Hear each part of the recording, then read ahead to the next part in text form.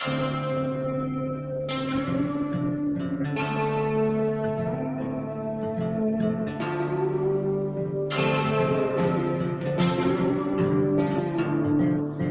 days my guns stay loaded, my family's a little more close.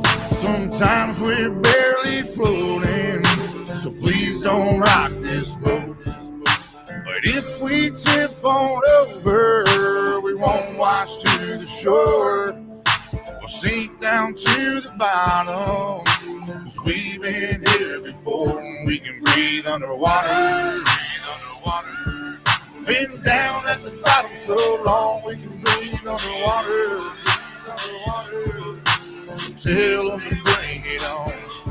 Now he's a big timer, but he's lost on the river. Never went without, never had them cold shivers. Had a silver spoon, always warm in the winter. Drive a fancy car, never had to kill a standard. No bloody hands, never really had a backbone. Never been too deep down the back road.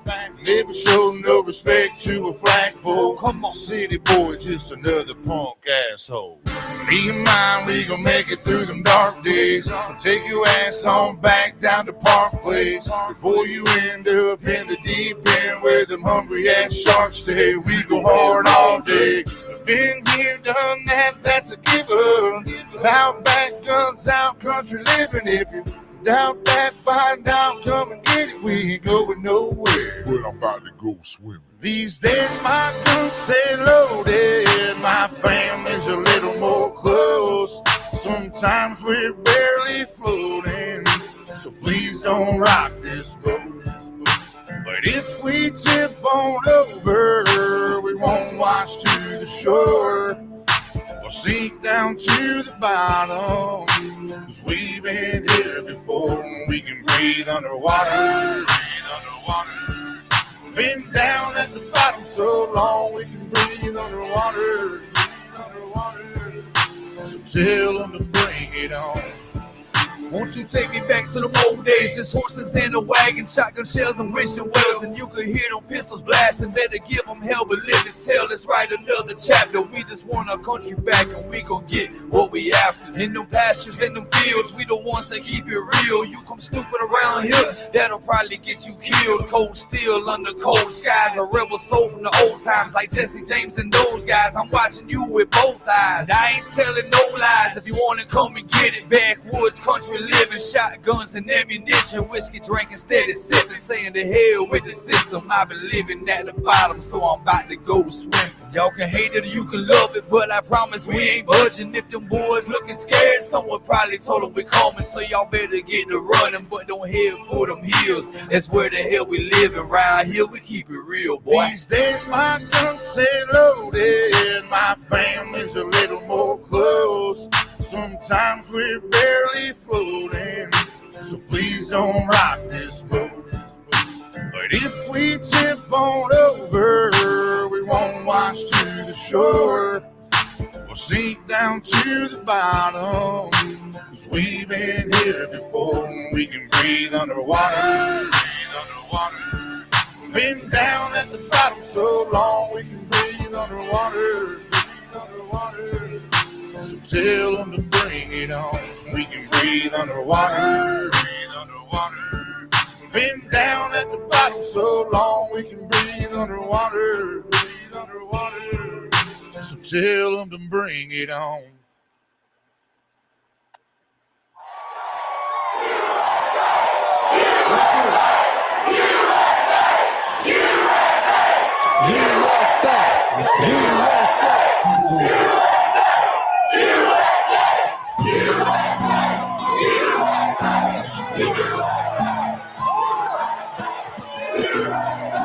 Fucking right.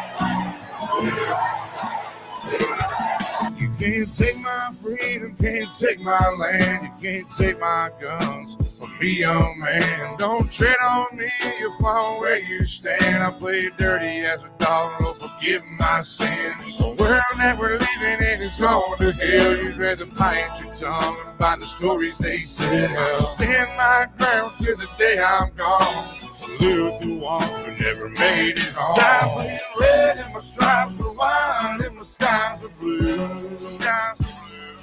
I don't call 911. I was raised with guns and I like to shoot. I was born and raised here. I was raised to stand my ground. I keep one hand on the Bible. Yeah, come on.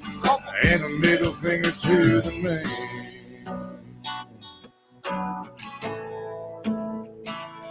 I keep one hand on the Bible.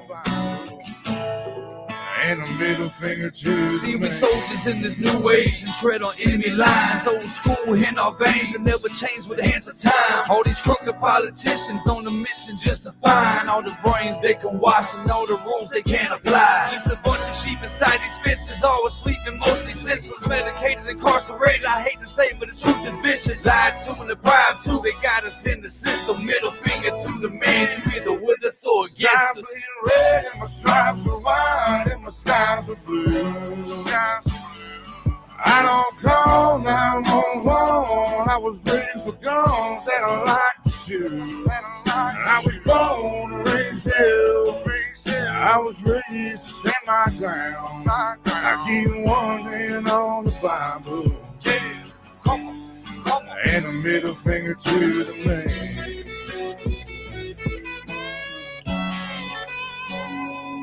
I keep one hand on the Bible and a middle finger to the See, we man. soldiers in this new age and tread on enemy lines. On the school in our veins and never change with the hands of time. I said we soldiers in this new age and tread on enemy lines. On the school in our veins and never change with the hands of I'm time. bleeding red and my stripes are white and my skies are blue. I don't call 911. I was raised with guns and I like to shoot. I was born and raised here. I was raised to stand my ground. I keep one hand on the Bible. Yeah, come on. And a middle finger to the man.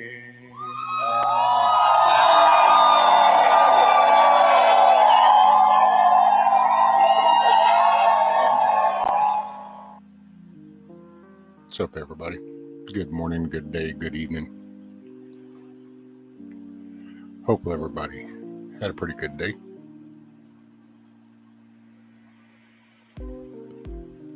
Get my camera on. There we go. So we got Ron, Heidi, Brian, Josh. I think I saw Miss T Girl in there. Miss Cindy, Anna. What's up, Monty? Miss anybody? Sorry, she's trying to scroll up. Miss Karen. Hey, Sister Marie. Miss Summer. Hit Gal. Miss Yvonne. What's up? Man. I don't know. Some shit on my mind and not quite sure how I want to. I had an issue with somebody. Not really an issue, I won't say that. So there was just somebody I know. And, hey, morning, Mikey. Morning, Hoot Owl. And it just, I don't know. Somebody I know had a conversation. It ended up something else. I felt for the one person, so I thought I'd reach out and kind of extend a hand and like, hey,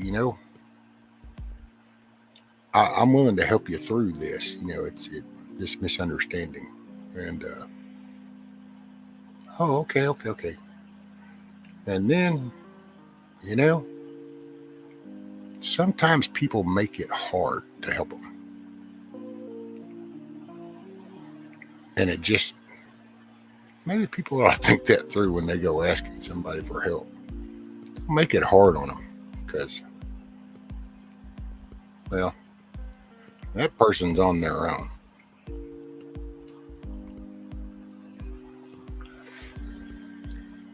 Man, somebody standing up for the right thing, I'll go down shoulder to shoulder. I'm there. But play stupid games, you win stupid prizes, and I ain't playing. And it just, I don't know. It was real aggravating because you try to. I try to help anybody. I've always got myself in binds over the years. What's up, Ricardo, my brother from down under, Mr. Garrett? We got Miss Mare. Hey, how are you, ma'am?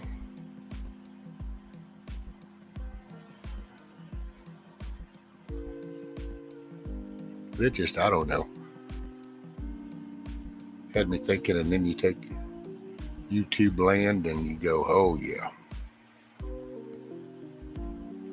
And so, and I'll let everybody know up front. It's like here in YouTube land, all this stuff that comes from other places, and because man, people have their channels, and everybody gets to log into their shit and do what they want to do. This is my choice to do this, so all I can say is don't pick fights in other sand lots and then come here for cover. So if I kind of go, hey, can you not? Then that's why, and so you need to carry your own, and if you ain't learned, then you'll learn, or maybe not. Some don't, some do. And let's see, hey, make sure I ain't missing nothing. You're always trying to help, and oh yeah, heck yeah, I always get myself in a bind, and most of the time I get all pissy about it and be like, man, I can't believe I did that. But then I turn around and I'll do it again. Because I try to, I believe in the right thing. I don't know, I guess I had a period in my time when I did bad, and I was kind of an ugly person, and my whole little using days, addiction days, and all that crap. And so I just view things a little different. And I just, I always used to joke and say that I always try to do more good now than I ever did bad. So if it comes time for a checklist, then I got more on the positive than I do on the negative. That's actually been my mindset, is to just chalk up more positives than negatives. Dissect that, and people can read that however they want, but that's just kind of a weird way I think of things. Hopefully I ain't missed nobody coming in. Hands? Oh, I did miss. There was a new name I saw, I thought. There was a new name. Where did that go? Oh, Mason. It is a wild world. And Hoot.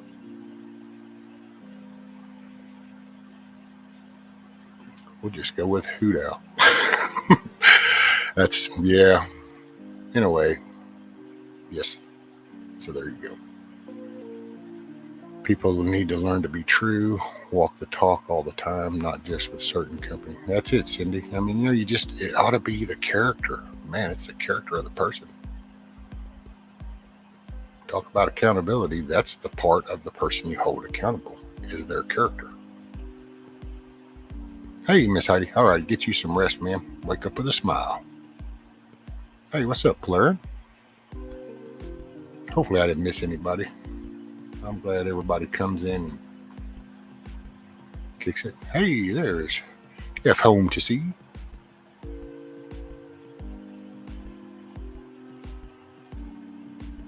That's it. And man, I had received an email from somebody, and this is on a side note, but I received an email from somebody, and all I can say is I read it, but I didn't realize that the attachment was there. So then I went ahead and I saw the attachment. And man, that's the cutest little lady I've ever seen, I think. She just was adorable. And thank you. It was a compliment. I don't take those so well. I don't know. I just don't. I'm working on that. Well, not really, but I still roll with it. Doing the same thing over and over. Different. Oh, that's, yep. As soon as I see that, I recognize that statement, Brian. That is the definition of insanity.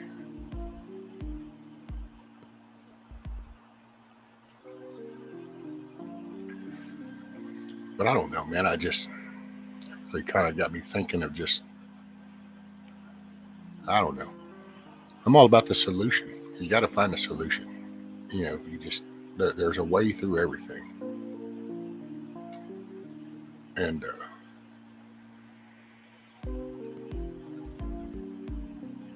I see these little interactions happen, and then I kind of wonder on the bigger picture, you know, how we get the wind in the sails, you know. Oh, what is that, Monty? 53 watching, only 16 likes. Oh, Lord, I'm going to have to pull a Hutch. Hey, y'all can't live in here rent free. Hey, man, I appreciate it when y'all hit the like. It's encouraging. I mean, I don't know where that all fits in the big YouTube world, but that doesn't matter to me. It's encouraging for me. You hit the likes if you'd like it. If you didn't, trust me, there's some that actually hit the dislike. I almost wish they would show me the numbers to the dislike, but they won't. All they show you is that it happened. Hey, what's up, Anthony? There she is, J556. I hope everything's going good for you and the fam, man. I know it's been a struggle for you.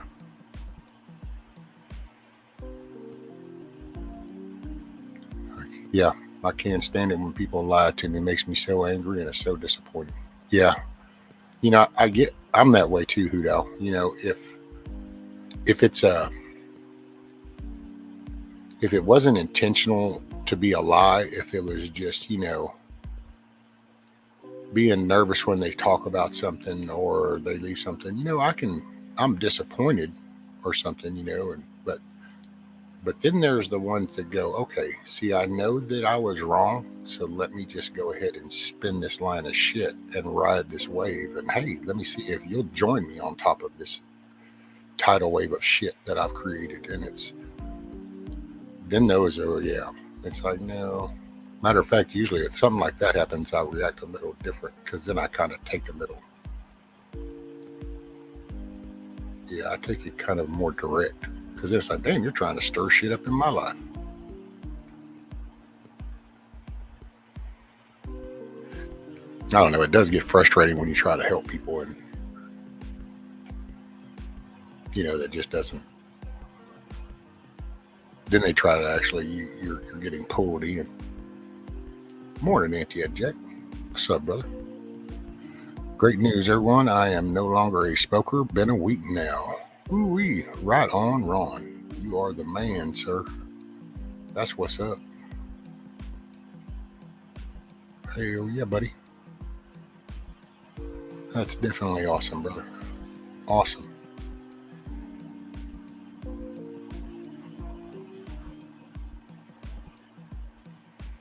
That's it, Hudo. Yeah, Hutch is pretty cool. He's solid. He's pretty grounded. That's I like Hutch. I got a lot of respect for Hutch. What he does, it's just,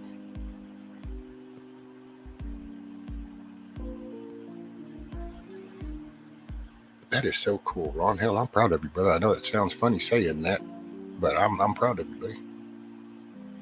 Man, that's a hurdle up and over.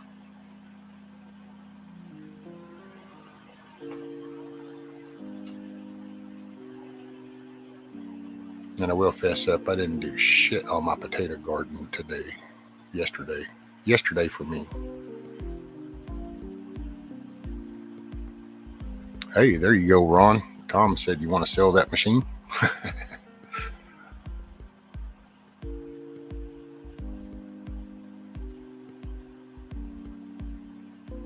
I haven't heard from any. Has anybody seen Call Me Hawkeye? I haven't seen him around in a little bit. I've been wondering how that was going, because he had quit smoking too. I wonder how that's going for him.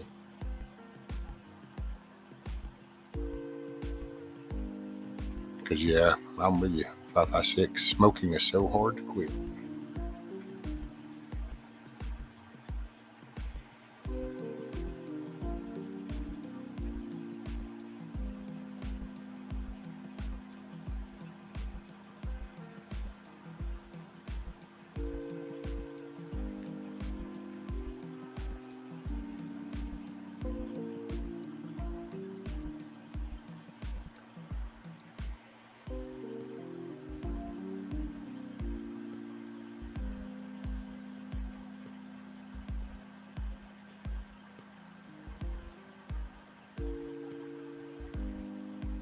Okie doke.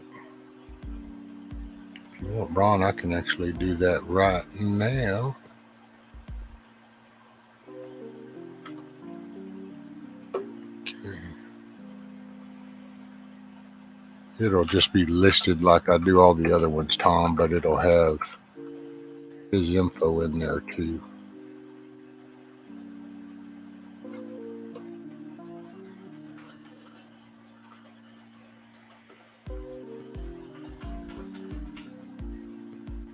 Hey, Jewish Redneck Pepper. Shalom, brother. Bear with me. I'm multitasking, which I pretty much suck at in a way, depending on what the task is. Some task I can accomplish pretty good.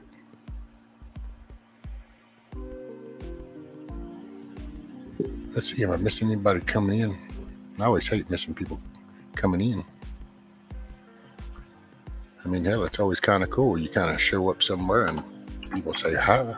So I try to acknowledge that.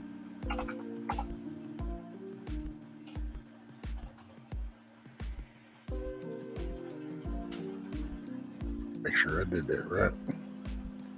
Measure twice, cut once. You know how that goes. Okay.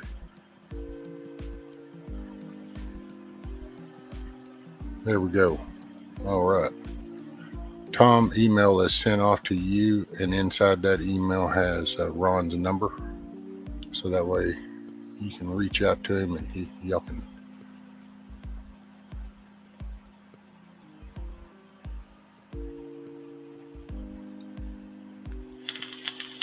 Hey, morning, Connie. What do we got? Twisted. Morning. How are you? Have a good day, brother.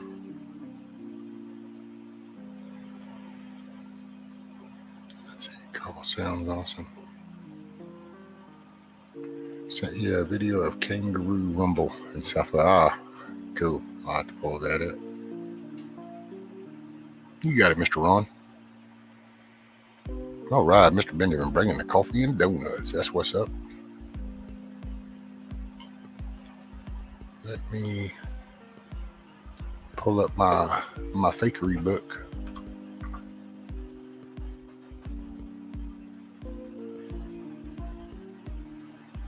And I can see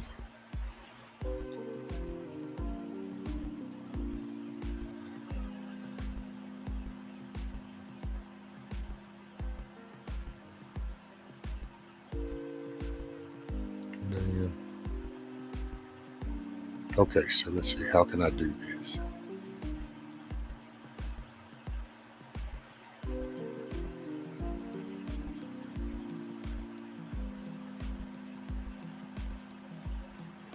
Okay, I think I can do it this way.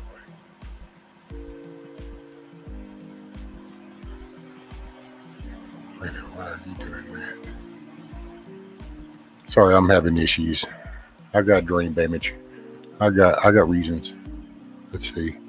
What is this? You get it wrong. Okay. Measure once comes 100 times until it's too short. Right reply. Yeah, that's usually how it goes. Hey, Miss Birdie.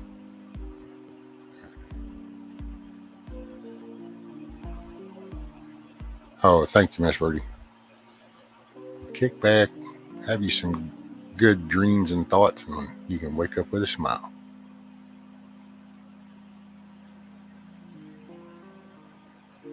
Let's get to see.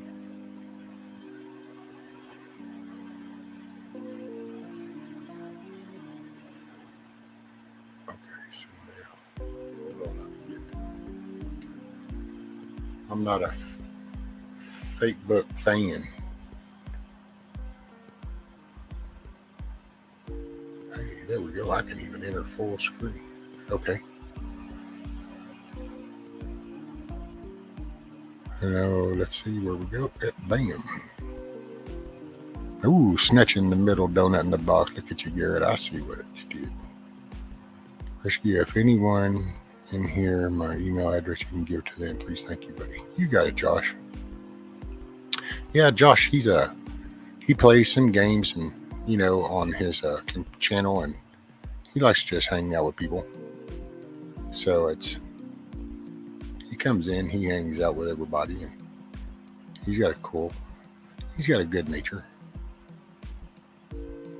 He's a good guy. Let's see, I'm going to do the share screen. Let me share a little audio. Okay, so Ricardo sent me this. It's a kangaroo. Some dude fighting a kangaroo. Oh, what did I just do? Okay, never mind. I got it. There we go. Okay. So check it out. Dude's going to get his butt whooped by a kangaroo.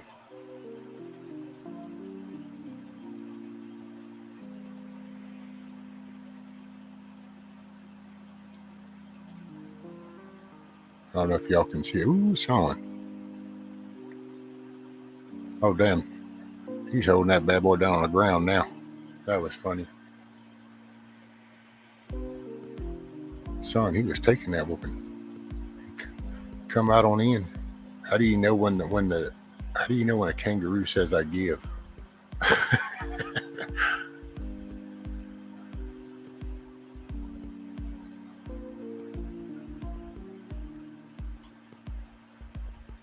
Kangaroo is probably like, these damn humans, man. These people all up in my biz.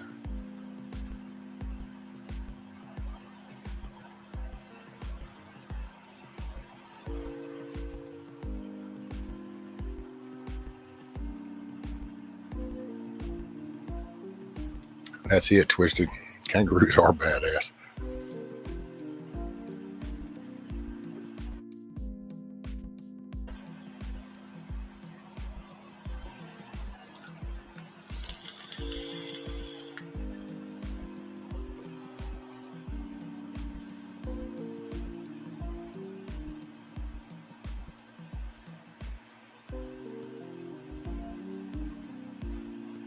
Hey, Michelle.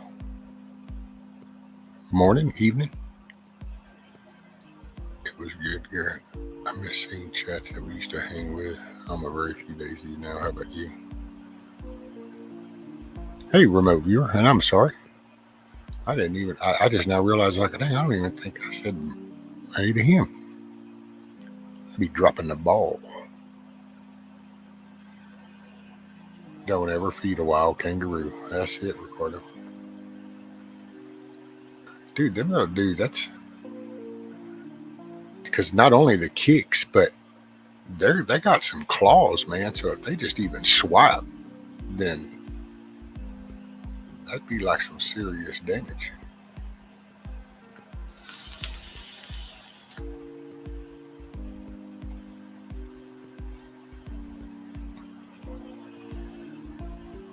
Man, and sometimes it's just, I gotta say, yesterday I repeated the Serenity Prayer over and over again in my head.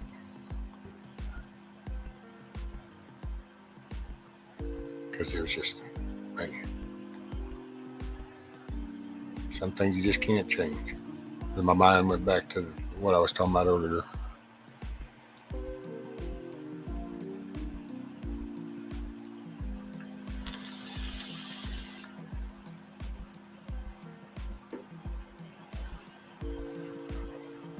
Don't bet on the kangaroo giving up. They play possum till you give up and let them go. Then they'll get up and kick your ass some more. That's what I was thinking, Sister Marie. It's like, okay, if nothing else, I'm just going to lay there. And when it's like, okay, now, it's like, yep, bam, he'll be up all over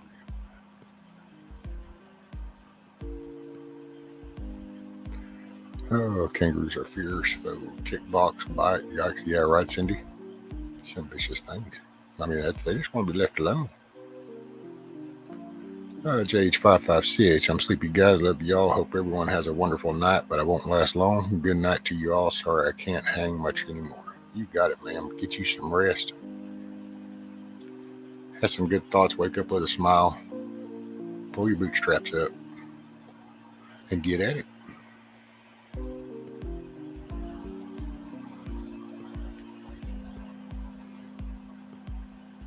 Hit gal, why is it called the Serenity Prayer? You usually don't have much serenity when you're saying it. No, but positive in, positive out. So if you'll put that in your head enough and actually seek that wisdom See, there's the catch. You got to seek that wisdom. There ain't no Uber driver for wisdom. You got to put in the work. That's the hard part. The wisdom to know the difference. Hey, what's up, Angry?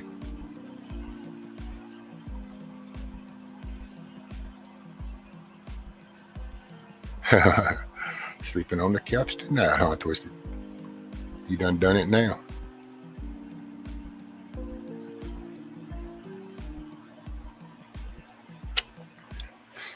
Oh. Yeah, I might have to start doing some kind of Steven Crowder intro where it's like on the coffee. Simply tell a kangaroo, I can kangaroos and there will be no fight. There you go. I can kangaroo me.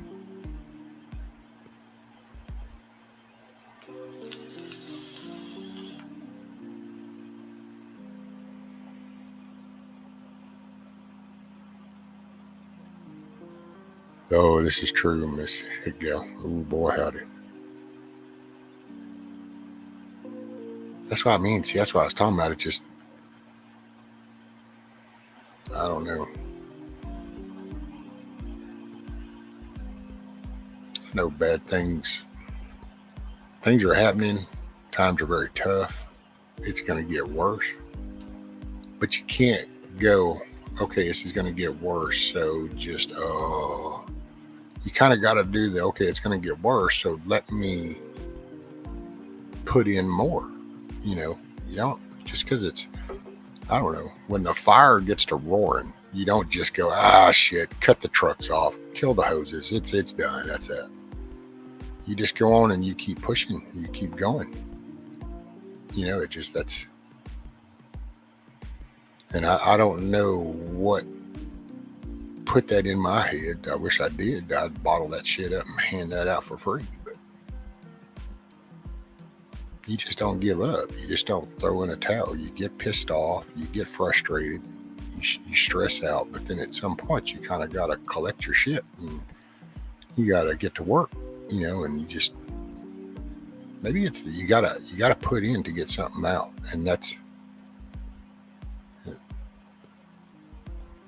we just got so used to not doing too much, tending to the shit that slowly became a chore. We had stuff we had to do. See, we got to a level to where we just accepted, okay, we got to be right here. Well, we really don't. Hey, morning, Miss Sharon. Hey, Miss Tina.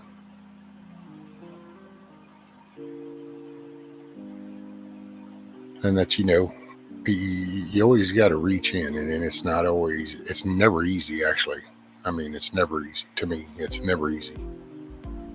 But it's something that,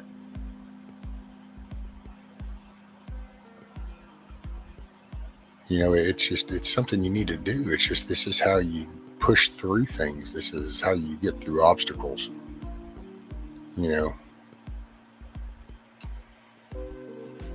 Man, there's so many scenarios. I mean, it doesn't matter if you go from military, first responders, but think about the little stories you hear about the mom or the dad that happened to see the son trapped under the car and somebody ran out there and picked it up. Because see, there's a moment when people are capable of doing whatever it is they need to do to get done what's in their heart, what they really drive into. And that's what I wish people would get into. Hey, Mr. Tom.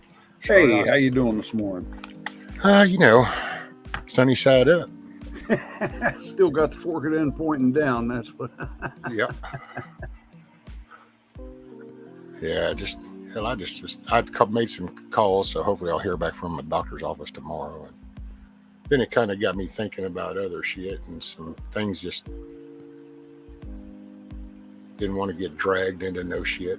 I almost thought I was going to be dragged into some shit just because you try to be helpful.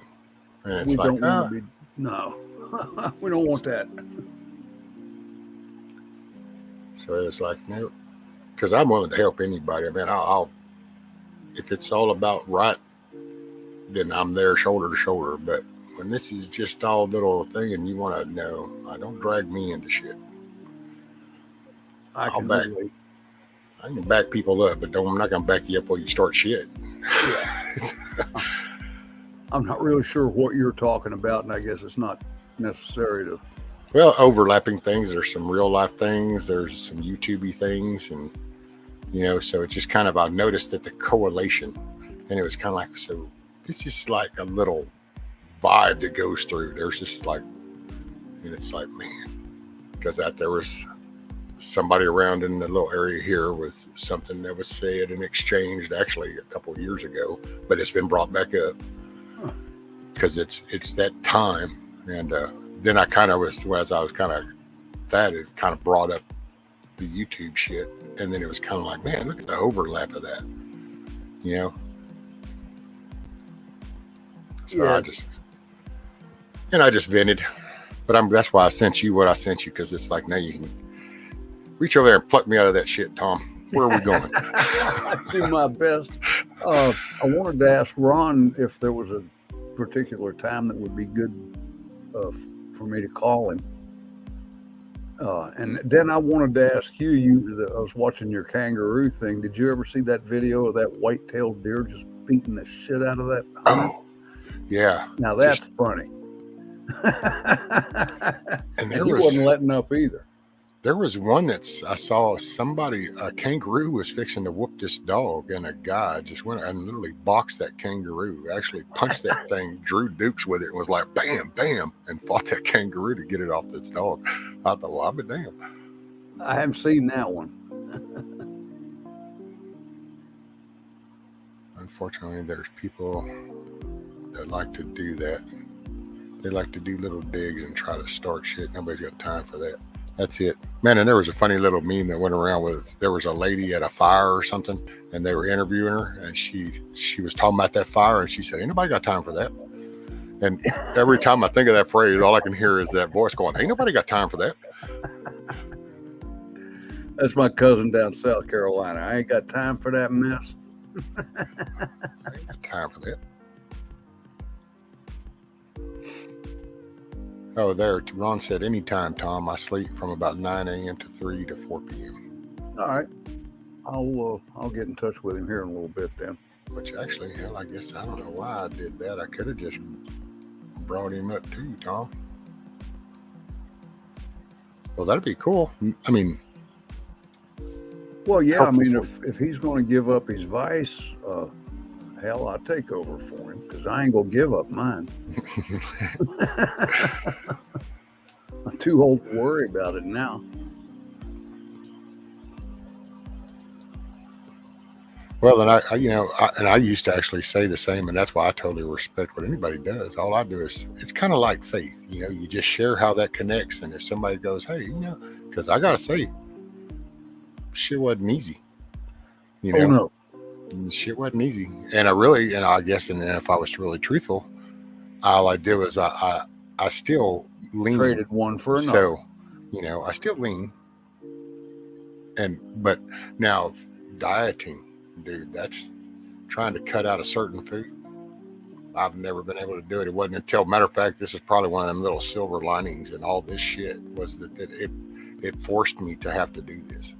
So then I've been able to, my blood pressure's gone down. Well, it did until I started this. I've tried. I got hypnotized once, and that worked for maybe 6 months. And then I got hurt real bad in a rock climbing accident. And the surgeon said, listen, if you don't quit smoking, you're not going to heal. And he followed that up with, and if you smoke one cigarette, just go ahead and buy a carton because you've already done the damage. And that lasted about 4 months. And as soon as I healed, I was right back to it, So that's, yeah. And I don't mean nothing, but you gotta really want to do it. You have to.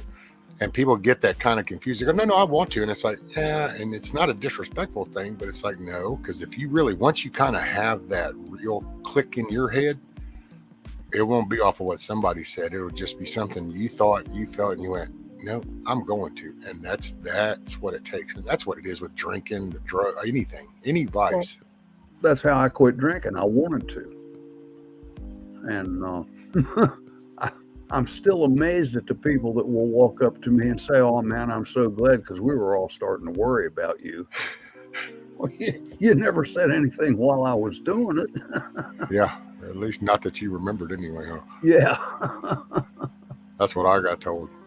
Which that's, it just, that last time that got me was the clang and realizing where I was at, and that it was all just me that put me there, Yeah. And then it was kind of like, okay, this is not working. So, and then really that's most of the time my life has all been just, it's like as simple as I've always thought of things as in, okay, I just spent a few years there kind of chalking up a real big naughty list. I probably need to go to work on creating a longer list on this side, so that when we look at columns, maybe the positive one's a little longer than the other. So you just try to do the right thing, and you just, I don't know. And it's so weird too, because I didn't realize how out of touch I was with just the vibe of things. Yeah. Yeah. I guess, and you do the things you do and you're around people of similar minds, so you don't realize outside that, then, well, what's that outside? Because, it's like anybody that does any kind of first responding or anything like that, they understand the push forward. You don't quit. Military people, older school ones, I guess, you pick that up. Well, I guess I never really realized, well, where does just the general public in day-to-day life pick up the never quit, momentum? Yeah. And I don't know. It has to come from inside you. Because that's what we're going to need. And that's regardless of whichever path we take, if it's the, me, I do November, I say fight local, vote November. And then there's people that say, to hell with it. It doesn't matter whichever path you take. But if you can't get a group together somehow, then it's still going to be shit. Oh, yeah. Oh, yeah. And you just kind of, the vibe of people get, man, it's so emotional right now. It just, I almost feel like I'm walking through an ether field right now, and I have a Bic lighter in my hand, and it's like, man, don't even twitch right now. Seriously. Yep. Yeah. Everybody is stressed to the max. And justified. Yeah. This is stressful. But see, I mean, you gotta, I don't know. Well, I probably not going to say that out loud. That won't go over well. But it's like, people getting sober or getting off of drugs. At some point you shake them and you kind of go, look, man, here's the bottom line. Yes, everything's shitty, but you played a part, and you have to own that to make that first step. So then you can start pushing forward. And it's just, I don't know. Right now there's still and it's like, well, wait a minute. At some point, you kind of got to pick the mirror up and go, okay, so now and it's not like a bad thing. I guess when people think of that, it may be like and it's not. You just reflect and kind of go, I wasn't paying attention to that. I took that for granted. I thought that there was something else in play. I didn't realize, that's what you do. You click. Well, then address that. Dude, I never thought I'd talk to some people in a courthouse and shit, but you go ahead and reach out and go, man, can I talk to you? You're the county clerk, and I'm kind of getting an understanding how all this is going, and so you're responsible for, on elections with the, oh, damn, see, I watched, there comes a misinformation. Watch, I'd probably get a strike because I said the whole damn word that time. Heaven forbid. I done got warned not to say that word, I guess, but you go down and talk to them. Boy, that's new. And so I guess I go, well, okay, I'm sitting here and I realize this, and I can just sit, or I can at least make myself feel like I'm doing something instead of just sitting going, gosh, somebody ought to put that out. Somebody ought to put that out. I'm going to go grab a water hose. I'm going to grab a styrofoam cup, if nothing else, and start pouring on a spot so I can at least tell myself that I tried. You're trying to do something. Absolutely. Absolutely. Yeah. That's what I just would like to encourage here is people just try something. I mean, hell, just get to know the system. Figure out who it is that actually counts your shit. Where does that happen? What's the address of that place?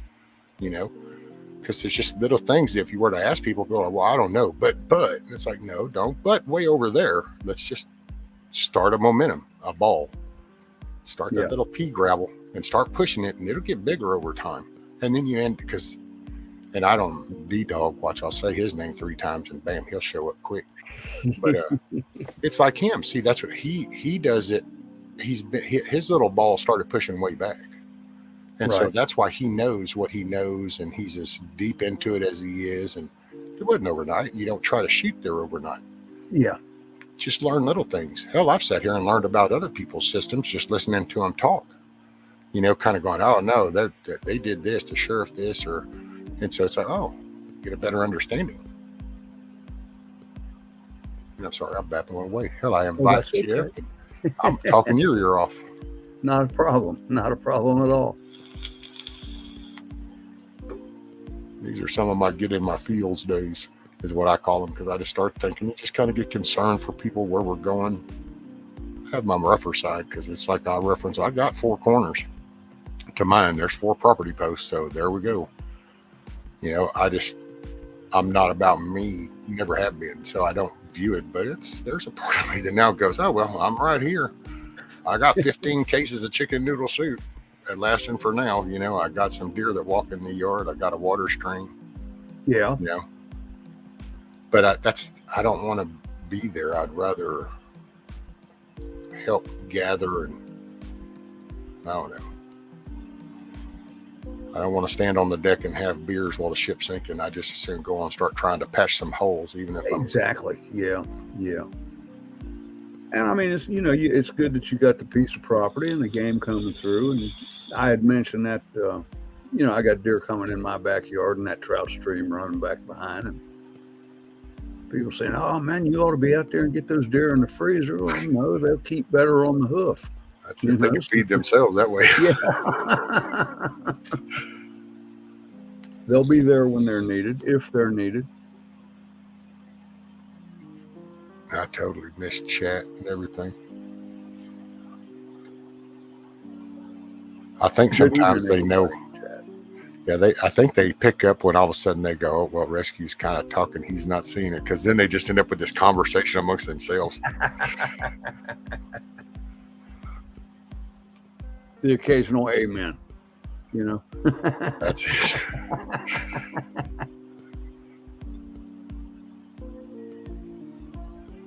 Oh, damn, I just saw something about Connie Carlo was out on that tractor. It whipped her ass. Oh. See what I'm saying? We were sitting there talking about that. I was afraid I'd missed something.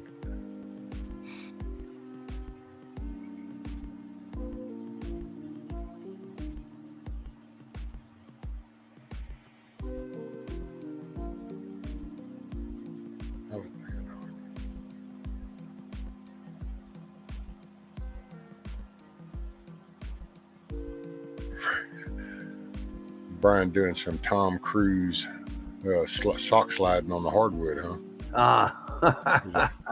He said, I was laying hardwood flooring and forgot that I had a spare piece laying on the floor. Wow, that stuff is fun. Slid across the room at hyper speeds for free. No gas involved. Hope he kept his feet. Well, he didn't break his hands because he's here typing. Yeah, as soon as I read that, all I could think of was that cruise thing where he slides across the little opening. Uh-huh. Oh, okay, Ron. Shit. I just now saw that about the time you're clicking in. Hell, all right, I'll add your stream. YouTube's up. Good. What's up, guys? What do you say? Mute YouTube, Ron. I actually don't have it on. That's why I was afraid to come up here on this one. Oh, because of the echo. Yep, and it's because I'm on the laptop. Oh, So when you okay, guys okay. talk, it goes into the laptop mic, I guess, and it echoes. If you want, you can. I'm gonna mute you. I just muted you so while I talk, that way it wouldn't play back. Otherwise, I get confused because I'll hear myself and then I wait to hear what else is going to be said. Only since I stopped talking, nothing else gets said. So, I'll email you that real quick if you want to like drop out and come back, Ron, or something. I can email it to you real quick. And then now I'll unmute you because I ain't talking. Appreciate it. I'll be back. My first time I tried to do StreamYard, I had wireless headphones, and there was just enough delay that I caught myself trying to talk slower so it would catch up. And it was a total fiasco.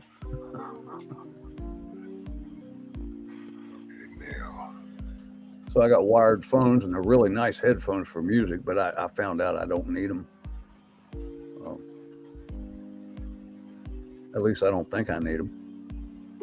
No, it sounds fine if you can hear us. That's it. I've kind of wondered, so you're using the mic off of what do you got, a laptop or? No, I got a desktop. I have this little, what do they call it, a condensing microphone. Okay. Oh, okay. Yeah. So that's kind of what I got. Okay. So then whenever like I talk, is it coming out the speakers? Yeah. Oh, see, I wish I could do that, but I think it's because of my surround sound that it won't let me. Probably, yeah. Because I even start getting reverb. Do you? Yeah. Now, I've never had any trouble with that. This is pretty well directional, and you kind of got to point it right at yourself. Okay, Monty. Yeah, Monty actually said it was the echo cancellation on StreamYard side, probably what it was. But he's going to come in on an email, so then he can come in different. Hell, dude, when I first did it was on with Ron, and he was like, no, you can do it on your phone. You can do it on your phone. So I was like, what? Well, hell, then I'm sitting here and I'm going, oh, man, this is so weird. But then Twisted Tats, that was an uncalled for political remark, man. I need hearing aids, not headphones. Say what? Yeah. Hey, Andy. Hey, Miss Indy. I'm sorry, anybody I missed coming in. Morning, evening, good day. Wherever that's working. Chrissy, I wish you had a chicken dog. Oh. It's all good, Twisted. No offense taken, man.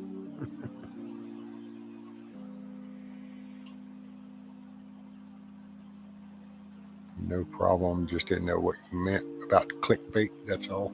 Oh, yeah. Well, the clickbait are whenever just links in chat without a description there or some kind of title. It's a mod thing.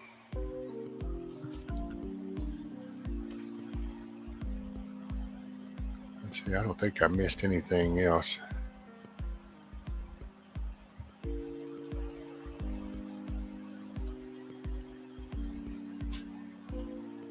So what was your day like, sir?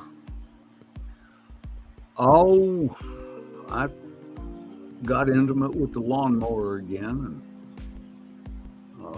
my wife's gone. Her mom has been dying for a week, and the poor old soul just can't seem to let go. She's essentially there, but, she just can't let it go for some reason.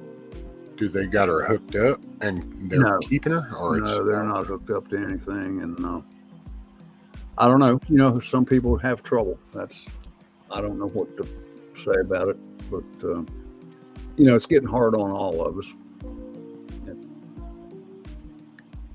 Well, yeah, that's that lingering. Yeah. And it's just, it's that feeling waiting for the shoe to drop. Right. Type thing. And it's like, man. Right.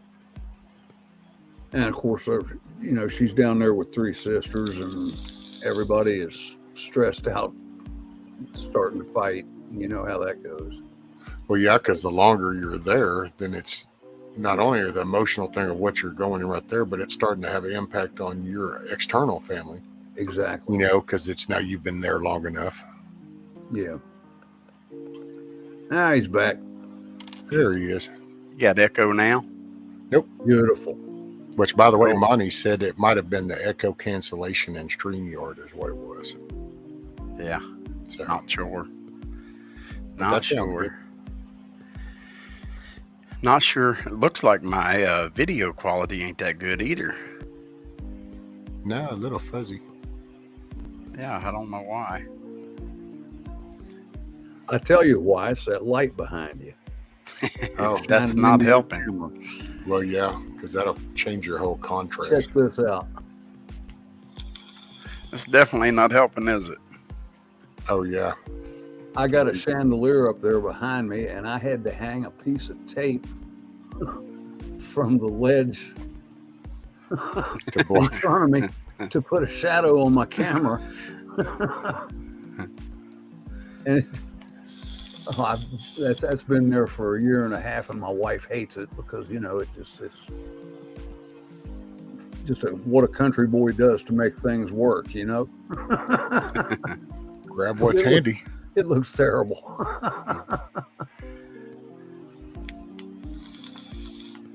It does look a little better. Have you gone into settings? What's your resolution set on your camera in StreamYard?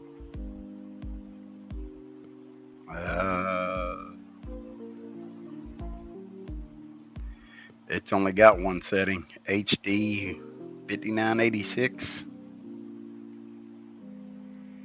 In your, like if you go down to settings in StreamYard and then your camera? Mm-hmm. High definition, 720p. Okay. Well, that's your top setting really you can get. You can do the Standard. the HD version of like 1024, but you have to have the professional version of StreamYard, and everybody has to have this awesome internet connection and all this shit. Ah. I read that whenever if you can click on that little question mark, if you just mouse over it, it'll tell you how blah, blah, blah, all this crap over HD quality for the higher one. And like when Milkmaid gets on, I actually drop mine down into the low resolution because that since her internet's so bad, the higher detail video that's being pumped to her, then the more bandwidth. So since she has a bad connection, that's why a lot of times it helps her hang out if everybody cuts their camera off when she comes up. Really? Yeah. Hmm. Because see, like right now, your internet stream right now is picking up the video data that's moving because that's a constant flow from him and me. So that's a live feed that's coming in versus when you do the image, it's just going to change a little bit of graphic when that little ring pops around the avatar when you talk. So the data involved in transmitting that's a lot less than this whole picture. You see what I'm saying? No. I'm sorry. I just flat out don't understand. Well, okay, check this out, Tom. So when you look behind me and you see all the objects and all the lines and the colors and all that, Right. the computer basically has to copy all that towards you in real time. And if I move, it's got to make that adaptation where if I just turn my camera off, all that stream now has to do is show you that constant gray background and then that ring around my thing that flashes every now and then when I talk. So the data involved is a lot less. Okay. Instead No, of the that whole makes file sense. cabinet, you're just getting a piece of paper. All right. All right. Makes Kinda sense. Well, now I just changed mine. It would defaulted at I think 480, Okay. and I set it up to 720. Did that make any difference? It makes it just a little clearer. A Okay. little more crisp.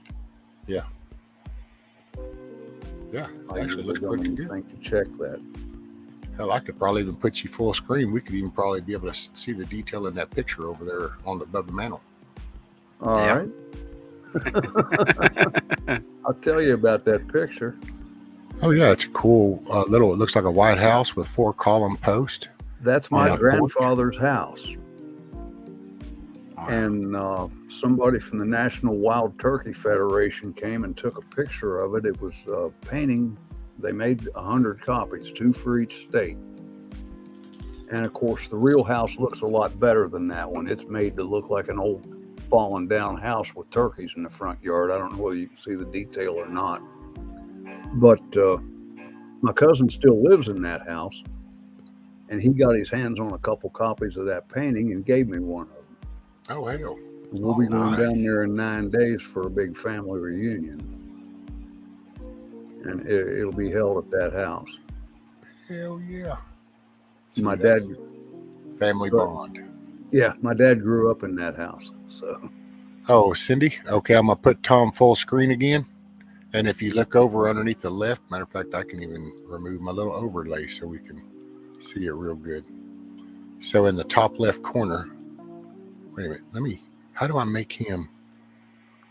That's his, oh, okay. I think I have it set in the settings for the border. I was going to say, well, I want to go all the way. But if you look in the top left corner, that's the picture that's above the mantle. That's the house he's talking about. And that thing on your phone or something, you might have to kind of really zoom it in or something. Yeah, you can't see it real clear, but again, because of that daggone chandelier, you can't even see the turkeys in the yard. I don't think. No, you can. No, not quite. National Wild Turkey Federation's headquarters is in that town, Edgefield, South Carolina. Oh, okay. By the way, morning, Aloha and Dakota. And everybody else that joined. Hello, y'all. Hello. Andy. Haven't said hello. Dakota. Aloha. Mama Red. You got a small crowd here, Rescue. This living room's a little tight. Well, I said I'm going to have to end up going from my virtual living room to my virtual pasture outside because it keeps growing. We're just going to. Ron, did you say you get up about 3 o'clock in the afternoon? Yeah, about 3, 4, something like that. And I'm on Eastern, same as you. Well, then I'll get in touch with you sometime tomorrow evening then. That'd be fine. After 4 o'clock. That'd be fine. All right. Yeah, I got a bunch of stuff I got to do. I got to go to the post office. I made the mistake. Saw this ad on Facebook for crab legs. And I mean these crab legs like the size of your forearm, man. Oh, wow. And the deal seemed too good to be true, which it was. And I ordered them. When did I order them? On the 10th. And I never got a shipping notice, sent them an email, never got a reply. Waited a few days, sent them another email, never got a reply. So I went to PayPal and canceled it. I told them I was going to cancel it yesterday. And PayPal refunded my money, and then here I get another email. PayPal says, here's shipping information. And they gave me a USPS tracking number. Now, who's going to ship frozen crab legs through the post office? Right. So their tracking information says it was delivered to my front door on, I think, the 26th or 28th of May, which is all well and good, except the post office don't deliver to me. I got to go to the post office and get my mail. So there's some kind of shenanigans going on with this. And I'm going to have to take the tracking number down to the post office and see what that lady has to say about it. Somebody at the post office got a fresh set of crab legs. Well, then I won't say for sure, Tom, it might just be there. And I only say that because a couple of little different issues I've had. It's what happens that, like, one time I had some computer stuff come. Well, all of a sudden it said it was there, but I was waiting on these parts and they didn't actually come in my shop. Well, come to find out, the post carrier actually had dropped them off at the place before me. But what happened was when she scanned them, that little beam shot over and it just grabbed them too. Well, it showed it logged. We'll see if they receive them at the post office, because we're the same way. We don't get the delivery here. We'll just get the notification that it's at the post office. Well, when they get that truck unloaded and as they're sorting the mail in that local office, they're scanning it and all of a sudden, see, that's how it gets registered going, oh yeah, it's here. And it's like, no, not yet. Because what it is they know they don't deliver to your address, so it just gets logged like it was delivered to them. And then now, like, oh well, no, we'll get it to them, and that's the problem. Because Well, see, now she's supposed to leave a card in my mailbox if there's a package too big for the box, or they got lockers, and if the package is too big for one of those lockers, then there's a card, and I got to go pick it up. but you hadn't got told nothing. No. And if it was still sitting in the post office, it's pretty ripe by now. I think. Oh yeah. But now, here's a possibility. I live in Riverton, West Virginia, WV. There's also a Riverton, Wyoming, WY.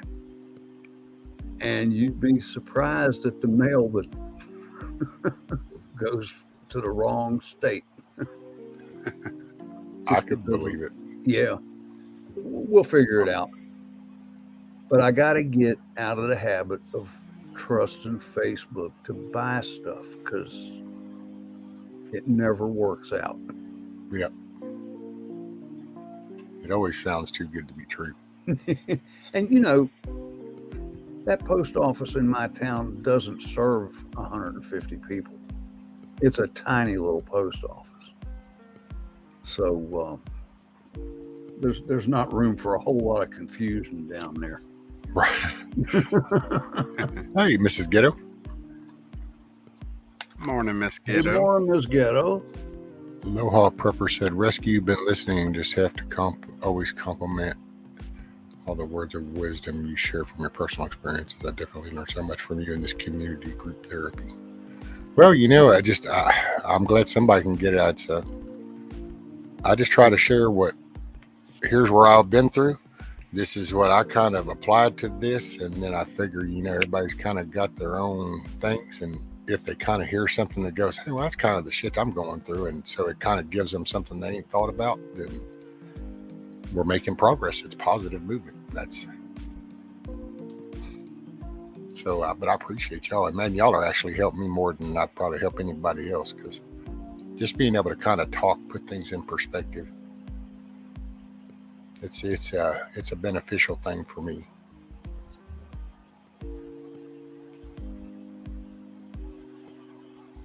Ron, how was your camping trip? Yeah, it went good. We got to ride some jet skis and done a little bit of fishing and caught a few catfish. Oh yeah, there you go. Good time. I thought you were trout fishing. That was another camping trip, I guess. Yeah, that was a different one. Okay. That one was down in the gorge. This one was over in a little town called Augusta, Kentucky. Might have heard of it. It's by Maysville. No, I'm not familiar with Kentucky too much at all. Yeah, it's right on the Ohio River. Oh, okay.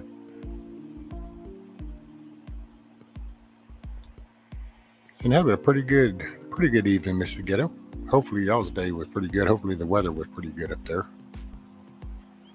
And yeah, T-Girl, I noticed Aloha Prepper was asking about the swelling and stuff.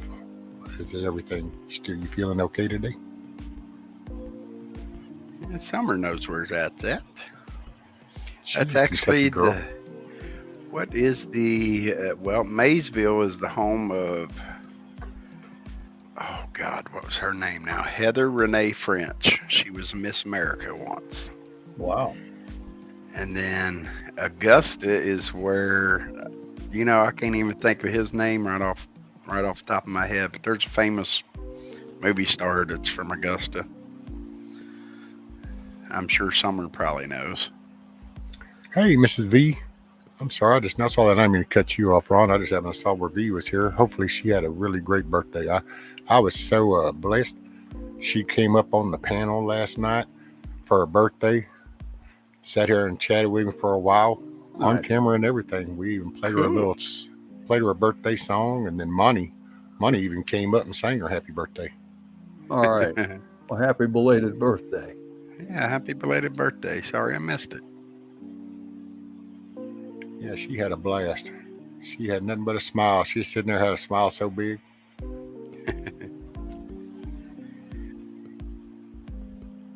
Oh, and there, Somersets went down to Mayfield when the tornadoes hit and helped with the rescue and cleaning. Ah.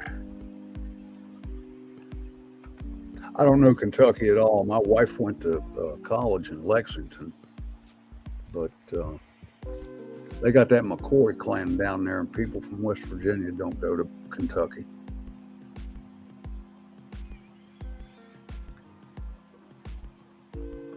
Oh, that's right. You got hit because you got bit in the head, wasn't it? Or something, I think, Tigger, when you were moving. Yeah, on your head. George Clooney. It's the home of George Clooney. Oh, was that right? Augusta, Kentucky. Yeah. Yeah, Miss Ghetto said yes, the weather was beautiful today. Got a lot of needed yard work done. Finally, it didn't rain. And he does still own a house there, and his mom and dad, I believe, still live there. The entire town is only 8 blocks long. Wow. So, I mean, it's a pretty small area. It's like 8 blocks long and 3 or 4 blocks deep. So it's not that big of a town.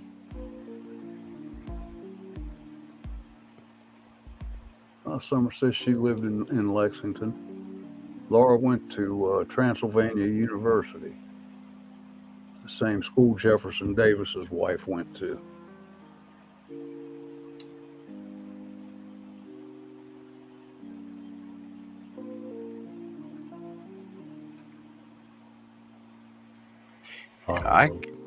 I'm moving a little bit further south myself.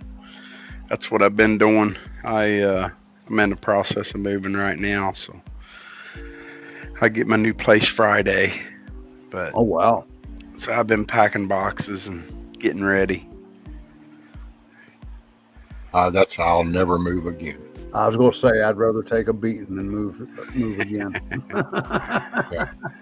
It was one thing when we had our place in town. I was worked this system and I transferred, and when we made that move, it was kind of like, man, this was a pain. I don't ever want to have to really do this again, but we kind of prepared because I just kind of went into the new system. So we kind of rented a place, wasn't quite sure. I was kind of going to wait and run the system a little bit, and you kind of get a feel of, I will know where the better services are because I'm running them. So then you kind of get to see the areas. But then my mom ended up, so we came back over here. And man, when we made that move and got here and the way it's like, oh, hell no, never again. This is it. Yeah. Cleared this land, built this house, and this is where I'll go. My mom went here, I'll go here. This is where we go. I feel the same way. Well, they raised my rent here so much that it's only a 1-bedroom apartment, so I ended up getting a duplex, which is a 2-bedroom, much bigger, a lot closer, more countrified than the city is. So I'll not have people above me and below me and beside me. I'll only have the one other tenant that's beside me. So it's a step up. Are you buying the place? No. Just renting it? Yeah, just rent it. And the rent's going to be about the same as what I'm paying here. So, do you know who actually owns it? Is it? Yeah, it's privately owned. Oh, okay. Yeah, it's a couple. It's about my age. They're pretty nice people. They own like 6 of them on that road. Wow. Yep, that's what they do. So. Yeah, Chrissy Cat's getting ready to be moving, but she's having to wait. What is it, Chrissy? I think it's her son or somebody. I think is. Yeah, her son lives in just south of Louisville. Yeah, between Louisville and Bowling Green.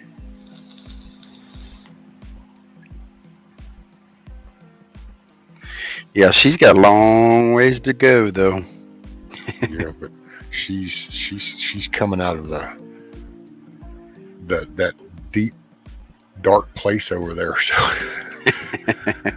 out of the Pacific Northwest. That's it. That Pacific Coast, man, they're just, and it's so beautiful. Boy, them redwoods and oh yeah, it's gorgeous there. But it rains there a lot. Yes. I mean, it's all the time. It seems like it's raining out there. Yeah, I left and kind of because I've only been to Seattle a few times. Some was just trips, and then there was some that when I flew in, I actually had a kind of a larger group thing. But every time in Seattle, it's nothing more than a rain pit. It's like, damn, does it ever sun ever shine here? It's no matter when you go. I even flew in, got a car and drove over into Canada, stayed there for a week, came back, and as I come back in, it's like, holy shit, hasn't it been a week? Does it ever change? Rained all week.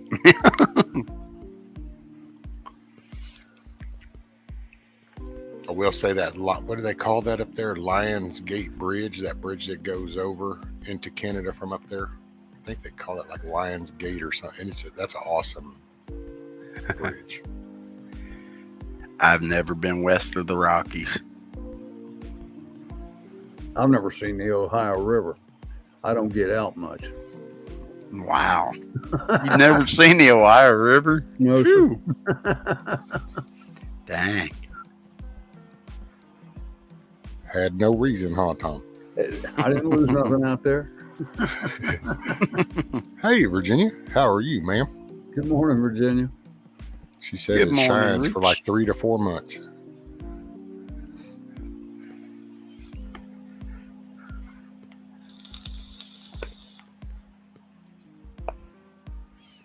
Hey, Bella. And hey, Mama Red. I'm sorry, man. Mama Red. And Miss Bella. Nope, it always rains. And yet there was years ago a TV show, and I don't remember what it was about, but it was set out there in Seattle. And you remember the theme song? It said, "The bluest skies you ever seen in Seattle." Yeah. I can't remember what that TV show was In about. between raining waves. I guess. What's up, Huckleberry? Right Man, before the blizzard. Welcome everybody here.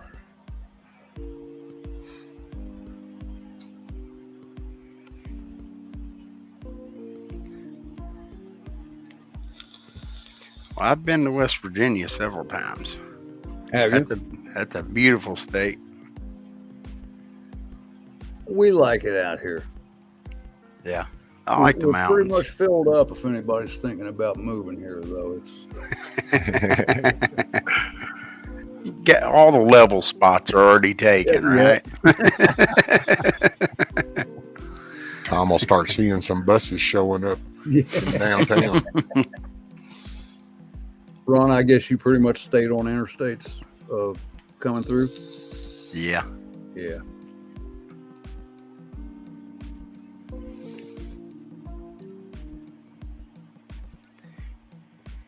Yep. And then I used to have routes down there into Virginia,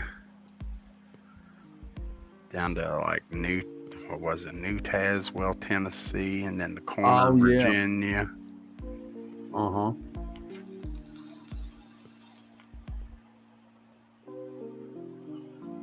Oh, there's a lot of pretty country in Virginia, too. That Shenandoah Valley is just gorgeous. Yeah. Poor old VD, you got to let it wear off. She told Aloha Prepper, I won't be drinking the hard stuff for another month. Yeah, she ate all her gummies and had some beverages, but she was smiling from ear to ear last night. So it was all good.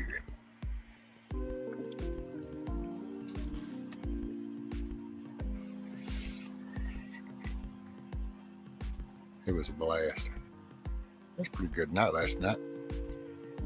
Wasn't feeling that drive when I started. That's usually how it goes. I can kind of look back and see that. A lot of times when I kind of go do this and I'm just going, nope, I said I would, so I'm going to go do it. Don't really want to do it. Not in it, but I'm going to do it. And those usually become some of the funnest nights because I guess it just gets me out of my shit. Yeah. Yeah. And then it's like there's been nights when it's like, okay, I'm ready. Yep, come out. And it seems like that's the night when it's like, And it's like, oh no, why do we got no? Okay. Wish I'd never done it. Yeah, that's how that next night comes to be when it's like, okay, well, I don't know why am I doing. Because I do. That's why I really. It sounds so ironic, but I just try to make this a thing because people seem to. There's a bunch of people that like it. It helps me, and it kind of gives me then something that I need to make important.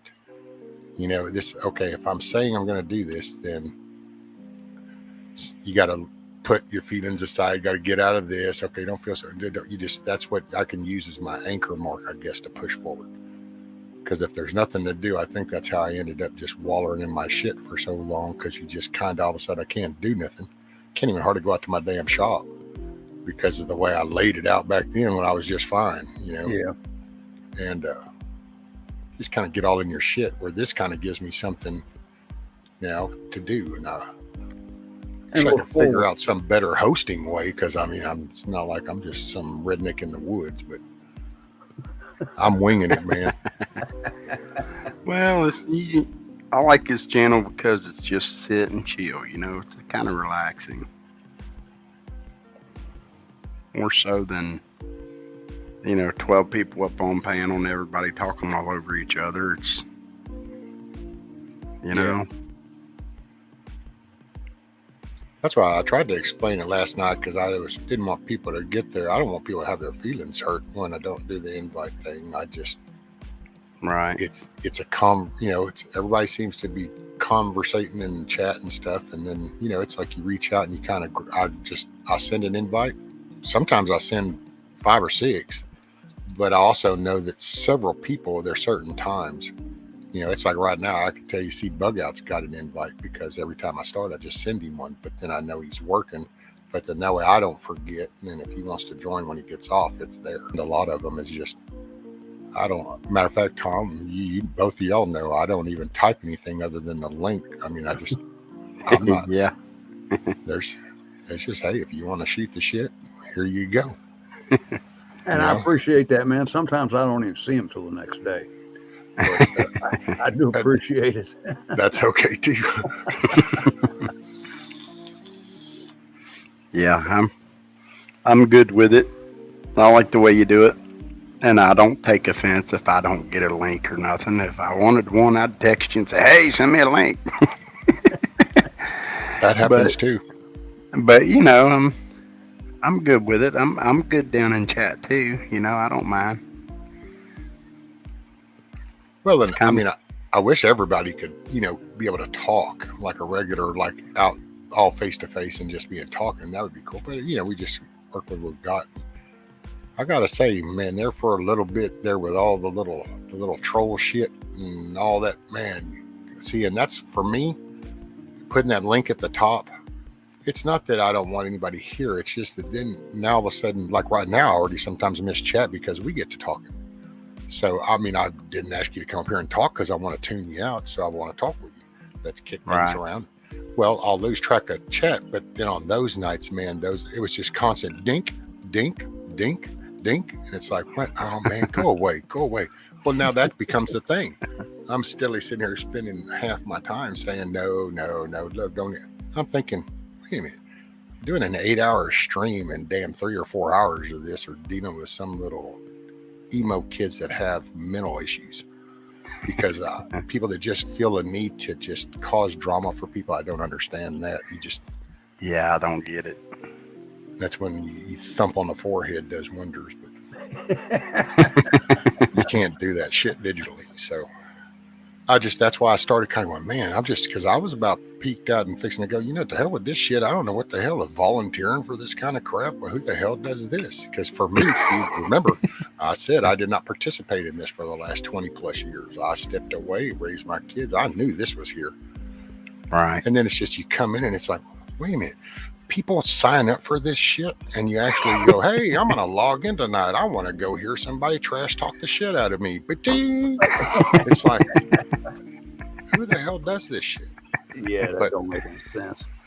So that's why I kind of just was like, man, I don't know. And then, there's enough people that are kind of going, no, Rescue, we like you being here. And that means something. It's kind of like, okay, well, that's cool. So I'm not a quitter.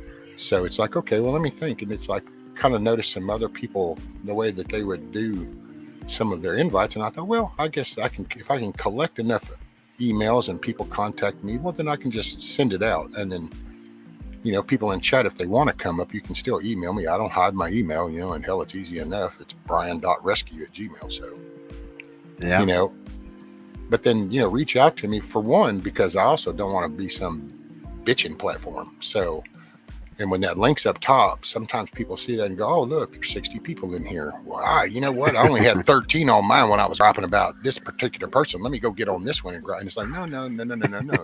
How does Monty do that? No. No,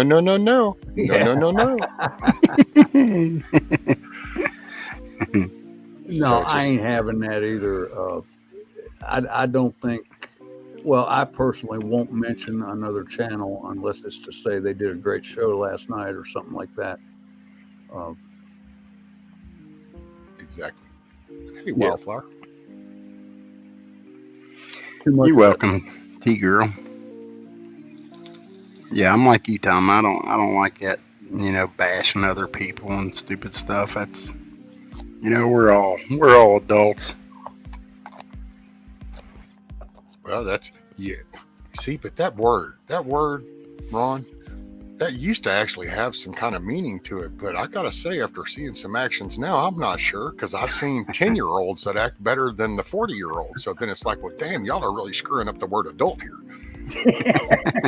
Giving adults a bad name. Huh? I guess we're going to end up flipping roles. All the kids are going to end up waking up going, wait a minute, y'all are acting about as stupid as a brick.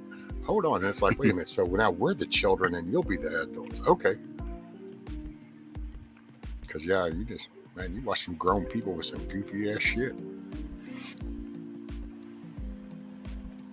Look, F Home 2C says we're all civilized adults. But are we? Are we? We aren't all civilized adults, but most of us are. My wife says I'm almost house broke, so.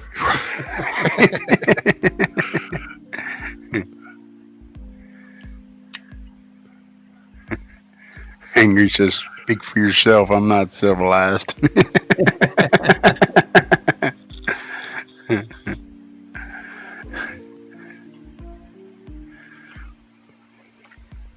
That's it, aloha. Freedom of speech.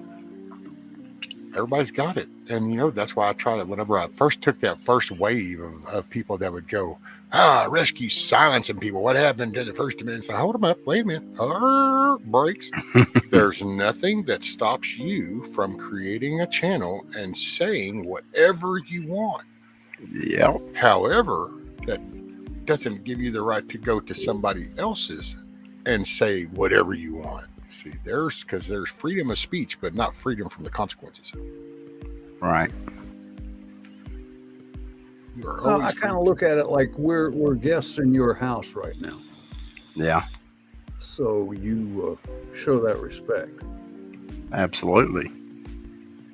I kind of saw it that way, Tom. That's the way I treat it when I go to somebody else's. Hell, there's places I go and I'll listen in, you know, and but I'll say, I only say hi once, because if I'm on my phone, oh yeah, I don't do conversations on that stupid phone. I hear you. My fingers in that phone, we have a mutual disagreement. So we have agreed to disagree. So I get on a computer, so I have a keyboard. Oh yeah. Oh, I agree. Texting on that phone, gee whiz, because my fingers are like twice the size of the buttons. So I spend half the time correcting what I wrote. I have to do little angle things on them damn things, because if I go to type just normal, it's like, oh no, I'm covering like 3 of them letters at one time, so I have to angle my finger to go no K, L, and it's like, oh boy. He's got fat thumb syndrome. Fat fingers. It's like that's mechanic's hands. There's just something about a mechanic's hands that don't work like that. No, but you know, it's funny, Tom, because, you know, you can give me a set screw that'll go on the side of something for an error adjustment that's the size of a pencil, and I can sit there and go, and I can seem to twist that little screw in, but I can't seem to type shit within. You're a better man than me. I need tweezers and magnetic screwdrivers and all that stuff. Well, usually if I'm on another channel, to be honest with the free speech stuff, I'll sit there and type something and I'm like, no, I better not say that. And I'll type it again because it, something somebody said I might not agree with or whatever. And I'm like, you know what? Just sit here and chill and let them say whatever they want to say. Who cares? So I'm fighting with my fingers constantly, say, no, don't say nothing. Just shut up. Self-censor.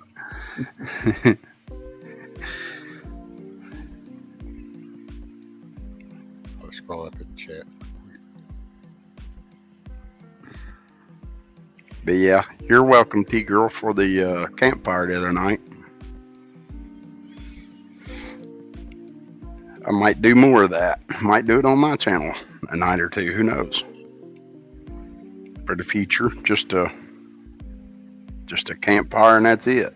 I've been thinking about that kind of too, because I got a little brush pile and I was thinking, if I start slowly kind of working on that, I can start to separate, and then maybe I can slowly, it definitely wouldn't be nothing here in the next couple of days, because it takes me, I have to plan my attacks. So,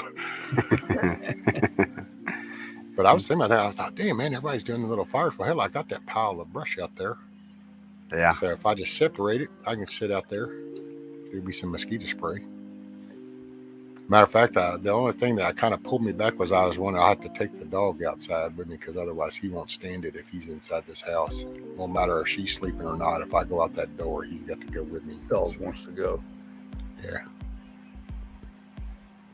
Hell, whenever if I go into the kitchen, he actually half the time gets up just to come to the bedroom door and turns his head. It's so funny because I look back and he's just looking out the bedroom door, looking down the hall at me. It's like, yep, I'm just going in here. I've kind of gotten the feeling like he's watching over me. It's like there's probably, which kind of made me feel a little weird at first, because I was like, so wait a minute, something kind of, I even mentioned that to my wife going, I'm starting to kind of notice something where he stays right beside me. So is he picking up something that I ain't quite? So kind of making me feel a little weird now. It's like, but I think he just knows I feel like shit, because especially I've been sitting here and been like, oh man. And then all of a sudden I feel his head on my leg, and it's just kind of like he's wanting petted, and it's kind of like, what? Well, I've started kind of going, it's like, seemed to be, you have this need to be petted about the time I'm feeling like mortal shit. So I wonder he's if comforting you. Yeah. Yeah. Oh, you can't beat a good dog, man. They're a lot smarter than we give them credit for. Yeah. Well, look here, it's 4:30, and I got, I don't know what I got to be prepared for it, Anything? Ring anytime, yeah. So I'm going to call it a night. I do appreciate being invited up. Ron, I'll be in touch with you tomorrow evening sometime. Okay. And, we'll get this thing worked out. Not a problem. I appreciate you, Tom. Yeah, Good talking to you. Good to talk to you too. And Rescue, it's always good to see you. Everybody in chat, you all have a good one. Good night. Appreciate you, Tom. Resist. Good night, Tom. Be well. Say hello to that pillow for me. Yeah.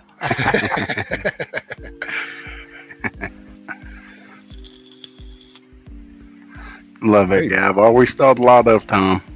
Yep. I got respect for Tom. Yep.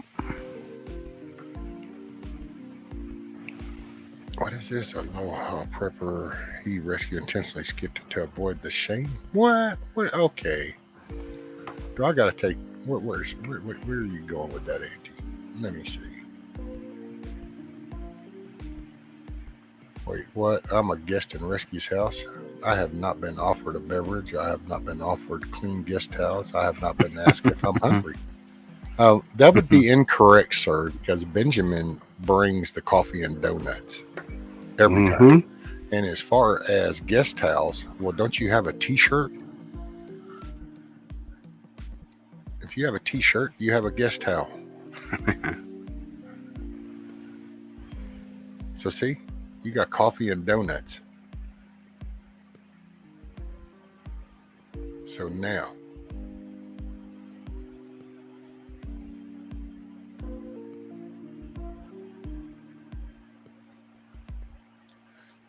I think I need to. Virginia's in discussion mode, so instead of, she can. I like it when she gets to talk. Invitation. Yeah, when she gets to talking, I like to listen. She knows stuff. Virginia is a very intelligent lady. She knows stuff. Look at there, Benjamin bringing more coffee and donuts. We must have ran out.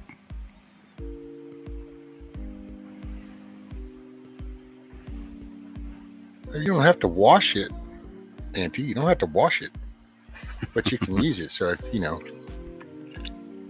use it as a towel. Yeah.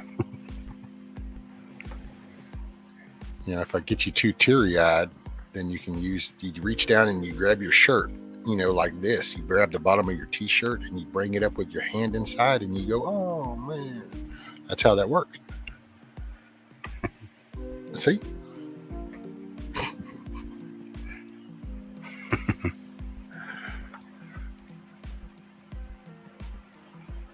I'm always deleting stuff because sometimes people would like to throw a pettiness and I want to right back and talk to but I delete because I respect other people's pages even if other people don't.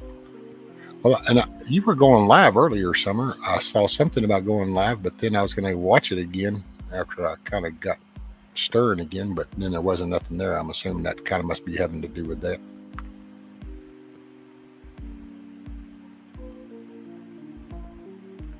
Oh, Cindy said something about them hanging tomatoes.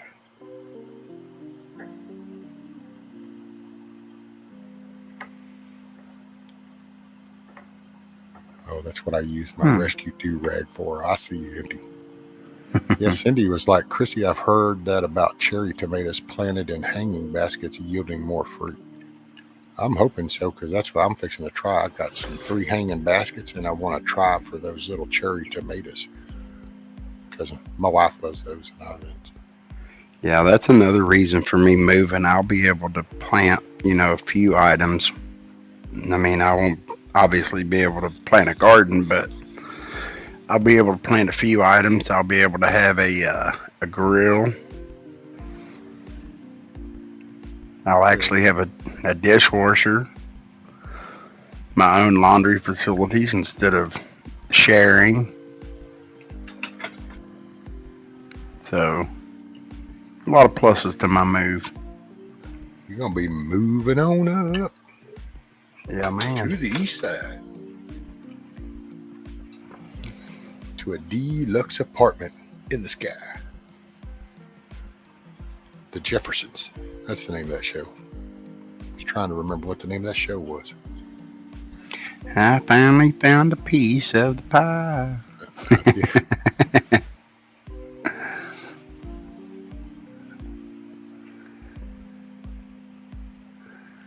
Let's see, aloha, let's talk tomato. My tomato will produce and then die. And our weather is the same year round in Hawaii. Suggestions, please. Plant more. Plant every month. Virginia, check her email.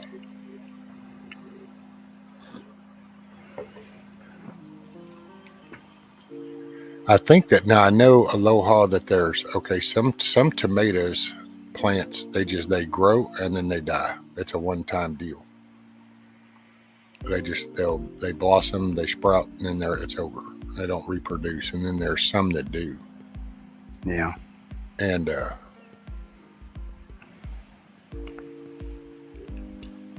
I'm trying to remember which one does what.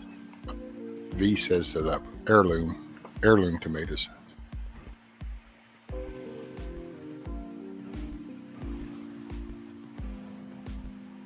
So Summer said, I rescheduled it because I want to have an open conversation with people that are conservative, right-wing, left-wing, because so many people think things are going to change or they're not. And I don't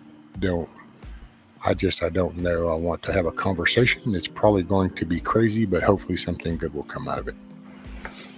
Well,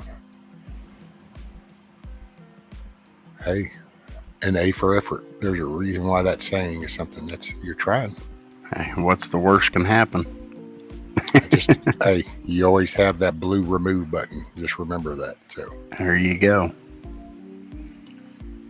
if you can't mute people to get them to kind of chill for a moment, you can always remove and then kind of just go, okay, here's where we are.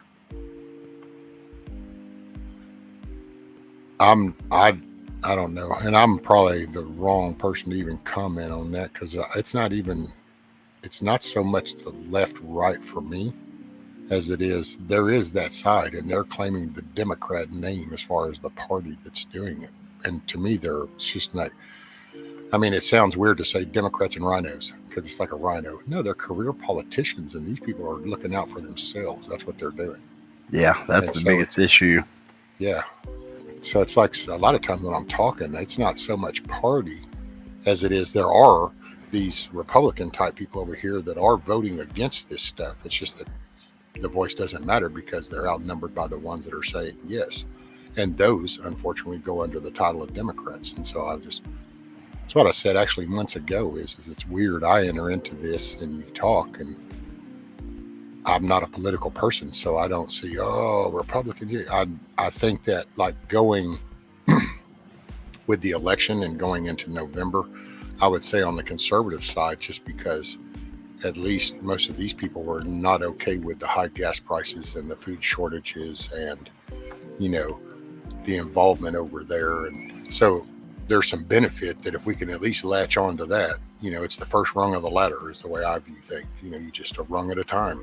That's all you can do sometimes. I mean, it's nice to look at the top of the ship and just go, well, I'm going to get up there. But in all honesty, you got to swim your ass very physically over to the ladder. And then you physically have to start climbing up that ladder one rung at a time in order to get up there and then sit on the deck and have a glass of wine. So there's a whole lot of effort that goes in. And I'm not a political person. They're all career politicians. It's like asking Walmart to cut down salaries of CEOs. Got you, ma'am. Yeah, there's only a very few politicians that I care for at all because the rest of them do and are in it for just themselves. Yeah. What's up, Miss V? Hey, Miss guys. Virginia? Knowledge bomb in the house. Bam! Hey, Roots. I didn't go that far. Can of butter bomb. But, I was talking to a friend of mine tonight from Canada, and I asked him, what do you think? He's in Eastern Canada around Nova Scotia, and I said, well, what's the consensus there about your politicians, and how do you guys feel? Because we get media here that paints a certain picture, whatever. And also, to side note a little bit, Canada only has about 10% the population the entire United States has. They've got roughly 30 some million people. We've got about 300 some million people, so they're kind of like sitting ducks, so to speak, all across their provinces. And my impression is the everyday person really doesn't support what's going on. There's a huge gap happening between the higher echelon and the citizens. And we're all in kind of the same boat as far as what exactly do we do about it. Obviously, there's voting local and building your way up.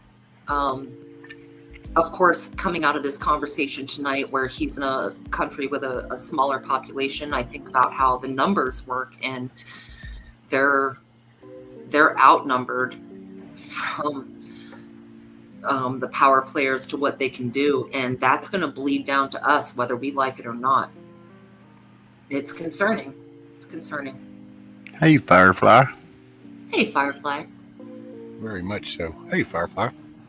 And I do want to just do this real quick, just not taking off of that. But Aloha Prepper Dakota said that the indeterminate tomatoes produce just one time all at once. So I knew there was two different type of plants. I just couldn't remember the word for it. I apologize.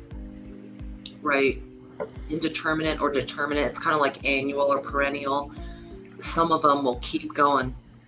And, never give up on any plant. There are some plants that are supposed to go only one cycle, but you pick them, let them keep going. And if you have a decent environment, they'll keep going on. They're strong. Nature is stronger than us. Mother Nature, plants, all of that stronger than us. Well, that's why since I knew it was like, well, Virginia knows stuff, so this is who we need. Because Aloha Prepper had asked that. She her tomatoes had just produced them once and then they died when she lives in Hawaii, so the weather's always the same. And that's the first thing I read when I read that. Was like, wait a minute, I remember when I did this before, and I thought the same thing, and then I got told that it's, wait, now there's two different kinds. One only does one time and the other will reproduce. And I was like, oh. And of course I was so proud of those two, dude. I was taking pictures. I was like, oh, check them out. I'm nurturing this bad boy, and it just got these cool little tomatoes. I'm like, yeah, got them off. And then it was kind of like, so wait a minute, what happened? Wait a minute, baby. And it's like, oh no. And I'm like, well, shit. Right. And you know what I recommend to any person gardening, no matter where you are, figure out what works really well and keep doing that. There are things that work well in different zones, different times. Experiment. I do shit all the time that doesn't work. I burn plants. I have things bolt and go off on me because I didn't time it right. The only way to learn is to fail. I mean, to succeed also, but to fail and to get that insight of, all right, here's how I narrow down the troubleshooting of this. And don't give up. Don't give up. I don't know if it's insane or not, but I am remotely trying to teach Zachary Smouse how to grow potatoes in bags. And we all know Zachary has special abilities. He's a very special person. And this is something that, you know, there are a few challenges, some of the physical things like watering and maintenance and pruning and the logistics of gardening can be a little bit labor intensive. But you know what? There are things you can do no matter where you are and what condition you're in. Pots, containers, bags, give it a whirl. I've been counseling Zach about once a week. Like, he just got his dirt in, so he's got his bags with his dirt. He's got 2 seed potatoes in each bag. He got a little watering. I haven't seen it yet. He's going to send me a picture for this, whatever he's got to water them. And hey, I mean, I think it's all about honing. Hey, Nikki, in between. I think it's all about honing those skills that we have. So if you can find a way to master tomatoes or master peppers or master herbs or potatoes or whatever, you might not be able to do all of it, but do what you do really well. Yeah. Now in the bags, I guess you poke holes in the bottom of the bag so it doesn't overwater them. The bags are made of sort of a cloth material. Now, some of the grow bags are kind of like tarp, which still leach water out so they wouldn't over bog. But some of the bags they're kind of like a combo of felt and denim. So they're sturdy enough to hold the dirt and the plant itself. In fact, last year I grew turnips, oh my gosh, so many different things in these bags. So those cloth ones, they will leach moisture. You will find that at the bottom, which I find a benefit, you'll gather worms, you'll gather, some of that stuff that people go and buy on Amazon to help their gardens grow, some of that funk and some of that, extra life that you want to throw around as helpful bugs. They kind of gather in that moist spot at the bottom of those bags. So there's different ways you can look at that of how you use them. But I recommend the ones, they're 10 gallons. They're kind of like I said, like a felty denim. They will release the moisture so you won't overbog, and they work like a champ. They'll also pick it up if there's a good rain or, something in your environment. I didn't work on my trough yesterday, Virginia, but I'm getting there. The day before I pulled some material out. Oh, I haven't seen you since I told you so. I told you about the X-frame thing I'm doing. Mm-hmm. And then I got the lawnmower pulled out, so the old lawnmower that I'm gonna take the wheels off of. And but I was watching, and I might not even end up putting the wheels on because I've been trying to watch the sun and time it. And I think I got a spot just right at the end of my ramp. I can probably put a bed that I can get to, but yet it won't have full sun like beaming on it all day. It'll just have that gap as it passes, and part of it's because of my carport and then the house, so it's kind of like a V. So I'll kind of have that open sun window in the middle, but then I think it might work. It'll work. I want to do that in tomatoes. Oh, that's what I wanted to ask you. So these cherry tomatoes that you can hang, like they were talking about in chat. So yep. Those ivy baskets, and that I had told you about before, I got those, and I'm going to try to, I guess you just do them like a ivy. You just let them sprout up, and as they're going up, then you let them come and hang over the sides, right? The plant itself, in the bags I'm thinking of, they actually hang out of the bottom. Oh, so okay. There's a kind of, it's almost like a tart material, and the tomato plant suspends from a chain or whatever you have, and it actually grows out of the bottom of that little bag, right? Is that what you're talking about, or? Well, no, I remember seeing those. I thought, because somebody had mentioned, and I thought, well, Kim, can you do that? Where you can just like take a flower pot and then you grow a tomato plant, and as it comes up, and then you just let them hang over the side and then come down like ivies. But I didn't know. Oh, okay. With the cherries, you might be able to with the cherries. My perspective on this might vary a little bit. Probably break. Tomatoes are heavy when they grow. They have a lot of water weight. And so anytime that I've done them, I've got to tie them down. So when you're talking about like hanging over like an ivy, that could work if the weight of the fruit is on the pot such that it's not straining the stems of the tomato. But often with tomatoes, because that fruit itself is so freaking heavy, you actually cage them or you clip them to rods of some kind so that they don't break their own grow thing, because the more energy they have to put into staying alive and staying either tall or sending that energy to the fruit, the less tomato you're going to get. So if they're in a compromised position, whether hanging as far as not hanging upside down, but hanging like suspend or resting on something, they could lose some of that energy. That makes total perfect sense, actually.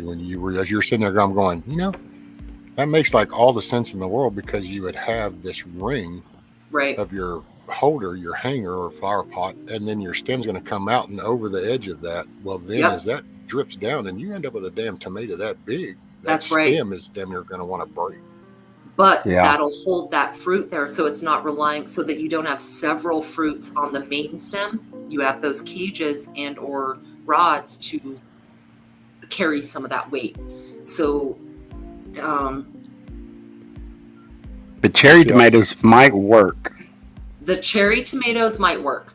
Bigger tomatoes, I'd be more conscientious. The cherries, yes, 100%. Those I could see the bigger ones even working, going off of the one first way you were talking about, out of the bottom when it's just growing, because then the whole direction of the growing is coming down, and the whole nothing's in a stress. When you were talking about the stress, it made total sense when the stem's going over the ledge, that it's going to feel that, and it's going to steadily trying to repair that as the weight grows. And it's not spending all its time trying to stand it up or straighten the pathway from nutrients to root to whatever, you know what I mean? You're keeping that a solid pathway of energy. Yeah, cherry tomatoes, I agree, would work fine. Yeah, Huckleberry says if it's cherry, you'll have no worries. Correct. Yep, correct. Okay. They can drip like grapes. Well, I might try just doing some cherry ones in those little flower pot hangers, and then I'll get me some of those hanging ones for the regular tomatoes. I'll be honest, Rescue, I have not had success with tomatoes in my climate. So I'm not very good at growing them or with tips about them. But tomatoes are related in a cousin fashion to the cannabis plant. So I kind of Yes. understand how to prune them. Like there's the same theories with tomatoes. You want to prune them, like in with cannabis, you call it lollipopping, which means that you remove all of the small suckers on a tomato. They call it the sucker leaves on the sides. And what you're doing is redistributing the energy. You're taking off those little suckers that the plant wants to give life to because it's nature. It should, like, yes, let's give the suckers some energy. Yeah, they're trying to grow, right? But when you're looking for fruit to really get your plant going for that, you actually strip all of it, and you have a very stocky, clean set of stems. Yep, Firefly, remove the suckers. Yep, it's the same thing. Like I said, cannabis and tomatoes are cousins, and you kind of remove the suckers. You take all the little leaves out that want life, and I was watching Hutch. Focuses it to the top. When I watched Hutch do med heads one time, and he was talking about his little deal, and he started talking about that, I thought, see, it's one of those things you hear, and you kind of start to think of that, and you go, it makes total perfect sense. You have these little leeches on there that are taking away the energy from your main. Yeah, it's kind of like a tobacco plant, how they top the suckers off of them to get the leaves and stuff to thicken up and get bigger. Correct. Hey, Aloha Prepper wanted to know, are cherry tomatoes, you can get both kinds, right? The indeterminate or the perennial? Ooh. Yes, I believe so. I believe so. Okay. I'll look it up right now. I'm pretty sure you can get annuals and perennials there.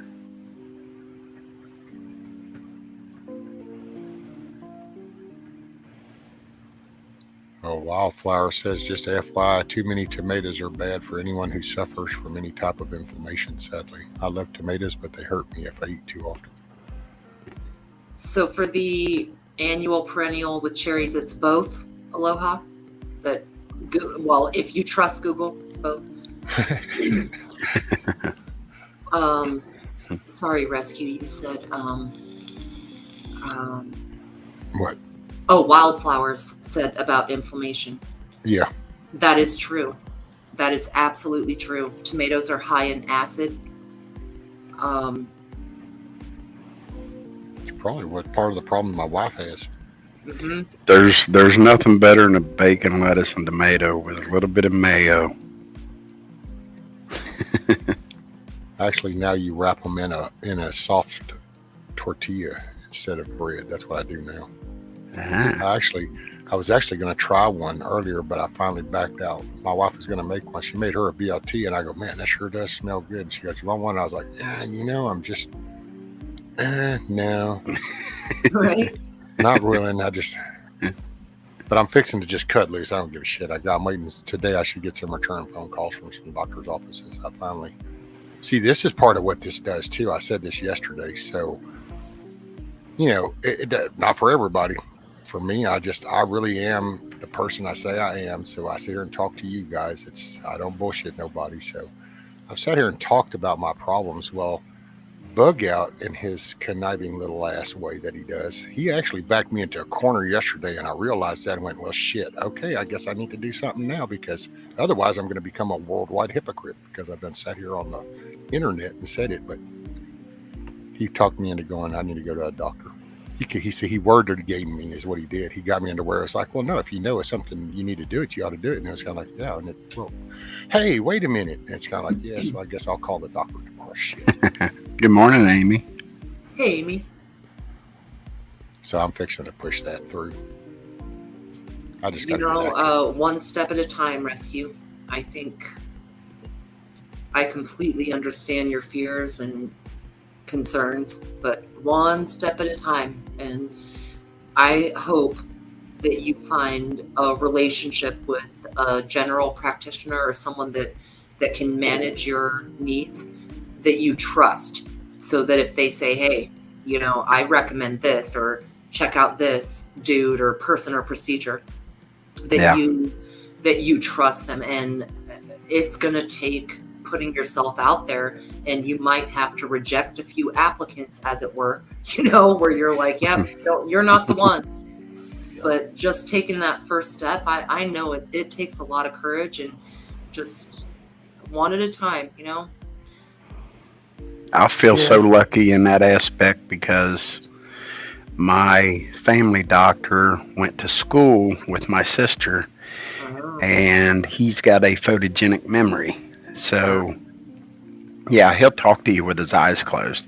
And the reason being is because he's looking back from college and, book number 42, page 348 that he read that on, and he's rereading it in his mind as he's telling it to you. And it's, so he gives you what he knows, but then if something doesn't work and you have a suggestion, suggest it, and 99 times out of 100 he'll say, okay, let's try that then. Right. So if I use Google and all them other search fields, and I finally found my own medication to medicate myself for rheumatoid arthritis that actually works. It helps a lot. Mm-hmm. It's not a cure, but it's keeping it under control. So to find a trusting doctor means a lot. It does, and not each person knows what other people know. You know what I mean? It takes experience. Like sometimes I think we as patients look at young doctors and go, oh, you have no wisdom, you have no experience, you haven't seen this or that, I'm not going with you. But another aspect or perspective is that they're also eager to learn. They are not bound by the corruption yet in the system of medicine.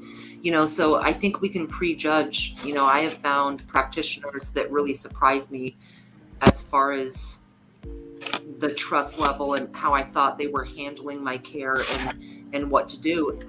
And they were really young. And I found some where I thought, well, hey, you've got all this wisdom and experience. You must have the inside track after this long. But the problem is they get kind of stuck in their ways. And so just go with the feel, and don't judge anyone right off the bat by age or even ethnicity. My favorite doctor was Russian, to be honest. Oh, no, there's actually a lady, and I'm trying to find out where she went, because actually a few years ago I went to this one office when I first started these MRIs, and she was, I want to say that lady was from like Nigeria or something. Mm-hmm. But and you pick up on it right out the gate, because it's that I love what I do, and I want to put myself into my job, and you can tell that from somebody versus the old guy that's been doing this shit for decades, has the whole set clientele patient thing, and just comes in, puts the leg over the other leg, throws the clipboard up, going, so what's the deal? And it's like, really? Yeah. And me and my wife even practice. Yeah, because she sat there and we talked, and I mean, but then unfortunately at the time she was where she was at, then she left there, and now I've been trying to find where she went. Well, by being from over there, it's not like a common name, so I started yesterday. I'm gonna work on more of that today, because I really liked her. If she's still around where I can get to her, I want to try to, because she just seemed like it's kind of like people that learn how to do something, and then their love for what they wanted to learn to do carries on, where then you end up with some people, it's kind of like they're damn career politicians. So you have people that go, hey, wow, all this is all wrong, and I'd like to get in there and try to help. But then you go up against all the people that are like, shit, man, you need to learn how to go with the flow. Don't interrupt our deal. This is the pattern. This is what we've been doing. And it's like, well, I don't need what's been doing. I need somebody to think outside the box. Correct. And that's usually, you get the people that are, they have drive. They want to learn. They want to be a doctor, not just drive the Lamborghini. Wildflowers and Weeds has a really good point about getting everything on paper. I found in my travels, even if it's a doctor that you're not going to pursue again or whatever, if you can get your records all the scans involved or anything that people do, even if you switch providers or clinics or what have you, and having those records in your hand. I spent years with a file folder in my hands of records I'd collected, because it's shocking in this country how little different medical establishments communicate with as much BS as there is. They don't effectively and efficiently pass information and records and things to help the patients as much as we'd like to think they do. You have to take that into your own hands. So when you go, be like, hey, could I have a transcript of this visit? And it's usually just a page or two, just a thing, and or a transcript of any labs or scans, imagery or anything like that. And start building your own medical file, because it's incredibly frustrating to start over and over and over again to go somewhere. Well, I've already done that. I've already tested that. I've already had that. Just have it with you. You got to find what I call a medical doctor. My favorites, I called them the medical detective. They weren't an MD like a medical doctor. They were a medical detective, and they would want all of the clues, all of the bits that you had to give them, because they were interested in the actual cause, effect, and science, not the symptom management and correlating things for their paperwork. You know what I mean? Yeah. So take it into your hands, get the printout every time, and carry it with you. And on this journey somewhere, it could take 2 years, but I believe you'll find your key medical detective. Yeah. Yeah, I'm hoping. I've got the MRIs, but I will say Mama Red just said that because they'll want updated scans now. But Yep. I've got the MRIs, and that's one thing I'm doing later today is the asshole doctor that I did have. I'm fixing just to I want to get everything that they have on me over the years. Whatever visit I want to get it all, and then find me somebody. Hey, will you give me 2 minutes and I'll be right back? Sure. Thank you, ma'am. Absolutely. All right, Ron. I think we're alone now. I think we're alone now. I better watch out. We'll get a strike. One around. I think we're alone now. So how have you been? I've been doing all right. It took me a while to get my rheumatoid arthritis under control, and it was a struggle for a while. I mean, I have jet skis, and I couldn't even go ride jet skis and have fun, What ended up working for you? LDN. It's called low dose nitroxone, and it's actually in like a 500 milligrams. It's for people coming off of drugs. But I take such a low dose that it's like 2.5 milligrams. Okay, so it's for pain, neurological. Right, neurological. Yeah. Well, hey, if it works. Yep. For the most part, I mean. Yeah, and it has no known side effects. That's why that's what I like about it. So I've been happy with it. It's still not a cure-all, but it keeps it under control. Rheumatoid is a bitch. For sure. Yeah, it is. Yeah. And a lot of people just say, oh, you got arthritis. That's no big deal. That's what I always thought with my mom. But man, when I got it, I was like, oh my gosh, I had no idea you went through this, So. Yes, I do. It's just sometimes people don't realize how bad it could be. Mm-hmm. And it's just like a lot of other diseases. I'm sure, people just say, oh, okay, well, sorry about your luck. I can't help you. But then till it happens to them, then they realize what you've actually went through with it. Mm-hmm. But I'm doing good with it.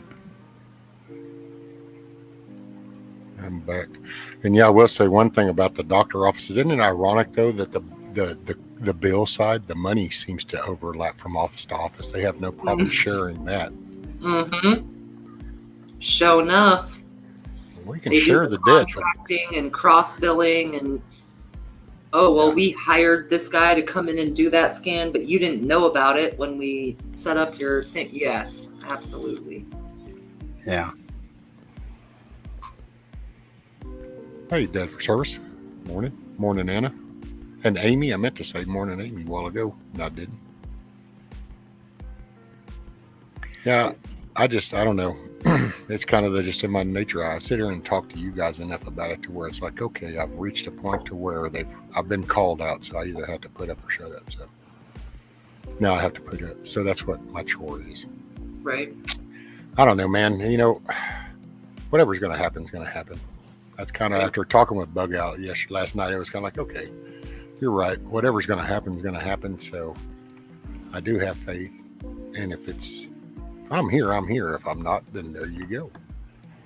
So Hey, Dads for service. Hey, Dads. Well, I think take control of it now, because if there comes a point where you're in an utter emergency and you have not narrowed down who to trust, that's going to be a lot scarier. So I think the concept of at least having an idea of your possible medical team or people that you've vetted to some degree is a wise choice, just for your own well-being.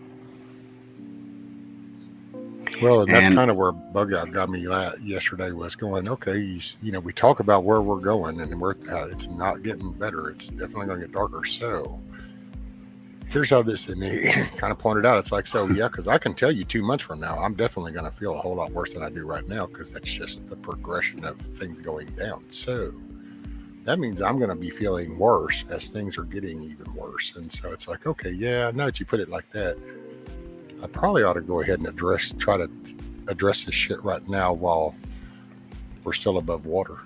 Mm-hmm. Yeah. I will say somebody brought up changing insurances, but I'm on Medicare now. That's all the insurance there is that I got. So. And Anna, Lisa, if you said you've taken LDN before and you may need to revisit that, if you do, it took me a while for it to get into my system, and I also was taking like 1.5 milligrams to start, and then I bumped it up to 2, and I could tell it was getting better and better, so I got bumped up to 2.5, and that's where I've stayed. But they can issue you to up to like 6 for RA.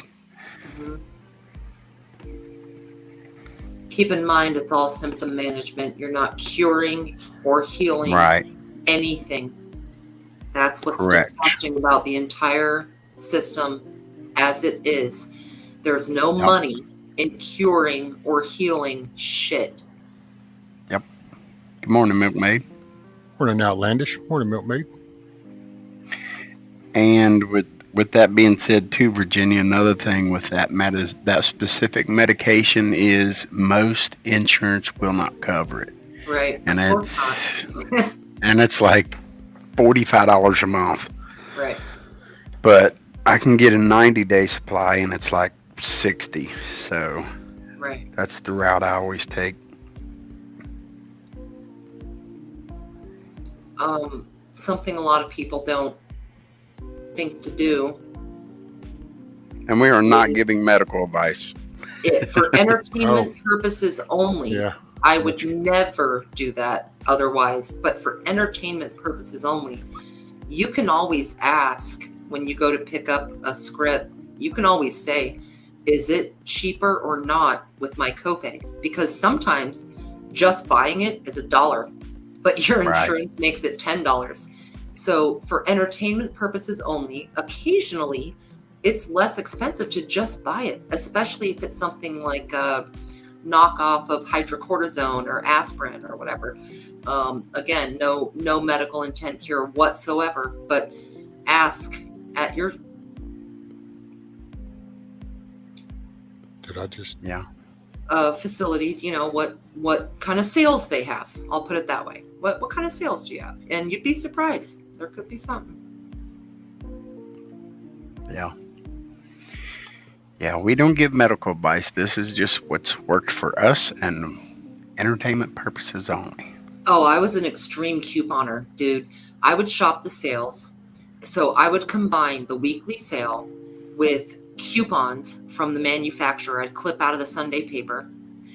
And then I would combine it with, like, the stores would have spend $50, get $10 back just out of nowhere, right? And so it does take work. It takes a few hours of work to clip out the shit, to figure out how you combine it so that you save a fuck ton of money on basic shit.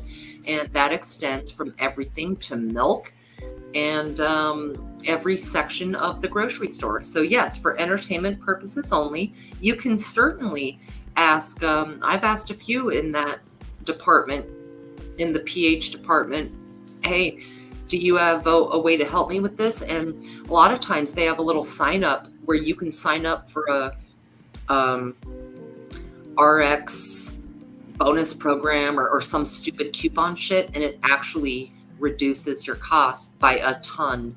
Like I said, regardless of product or service, ask the representative, do you have a sign up sheet for some kind of discount program?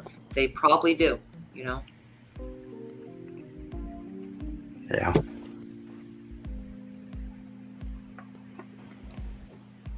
Outlandish, I was pushed that for a very long time, and I have nothing positive to say about that experience.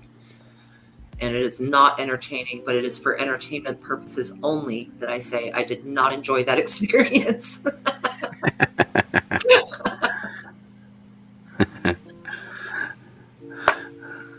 That didn't work for you, huh? No.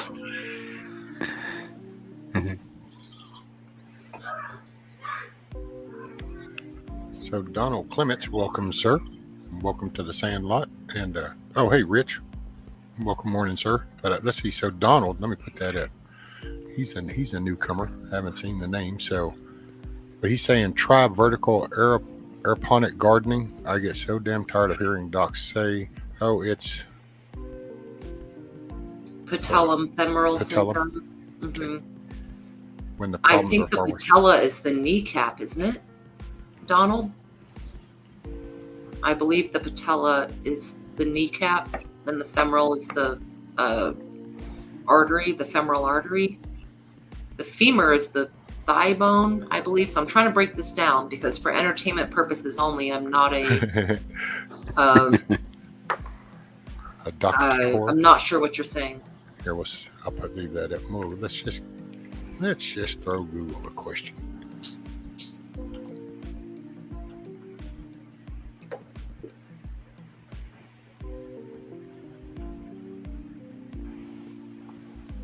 Oh, well, under Google, it's all one word. The patellofemoral syndrome. That's all one word. Yeah. What Dad Service just put up. Let's see. Yeah. And let me extend the window. Let's see. You should have. It says pain syndrome is a pain at the front of your knee, around your kneecap, sometimes called runner's knee. It's more common in people who participate in sports that involve running and jumping. Yeah. Virginia, you should have been a doctor. I could have if I wanted to. I do believe that. I have too much of a bleeding heart, though. I think I would struggle with losing patients. I really do. Like, I thought about becoming a nurse or going into medical in some ways, and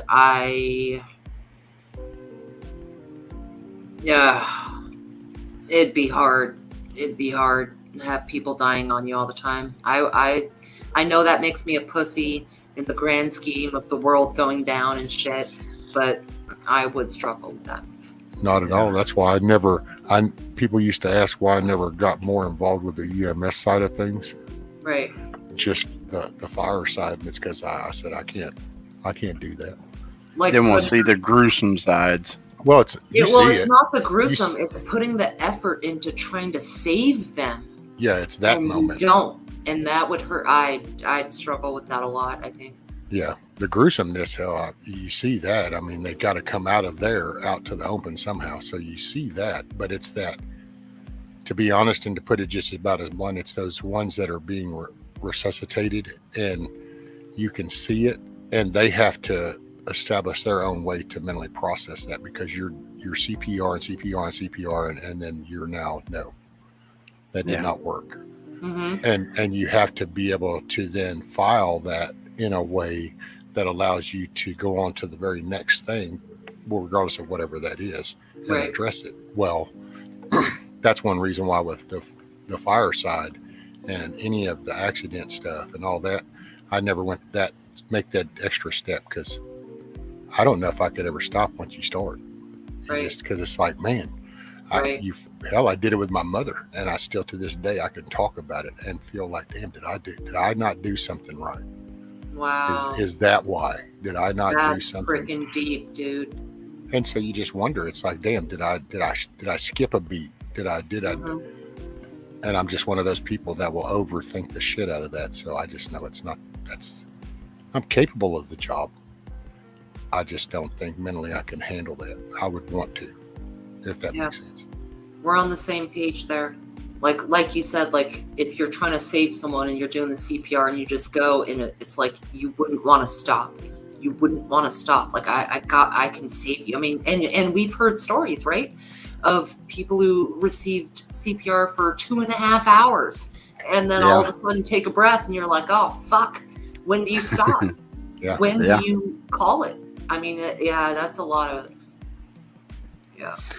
Well, a lot of younger guys and stuff say, oh, I'd like to be a gynecologist. No, you really, really wouldn't. Yeah, right. Honestly, that'd be tough. It really would. It would be. Because you're dealing with babies and mothers in various states of disarray. You know, it seems funny to be like, I want to be a pussy doctor. But no, if you think about the logistics of what happens in those situations, it is literally life and death is your job. Yeah, and not only that, they're not going there for you to see it all healthy and stuff. Right. It's not going to be healthy. Right. So there's a reason they're going to see you. Right. So are you trying to say that some only specialize in the yearly checkup? Yeah, exactly. Right. Hey, that's the safest one. There you go. The yearly checkup is the safest one. A few prods and a scope and you're done. There now. Hey, I'll ask you about that since you're up here in Virginia, because I just saw that turmeric brought up again. Angela did it. He coconut milk, add turmeric for pain relief, and then Mama Red brought it up again. But somebody brought that up the other day about cramps, and you take a tablespoon of mustard, and that they thought that it was the turmeric and the mustard is what helps with the cramps. Well, in pure mustard, there's no turmeric. Oh, there's not. Oh, sorry, I accidentally muted. Yeah, in pure turmeric, no, that's a root. It is what it is. It's like ginger. It is what it is. There's no mustard in it. There's no extra other plant in it. It's not a hybrid. But you can mix the two together for pain relief. As a matter of fact, turmeric, you can buy the root in the grocery store.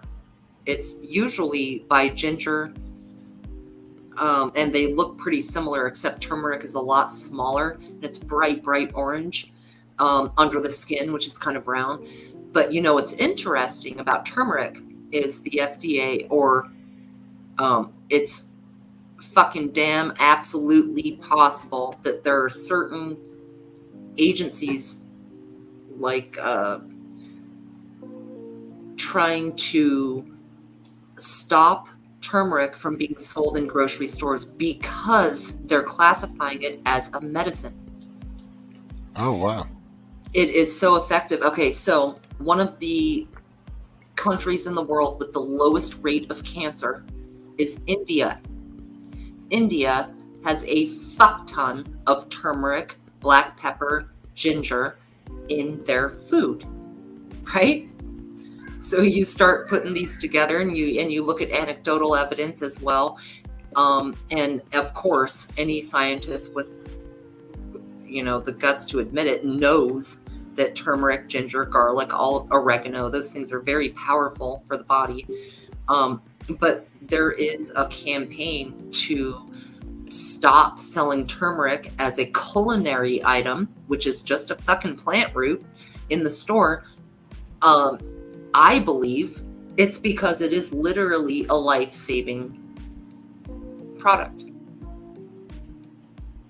Well, I'll be damned. Do we have that in food? Is it a natural thing that's in some foods? Yeah, it's a root, kind of like ginger root. Okay. It's a natural plant, and it has its own foliage, but it's But they use that in a lot of other foods and stuff. Yeah, you grate the root to make certain dishes. So you'll find that in a lot of curries or all right, so let's do this. Let's see. I'm going to do a share. So then that's why if they were to make that into some kind of medical thing, then those foods would then have to remove that from their product or reclassify their food as something medical.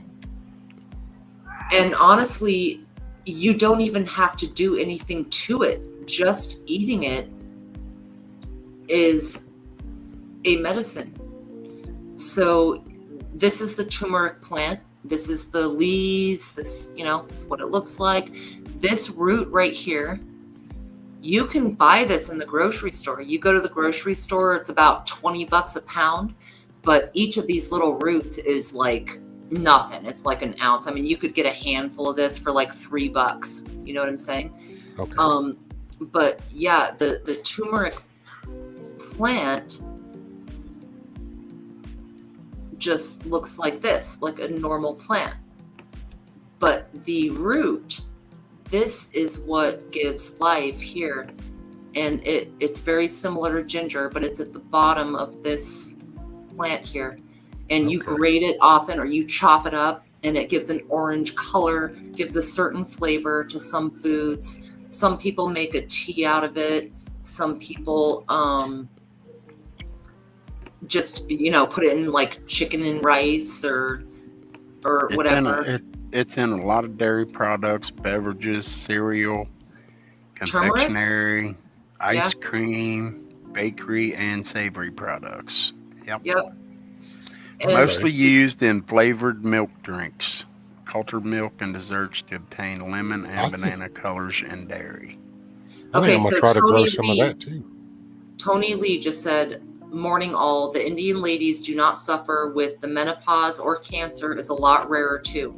And this is not a secret in India. They definitely die of diseases and shit, but cancer, the stuff we worry about in our first world worries are not in that. And you find that in the countries that live the longest, Osaka, Japan, the Mediterranean, certain parts of India.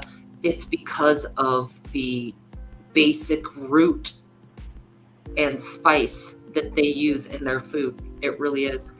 Aloha is right. Curcumin is in turmeric. Then you mix that with black pepper. That combination activates the properties in each one. The curcumin and the turmeric, and then the black pepper. They work in tandem. But what Grumpy is saying, the FDA made it, that alphabet made it that we can't do that. For entertainment purposes only, there have been industries that made sure some of these well-known things. If you go back to like the days of witches, what do you think they were doing? They had like root of this and leaf of this and ear of this and whatever. But you know what? They were right. They were using nature. They were using bark, roots, leaves, tea, natural powders, funguses. If they were fungi. Yeah. Indian medicine doctors. Yeah, Wizard, I'm talking about the Blue Zone diets, yes. Well, and it's like almost all the medicines that we have all derive from natural products. It's just that then they've been chemically produced to be put out and sold on market for value, basically, instead of just natural products. You can't. That's what it seems. You can't patent them as easily. That's why you could grow it. You can't patent peppermint because it grows in nature. So you have to add something to it, or you have to revise it, or you have to modify it, or you have to make some special recipe with the oil of it. And then you can make your, this is my peppermint capsule for, or my peppermint oil for, or whatever. You know what I mean? Nature is what has been squashed for hundreds of years now. Yes. Well, it's making money. Yeah, it is. You know, $1 billion thing. It's kind of why it'd be nice to think that Texas would finally legalize everything, but somehow that seems a wishful thought just because of all the billions of dollars. And same as like Kentucky. I mean, hell, when you look at the whole medical field and the prescription, and because that's like I grab the board, that nobody ever asks you anything. They just give you shit to put in your body. What's your height? What's the weight? Well, the BMI index says this, so take this. And it's like, because not everybody, it's like that. See, I would rather do that, and I need to copy that. So what was that? That was curcumin? Curcumin, yes. CIRCUMIN. That is one of the main ingredients. I believe in turmeric. What's funny is a lot of the expensive medicines nowadays that actually do heal people are derived from completely natural sources. One of the most effective anti-inflammatories is capsaicin, which is directly from peppers. You can literally grow hot red peppers and make a tincture from it. And of course, you don't want to hold yourself and pee or rub your eyes. But if you have a spot of arthritis, let's say on your lower back,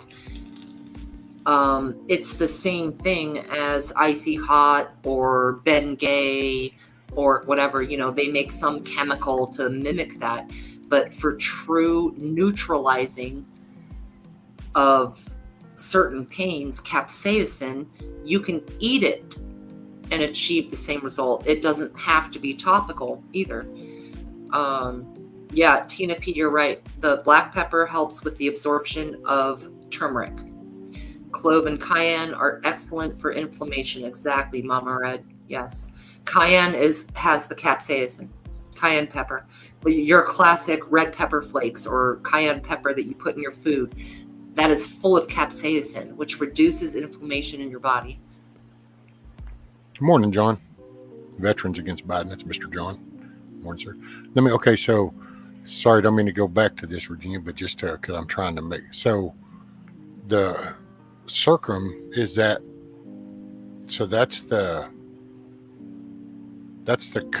combination of them at once, right? Or it's the curcumin is the active ingredient in turmeric. Turmeric, yeah. Turmeric, and then that's curcumin. Right. Does the black, and when you were saying black pepper, so the black pepper works black to pepper activate? like wakes it up. Okay.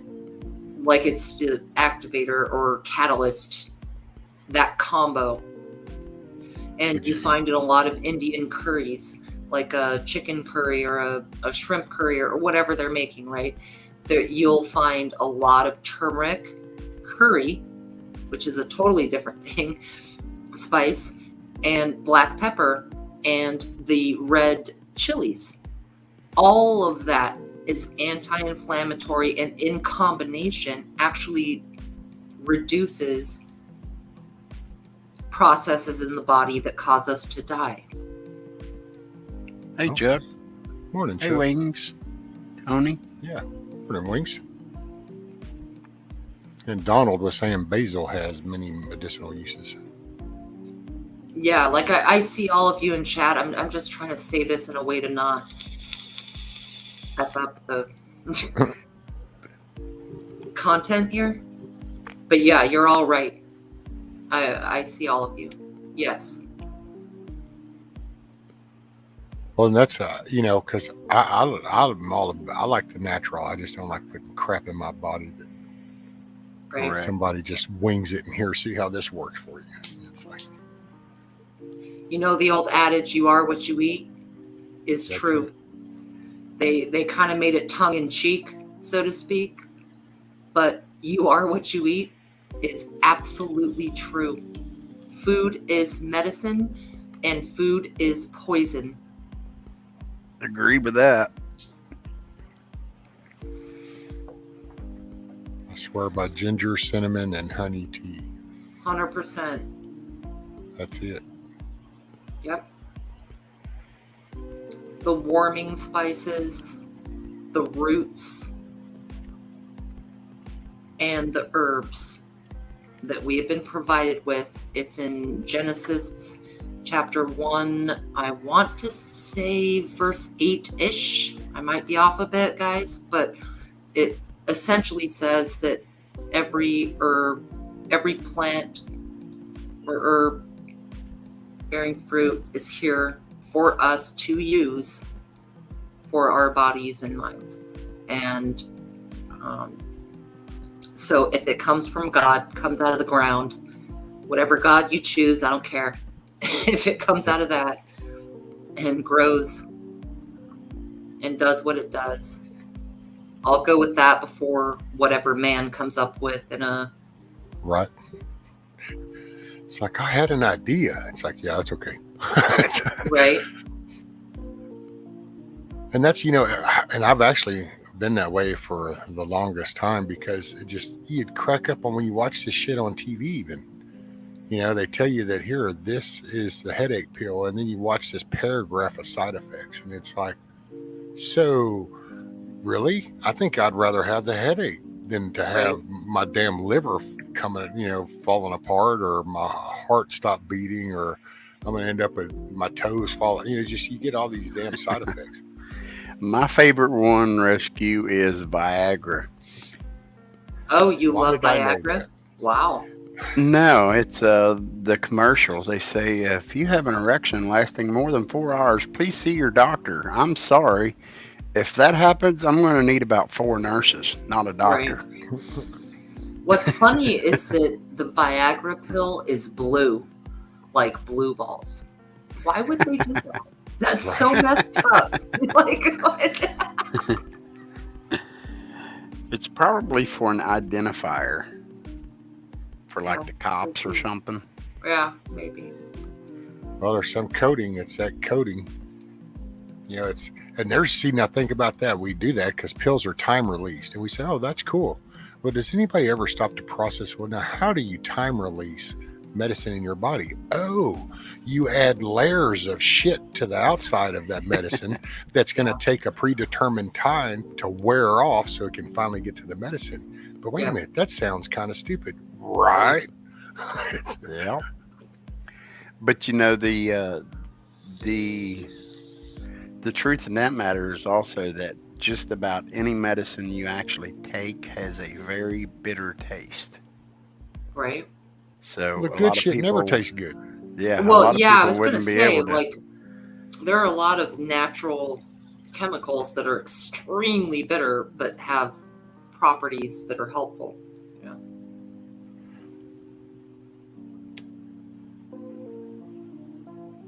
This topic is proof that the government's response to the coup was not about keeping people healthy and never promoted a regime of vitamins and minerals for good of each. Oh, that's true, Grumpy.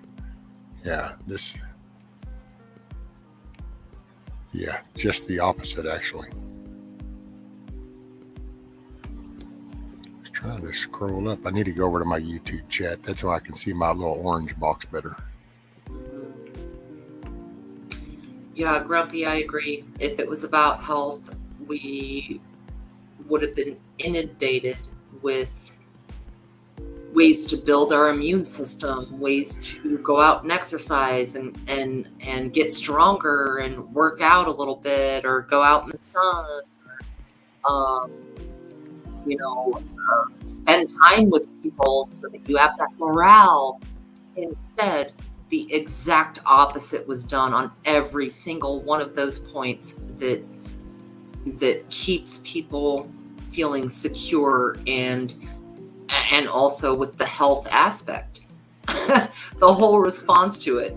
Where is the health aspect of vitamins, diet, rest, human connection? It's outlandish. Oh, hey, Outlandish Patriot, that's funny. Right.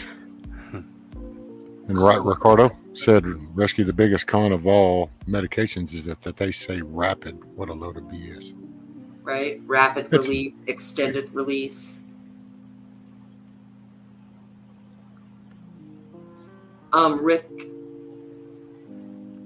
I think Rick just popped in, right? So, hello, good to see you. Oh, right. Yeah. I don't think I missed him before, so... Well, he was here. He probably went to do supper, because for them it's supper time. Right. Hello, Ricardo. That's that's why I do my little good morning, good day, good evening, because I realize that, like, right. Ricardo, it's the end of his day, and yet then you got like the Floridians over here. That's the beginning of the day, and then I got like Mrs. J, where I'm actually the daytime show in the UK. So it's kind of funny. I will say, Miss Wildflower put a funny thing up a while ago, and it said kind of like Tide Pods for us, really. And it's like, I know, right? I still can't get over that whole little thing, and how it's like, really? They actually even got people to start popping Tide Pods in their mouth. Holy shit. Well, Dude. they actually tasted good, from what I hear. Yeah, I think they had to, sort of sweet. Isn't that crazy? They had to add shit to it to make it bitter so that people wouldn't eat it. Right. But see, but I'm sorry. I still kind of go back to that first mental decision of going, hey, let me think about this. Wait a minute. Stop right there. Why did you even entertain the thought of putting laundry detergent in your mouth? Right. Oh, it was the challenge. But TikTok said this is not laundry detergent. It was the challenge. I triple dog dare you. Okay. Yeah. Right. I was just, man, I gotta say, when my kids first showing me this shit, and I was like, are you shitting me? And it's like, oh no, watch, look, people are just, and I'm going, wow, unbelievable. The whole little milk jug little trend thing, where it was like, I guess you go in stores and you go and pick up jugs, and you catch somebody looking at it, and you drop them, act like you slip, and make them freak out. And that became kind of a little thing. Or the cinnamon thing, I remember that one. Here, take a teaspoon of cinnamon and put it in your mouth and swallow. Yeah. But Tide Pods, it's like, so you looked at your phone and you're like, oh yeah. So you went into the laundry room and reached off into the detergent bucket. So all this shit is like obvious of where you're going, and none of that triggers any thought process to go, maybe I ought to think about this for a moment. Nope. Watch this. I'm like, and it's like all about the reaction. Hey, yeah, I'll show you. Then you watch TikTok over there where it's developed, and those kids are holding up certificates of completing this or building this engineering project, and it's kind of like, yeah. And then there's the other sad part, because you tell people this over here and they go, oh, and guess what? Here comes the next TikTok. It's like, yeah. Outlandish and Annalisa, are you all talking about the book of the Lost Ways? The Lost Ways book? Oh yes. Ask about where did that go? Boom, boom, boom. It's about Virginia, do you have that book, Lost Herbal Remedies? Oh, I see. Outlandish. I do not. I do have some books on herbal remedies, but that specific one, I would say no. There was also another comment. Tina P said, Virginia roots, a few weeds in the yard. We've been told we're poisonous. They're actually good for you, allegedly, such as dandelion. Tina P, every part of the dandelion is edible, from the flower to the leaves. The stem has properties. Dandelions, and if someone in chat wants to correct me or clarify so that we don't mislead anyone, but my understanding is dandelions are good head to toe. In fact, we just did a canning show a few weeks ago where one of our canners made dandelion jelly, and he took the flowers, which takes time, but he picked off all the petals and made a tea with those petals and then made jelly with it, and it tastes kind of like honey. The stems can be used for psoriasis and eczema. Dandelion leaves are 100% edible. You'll find them if you look at a spring mix. All right, people, do this. Go to your grocery store, right? And look at the bag of pre-mixed green shit that says like spring mix salad. Look at the ingredients. I guarantee you it'll have arugula and a little bit of frisee. It will also have the dandelion green. They are completely edible.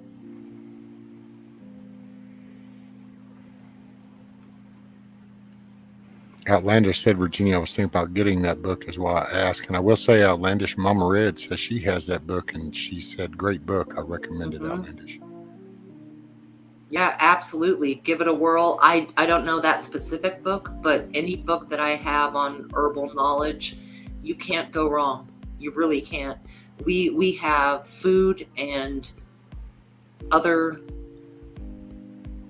healthful resources all around our yards. Dandelions is one of the big ones I think about all the time because I've got a ton of them and I always just mow them down, throw them away.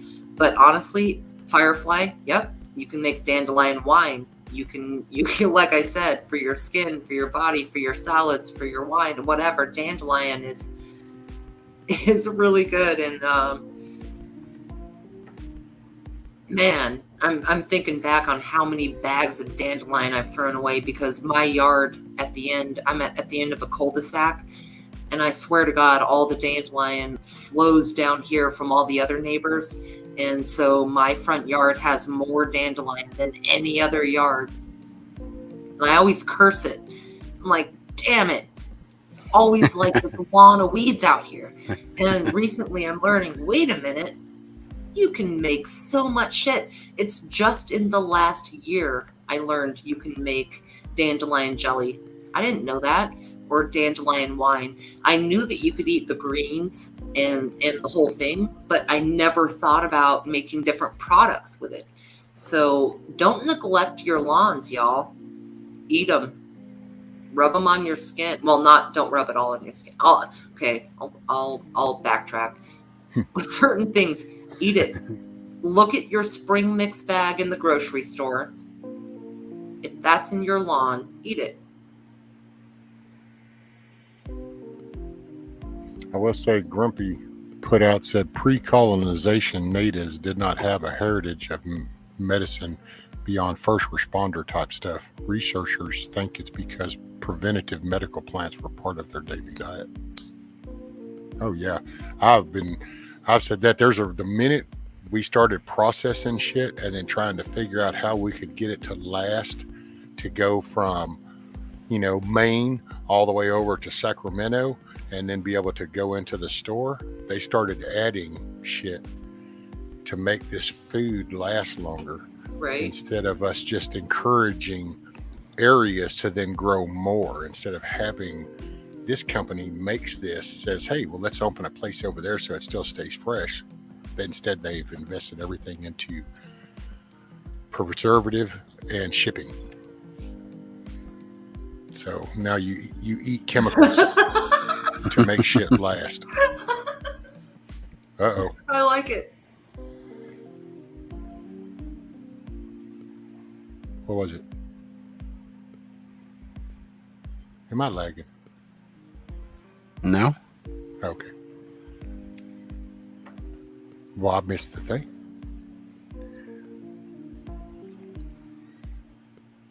Outlandish says wild strawberries.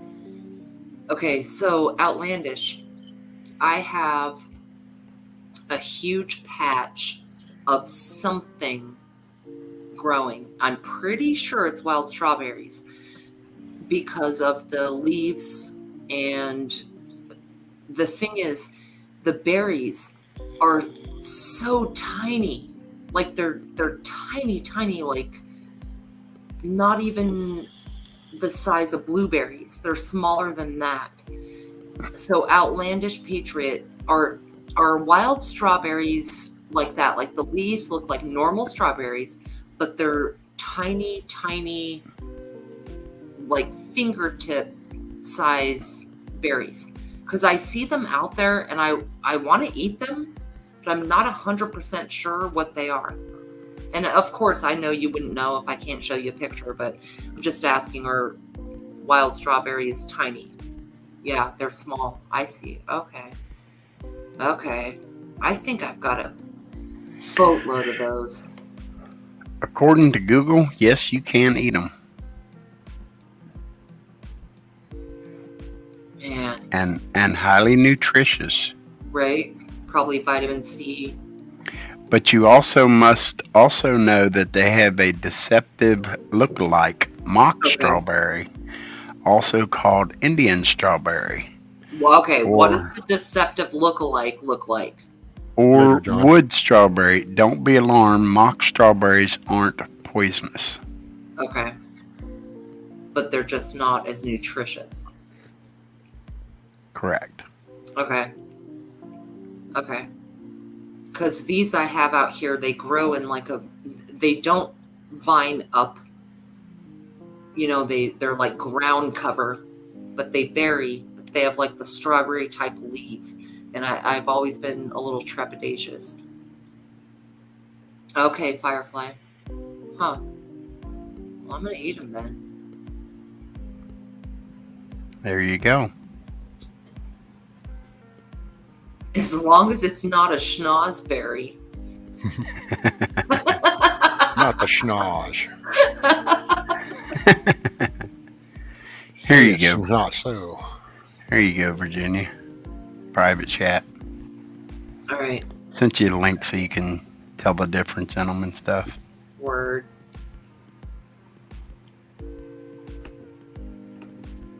These of three, let it be. That was always the rhyme for poison ivy and the sumac and stuff. These of three, let it be. Huh.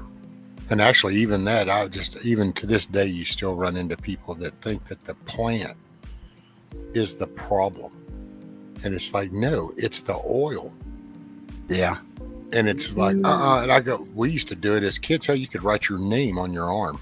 Go over there and you break one of those little stems off, and then you go, see, watch. And you can sit there and write your name, and then give it a few hours, and you start seeing the red, the swelling, and to be like, yeah, of course, it's the stupidest thing. But hey, I used to, I take that back. No, given tonight, I'm starting to now really cherish my childhood a lot more now, because what I used to think were very stupid ideas, like jumping from the garage roof to the house roof, and taught you till the day you die.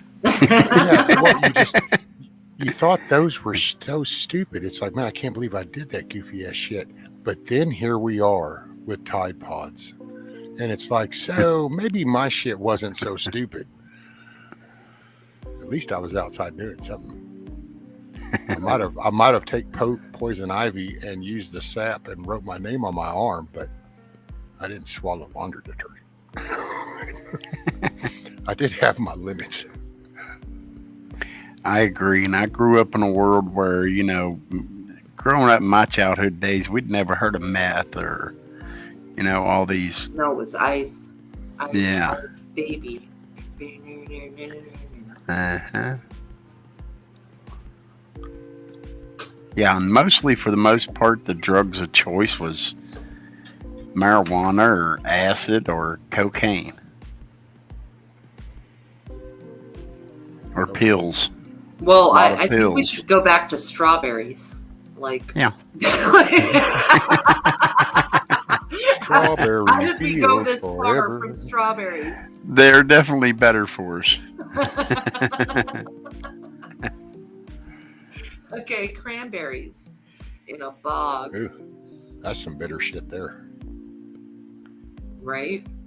They grow in such an interesting way, though. And see, strawberries, I've actually been avoiding strawberries because of the little seeds on the strawberries.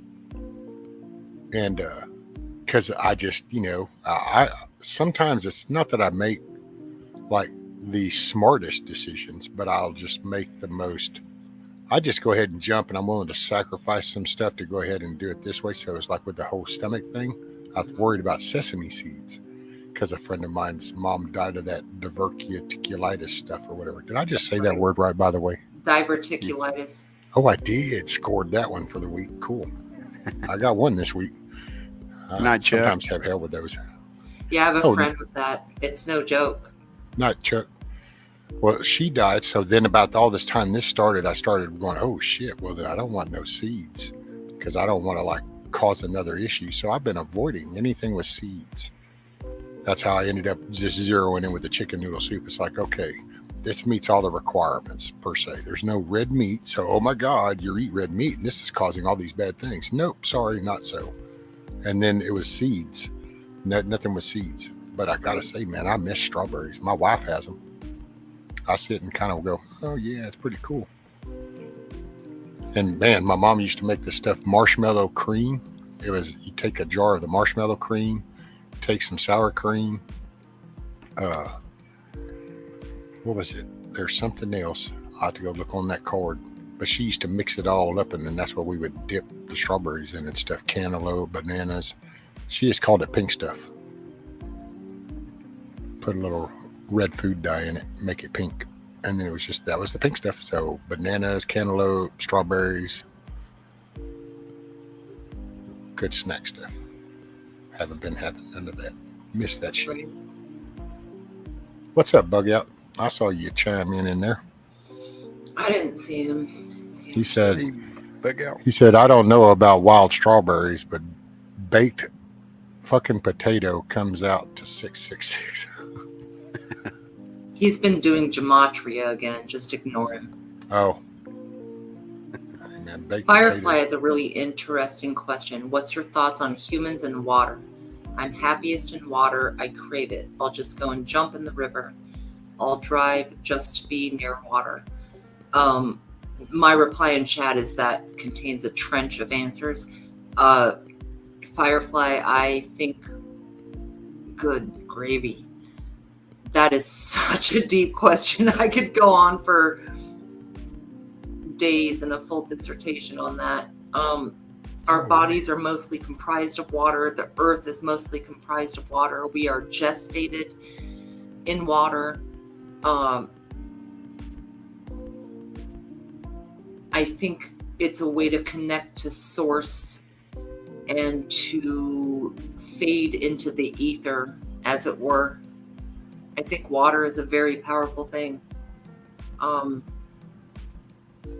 think it's your safe comfort zone because of, well, knowing you have to have water to live, for one. Mm-hmm. Yeah, right? But Number one I love prep, to be honestly, is water. Having Yeah. water. I love to be around water just as much as anybody, though. I love water.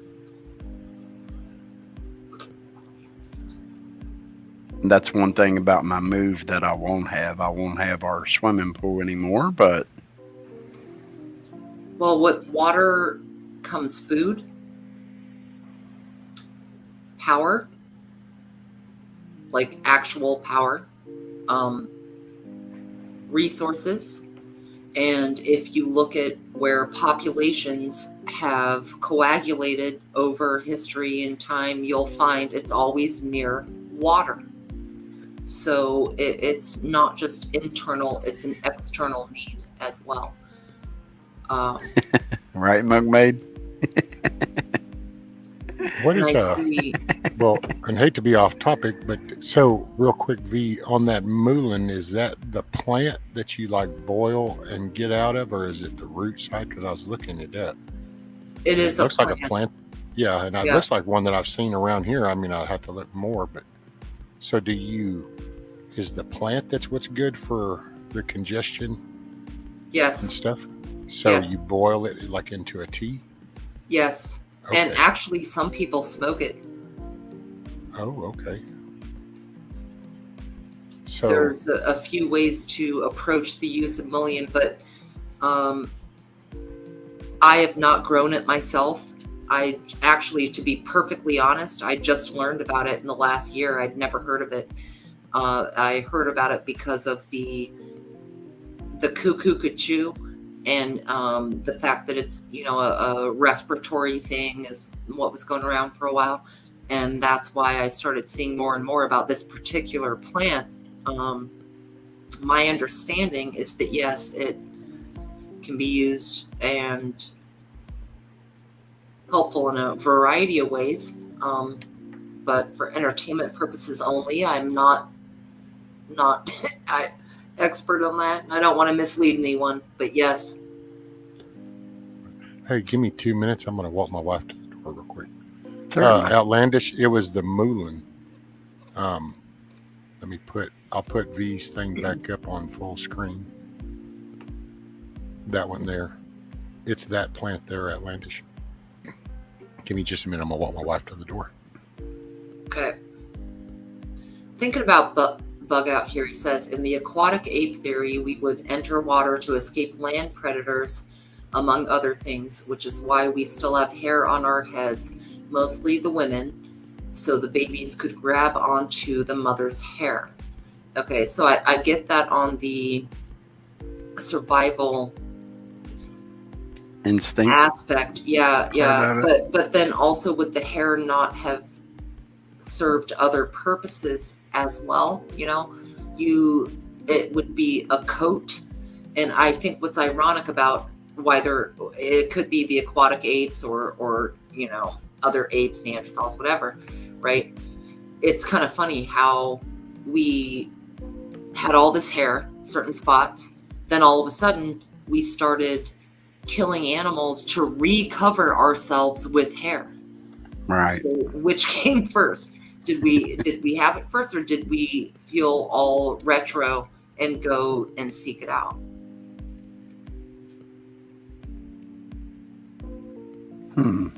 That's a good question. One of the theories that I love is regarding hair is about eyebrows, that we started to lose our hair over time through evolution, right? But we kept eyebrows because they were our only form of emotional expression. And perhaps the baby theory falls into that the young baby, they could grab onto that part of the hair, in the front of the head to hold on in that aquatic ape theory, but also that we retained that hair so that we could communicate thoughts, nonverbal communication, threats, thoughts, feelings, whatever, you know what I mean? It's kind of funny to say, but hair is a communicative tool. It kind of makes your hair stand up, don't it? Makes your hair stand up. You're exactly right. In fact, in the Bible, your hair, the reason that some women cover their hair is to protect themselves, because your hair is the conduit to the communication with God or the heaven world or whatever you want to call it. You know what I mean? Your long hair is like your fiber optic to spirituality. So they cherish their hair and keep it long and roll it up or cover it or whatever, but it's still there. You still have your antenna. It's kind of like an antenna. Leave it there, I guess. Rescue, I think I just freaked out most of your people. I apologize. And Oh, what? Uh-oh. Where all did it No, go? it's all good. We was having a hairy conversation. Oh, We were- Rudyard's It's very, aquatic very- ape thing. Yeah. Yeah, I read there was something about the hair on the head, so the kids could hold on, and it'd be like, well, that doesn't even make any physical sense. If anything, if you're going off into the water to run from a predator, your kids would have to climb up your naked thigh and ass and back just to grab onto the hair on your head. If anything, you would still have maintained your hair on your back and your But if you were an shoulders ape, so that they could have just grabbed and held on.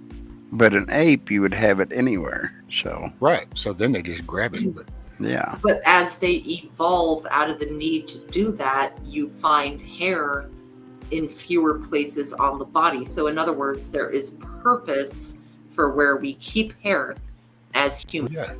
Well, yeah, but I mean, really, the highest part of the person is what got saved for the smallest person to grab a hold of.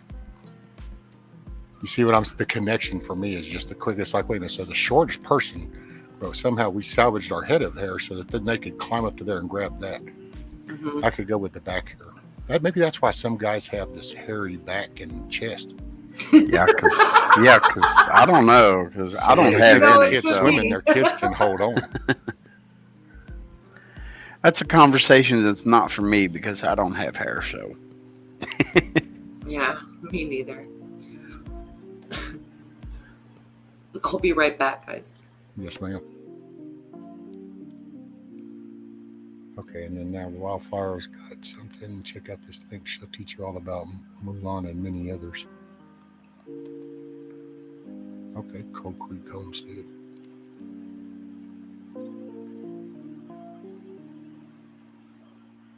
Let's see.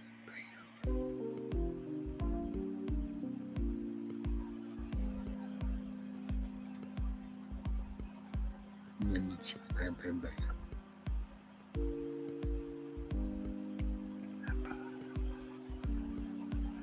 Yeah, I don't know.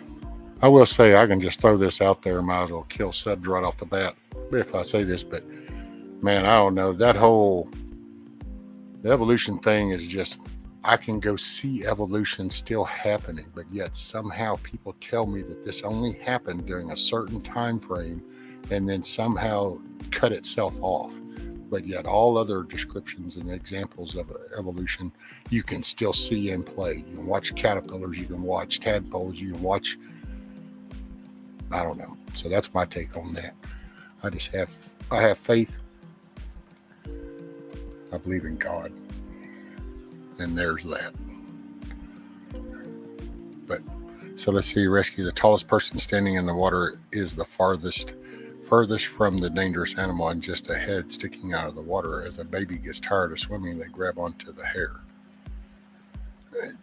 Well, but then again, I mean, why did you have to go out so deep? I mean, I'm 6'4". I mean, what am I running from? At some point, I'm going to run out into the water deep enough to where the threat that was on land, yeah, he stopped at the shoreline. So now there's the threat in the deeper water that now wants to eat my ass. So I guess it's that fine line. I'm deep enough that the land animal can't come in and get me, but I'm not deep enough that the water one will come up and snack on me.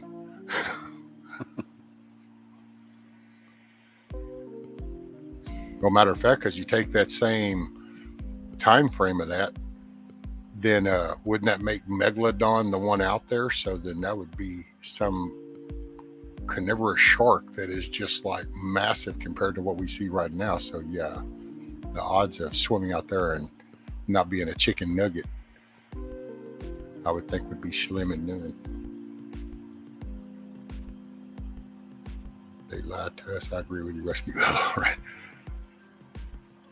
Well, it's just, I find it funny because to me, and especially having that gap, one thing I've realized is it's like the more technology and the more we have stuff in front of us, then we start going back and we redefine what was in the past to use current definitions and terminologies to then describe way back then, and it changes the whole description. And then all of a sudden it's like, because there's something to be said about the rawness of literature and language back then was more of the descriptive because it wasn't polluted down with the word game is the way I call it. But because now we have, We have just, I don't know, made up definitions for shit. Hell, we have a whole Webster done went stupid even. And it's like redefining definitions. And it's like, well, that worked. But when we bug out rescue, we see adaptation. There is no proof of evolution. I believe in what others call evolution, but that isn't the proper word. We don't sprout antennas, but we still have tailbones. Well, yeah, but there might be a purpose to serve for that. We call it a tailbone because the way our brains have interpreted that is we said, well, we see something similar to that in these animals, so that must be what this is for.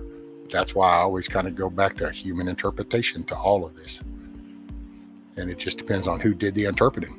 Look right now you have a supposedly, my God, I don't even want to say the word out loud, but a doctor supposedly that gets up and tells you to wear 2 pieces of fabric on your face. So now in 100 years from now, when they read that, are they going to read that as some kind of like, no, this is, see, look, this is where it's at. That's why I say you start, once you see what's being said now and you start kind of going, yeah, so you kind of start wondering. I just go with the simplest basic definition of shit. That's why I'm a visual, just hands-on. Show me. Because I just, man, right now in 2022, this is such a, it's just, I don't know. Definitely a strange place to be. Amen to that. Apple cider vinegar is great for us, but not okay for diabetics necessarily. Please research that. Caution if you're diabetic. You know, I've heard so many good things about apple cider vinegar. I never drank it, but I guess it's good for you. Morning shift. Everybody talks about it. People say that the acidic coffee gives them bubble gut, but it's the oil in the bean that is a base, and again, neutralizing the hydrochloric acid in your belly. Oh, there you go. And rescue question the science. He knows all, praised. No. See, I'm not even finishing that statement, Grumpy. No. I know you tried to get me to do it, didn't you? I'm just picking. But see, that's what I'm saying. So if you just like capture things you might have heard 10, 15 years ago, and you say, well, yeah, but now it's okay. Freeze for a moment. Now take the shit you just heard for the last year and a half or 2 years. And you go, well, yeah, there were so much. Okay, so then do you think maybe there might have been some shit in the mix 10 years ago, 15 years ago, when certain people come up with ways of doing this, or this is the meaning? I love that. This is. And it's like, well, wait a minute, why is that? Because one thing I think we've all found is you have different areas, different cultures, different environments, different upbringings, different take on things. The only thing set in stone is we ain't going to live forever.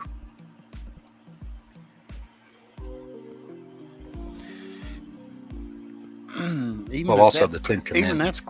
Even that's questionable, right? Well, some people probably think it is. I don't think so. I think that's pretty much a done deal, but they can work at it. Well, and I guess it depends on what you call living. Yeah, if the God Almighty comes back and calls his people up. Yeah, but that won't be here. And you're still living, you know. Yeah, but that'll be on a spiritual thing. Won't be physical. That's why these physical bodies, you can't maintain this shit forever. It's gonna wear out. Absolutely. Unless you're gonna go put yourself in some kind of chamber. I mean, it's like you can't even drive a car every day. Even if you do proper maintenance to everything all the time, at some point it's gonna wear out. And then, it is what it is. Then and you can't rebuild you got cells. They like to think, I think that's what they're working on. See, that's the crazy thing about no boundaries. And that's what also separates some countries different from us is while we make fun of these goofy ass organizations, but they created some boundaries, at least for the normal people. We now are finding out that some people didn't play within those same boundaries.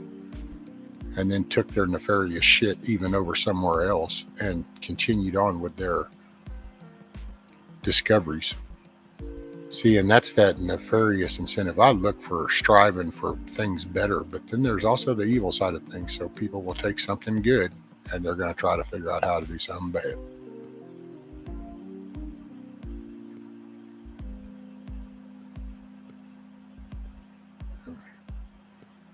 Lift my ass off, Miss Ghetto. I agree. It tastes like drinking the dye left over from coloring Easter eggs. I hate it, but it's so good for me. Oh my Lord, I had to scroll up and see what that was. The water from dyeing eggs. Well, that got my attention. Let's see. What did Miss Ghetto? Where's Miss Ghetto? Firefly. Oh wow, really? Only 15 minutes. Oh, nope, that wasn't it. Oh, wait a minute, which one? Let me go back down. I hate it when I get lost in chat.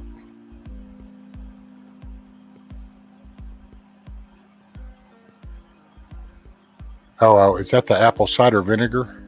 Is that what you guys were talking about? Because I just saw where Mrs. Ghetto said I plugged my nose.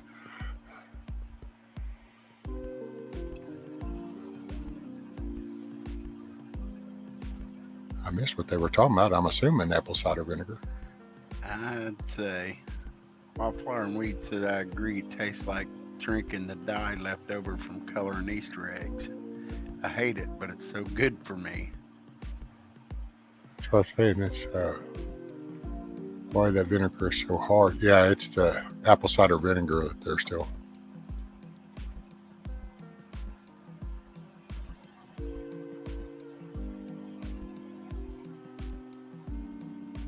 But see, V, now I gotta say, V, you said, yeah, it's gross. I got the pills. But what do you mean you got the pills? See, because does that mean you have all that other powder that added on to the benefits of the vinegar?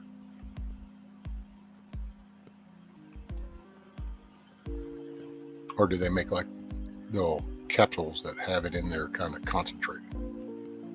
See, and I gotta say, I even worry about that nowadays. I kind of read that and it's like concentrate. It's like, wait a minute, just how did you concentrate that? Because it's sound. I like how the wizard is concerned with how many fruits you eat, though.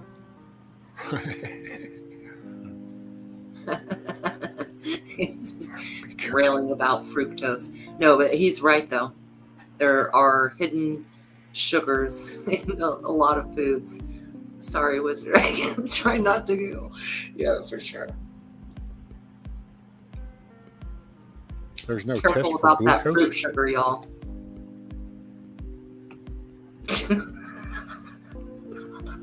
There's no test for glucose though?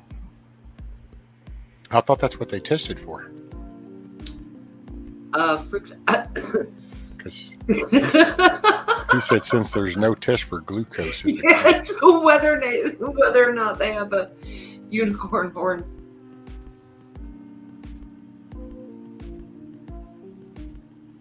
Yeah, no, I'm not sure about the testing.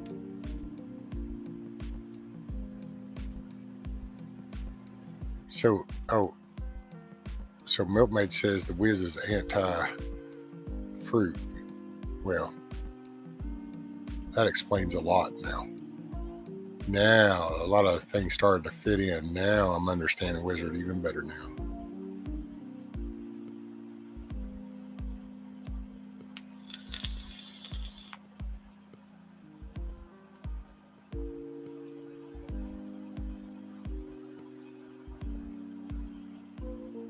Virginia's barely holding it together. Yeah.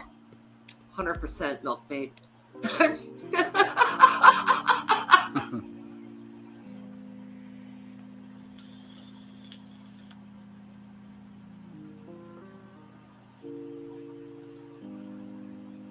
Man, that really sucks. I mean, somebody kind of goes through life and you don't like any fruit. I mean, Right? I gotta say, that's how I feel. I feel as bad for them as people that are like what do they call it, lactose intolerant, when people can't eat or dairy products. And it's like, man, so that's like no legitimate ice cream or, good cream pie or, Yeah. And it's like, wow, that sucks. No, I agree. Because, oh man, how can you not like watermelons, cantaloupes, peaches, strawberries? I mean, I get grapefruits and shit. Don't get me wrong. So people are anti-fruit. I get like the grapefruits, bitter shit, fine. But man, honeydew melons. I do like me some melons. Hell, good old bananas for potassium. Can't go wrong. The only time I had honeydews is when I was breastfeeding. But you can also get potassium from potatoes. Just saying. Yeah. Get your nicotine from potatoes too. Yep. That was probably one of the funniest things too, when I stopped smoking and I started vaping and kind of started reading into nicotine and kind of, okay, well, where is this? And then I realized so many foods naturally have nicotine in them. And it was like, oh. Because I was worried about, okay, well, so this made nicotine, how much better is that going to really be? Then realize that, oh no, you eat a lot of foods that already have nicotine in them. But see, there's that something about the commandment thing, and there's this thing on these commandments that they mention, and it's called gluttony. And it's almost like everything you can attach to that. Do anything in excess is not going to be good. Right.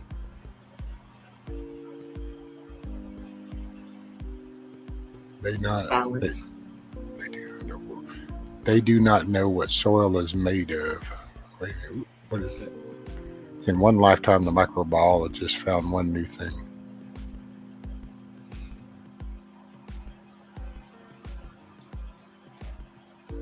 Yeah, I feel for all the discoveries we do now, because they're being narrated. So you don't even get just, man, if you go dig something up, tell me just what you dug up. Instead, now there's whole stories. And so you got to cipher through it in order to just get facts. Right. They kicked him out of IHOP for bad-mouthing the Rudy Tooty fresh and fruity pancakes.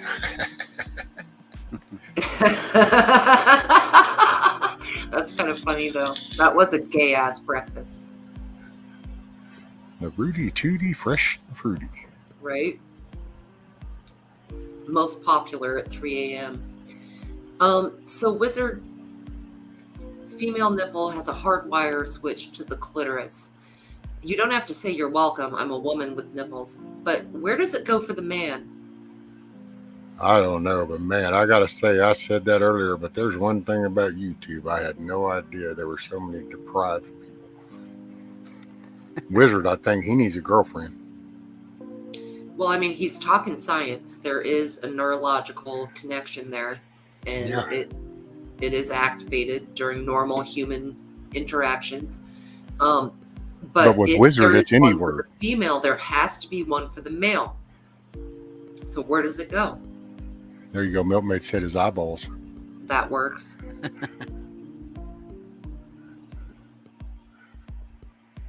Yeah, but with Wizards, it's every word. It's funny because you could even say ball cap, and somehow just give it a few minutes because he's working on it.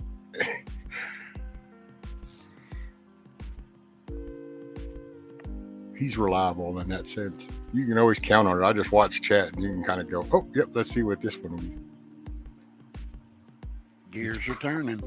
It's been proven our privates are separated from any organ that deals with reason. Oh yeah, hell, I remember growing up and it'd be like, you're supposed to think with this brain, but you keep thinking with the other brain.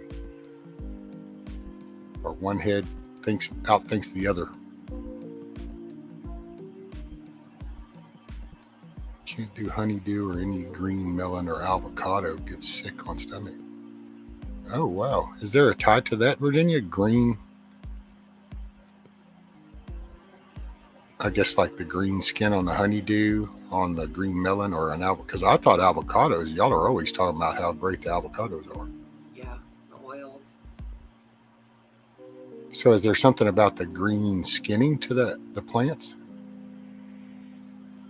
Do you know anything on that, Miss Tina? Is it? Yeah, depending on the plant. the skin can be poisonous and the inside or the fruit might not. Sorry, I just sneezed like 8 times in a row. Oh, wow. Bless you, Um, bless you, bless you. well, I don't know if any of y'all used to watch Third Rock from the Sun, but the lady on there, she said, if a woman sneezes 10 times in a row, it equals an orgasm. So you guys are disrupting me from the last 2. Damn, that's almost like when you have kids. Right? Sorry about your luck. You was That so was close. your bedtime story, Annalisa. Shit.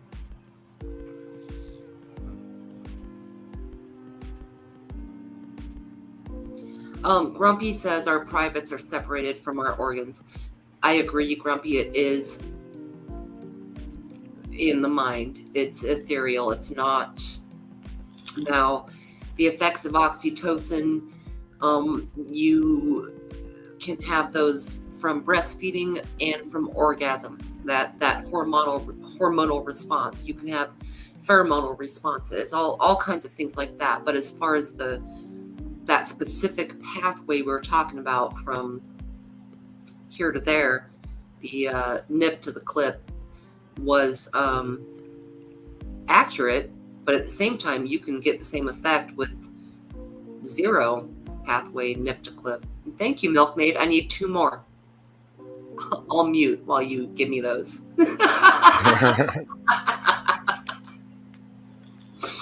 No, seriously.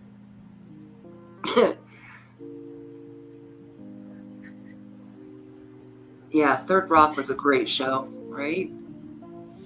There was that one episode where the lady, she sneezed over and over and over, and she kept going, "What is that?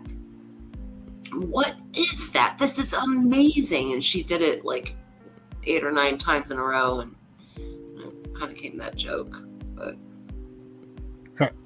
Oh, Grumpy says, Virginia has a scientific response to my comment that men lose their freaking minds when it comes to women.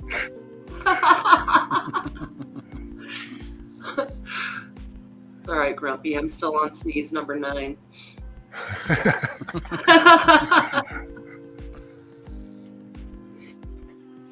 Just one more.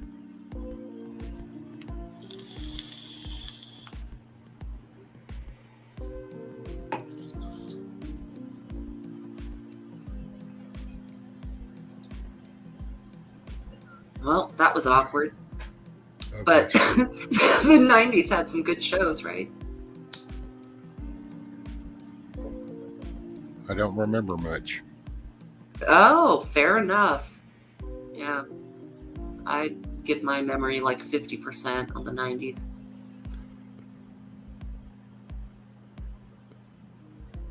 Typo, no test for fructose. You can have a blood sugar if normal 110, but a possible fructose of 3,000 and hence diabetes. Mm-hmm. Oh, for fuck's sake. You know, you got to just love the follow-up, too, because I'm reading his with a typo, no test for fructose, you can have blood sugar, and then it follows up with the, oh, for fuck's sake. And Right. it's like, so, it's like, let me respond to my own one. It's a multi-layered convo. I like it. And by the way, anybody in chat, don't forget to go up there and hit that live chat thing at the top of your YouTube window on Oh, that's true, actually. instead of top chat. So Mm-hmm. I saw some of that yesterday, and people, man, conversations went all around the place, and it was like, okay, I'm not sure.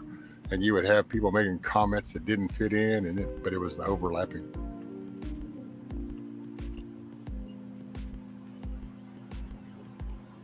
Endorphins. Wildflowers, you're right. He or she said, do not look at the light, or do if you want that last sneeze. Do you guys have that too? Like on a really, really sunny day, if you look at the sun, it makes you sneeze? Yeah. Right? Isn't that But- weird? Well, Yeah. and now here's a question for you, though, because I've wondered, is it the sun or is it when you tilt your head back and you're looking up, and it's like the way your nasal cavity goes when you tilt your head back? Oh, so is it the nose or the eyes? No, Because I it's will say it's actually just like most people don't realize, but if you just go up to the corner of your eyes on the cheekbone right there and then push it back and then take a breath through your nose, you can feel your sinus passages open up more just from the weight of your skin. Well, I think it's the eyes. is it the eyes? it's I the think eyes something hits your because eye. well, driving at night when I have to almost sneeze, if I stare at headlights coming at me, then it helps. So I'd say it has to do with the light. Right. So Milkmaid said, I totally need a custom ball cap for Virginia with FFS on it. Oh, for fuck's Fuck's sake. sake. Yeah. Let's see. Grumpy says Milkmaid Rescue is honing his skills as a cat herder by running this chat. Man, that's like giving me way more credit. I don't know about running shit. Hell, I'm just running alongside the vehicle going, oh shit, try to stay in the line. Right. I'm just running, period. I'm the kid at the back of the bus running, looking at the window going, hey, hold on. I can look at a lamp and sneeze. No. Well, I wonder then if it could be maybe in the eyes and the way you focus on something and then the signals in the back end. Mm-hmm. I wish there was someone in the chat that could answer, because I believe you're right, Rescue. I think there is something that signals in the back of your eye to your brain, and it hits that perfect little pathway that makes you freaking sneeze. But I don't know what it's called, but I think you described it. Yeah, because if you're getting on something bright, you're going to dilate, and your eyes are going to be in a protective type mode. So it's going to it's changing something because you're looking at something very bright. So your body's interpreting it. Maybe that does trigger. Now, if we could just find the brown note, that musical note that makes you shit your pants. You just hear it right away. Do you ever watch South Park? Oh, no. Oh, okay. Sorry. Well, there was an episode where they figured out this musical note where if anyone heard it, they shit their pants. So like you're in an orchestra or whatever, and they play this perfect note. Well, then you've answered it, Virginia. Now we know what's wrong with Potato Head. Right. Somebody has got a wrong ringtone that goes off when he's talking. Ringtone is a great way to put it. Yes. It's the brown ringtone. That's it. Somebody's got that right megahertz of ringtone, and he commences to drop on the load. Absolutely right. I don't think it sounds like a gong. I don't think it's like gong. And I don't think it's like a Tibetan prayer wheel, like ooh. I think it's more like a dog whistle, and you just shit yourself. That's that. Kind of like that sound you don't really hear, but you react to.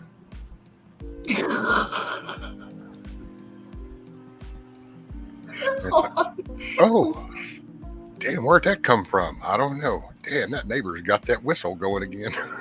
Yes. Okay. Well, Grumpy is confirming what I'm saying, and I actually do know this exists. Acoustic weapons do exist. So I'm kind of joking about the brown note where it makes you shit yourself. It really does. But acoustic weapons have been developed for a couple of decades now, and they will calm a crowd. As far as whether they shit themselves, I'm not sure, but it is what do you call it when it's a brainwave weapon? I'm not sure. Like disruptive. Yeah, like a brainwave disruptor. Yeah. Kind of like a dog whistle. Yeah, the dog whistle thing. Yeah. Well, a dog whistle really isn't a dog whistle. Just really, I mean, doesn't that just basically break down to where it sends out a note at a level frequency that humans don't hear, but dogs do? Correct. So, yeah. And if you were to play around with the frequency bandwidth, then you can isolate. That's the same thing in the work that I did, only not in that particular way. It was the other. It's for you to get the signal that you're like right now, what you see on your screen is actually coming through frequencies, and it's actually controlled in a cable that frequencies the wave bounce during that center conductor. So yeah, there's a lot of shit. I could see that. I know that you can make things fall apart. Right. Yep. Hey, Bioxo. Yeah, what's up, Box? Mm-hmm. Laughed one morning and said he's my redheaded opposite because he had his hat off. Well, he has this red patch of hair right on top and nothing around the sides. And we were joking, and I said, "Oh yeah, look, we're just the opposite because I don't have nothing on top, just on the sides." Bioxo, just the carpet matched the drapes. Is it? I went to Graceland years ago, and first of all, Elvis's house is not as big as you would think, but he had a room, at least one, with carpet, floor, wall, ceiling. And I think it had to do with him wanting to control the acoustics of recording certain music. But at the same time, I'm kind of thinking he just liked a kinky carpet room, like just an inside out Muppet. Like long orange, bronze and shaggy type of shit all the way up and around. Something to it. Oh wait, Firefly, what are you talking about? Firefly. She said I posted your answer. Wait, where is it? Bioxo says, "Oh boy, I don't think I need to answer that." Oh, there you go. Autosomal dominant compelling ophthalmic outburst syndrome. Achoo. That is freaking brilliant, dude. Autosomal dominant compelling ophthalmic outburst syndrome. Bless you. And 8 more, you have an orgasm. It's the chew on you. For entertainment purposes only, of course. Right. Yeah, what's up, Summer? Hey, Summer. I don't know. Did you ever check your email, ma'am? Hey, Summer. See, Tony says it can heal also the Egyptians used it thousands of years ago. I'm not sure what was that in reference to. That was... I don't know. I don't know if that was Wizard had this thing about Oxycontin reaction. Oxytocin. Oxytocin. Yep. Reaction from chocolate smoking heroin puppies. Well, it is called the love drug. My entertainment purposes only answer about oxytocin is that your body creates it when you're breastfeeding. That's what makes the mother and the child bond. It makes the mother want to go through that torture, is the oxytocin. And to my understanding, orgasm also releases oxytocin. Puppies, chocolate, whatever, similar, I guess, but breastfeeding and orgasm are the top of the oxytocin releasers, in my opinion, for entertainment purposes only. Damn, Grumpy. I've had to do that very thing too. I've heard shit and thought, damn, has somebody got something in the background? And then realizing I picked my ear thing up only to realize that it's my little buddy down there snoring his ass off. Right?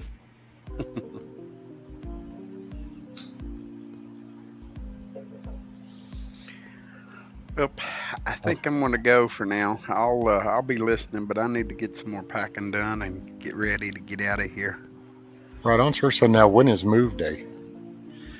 Move day is Friday, but with work, when you work, 14, 15-hour days, you don't have much time for it. So I got. Are you trickling over like over a little time, or are you trying to knock it out like in 1 or 2 day thing? Bam. I'd like to knock it all out as quick as I can, although I've got till the end of the month. So, but I'm gonna try to do it all at once. Cool. Do you got you some help? Oh yeah. Okay. Yep. Cool beans. Well, good deal, brother. Well, thanks But for coming up, Ron. Appreciate you, bro. appreciate you having me up. It's good chatting with you in Virginia. Yes, sir. You guys have a good day, and I'll be listening. You got it, sir. Mama Red, Milkmaid, all of you. Love you bunches, and I'll be down in chat. Wizard, the Wedding March is actually macabre as shit if you look into the history of it, but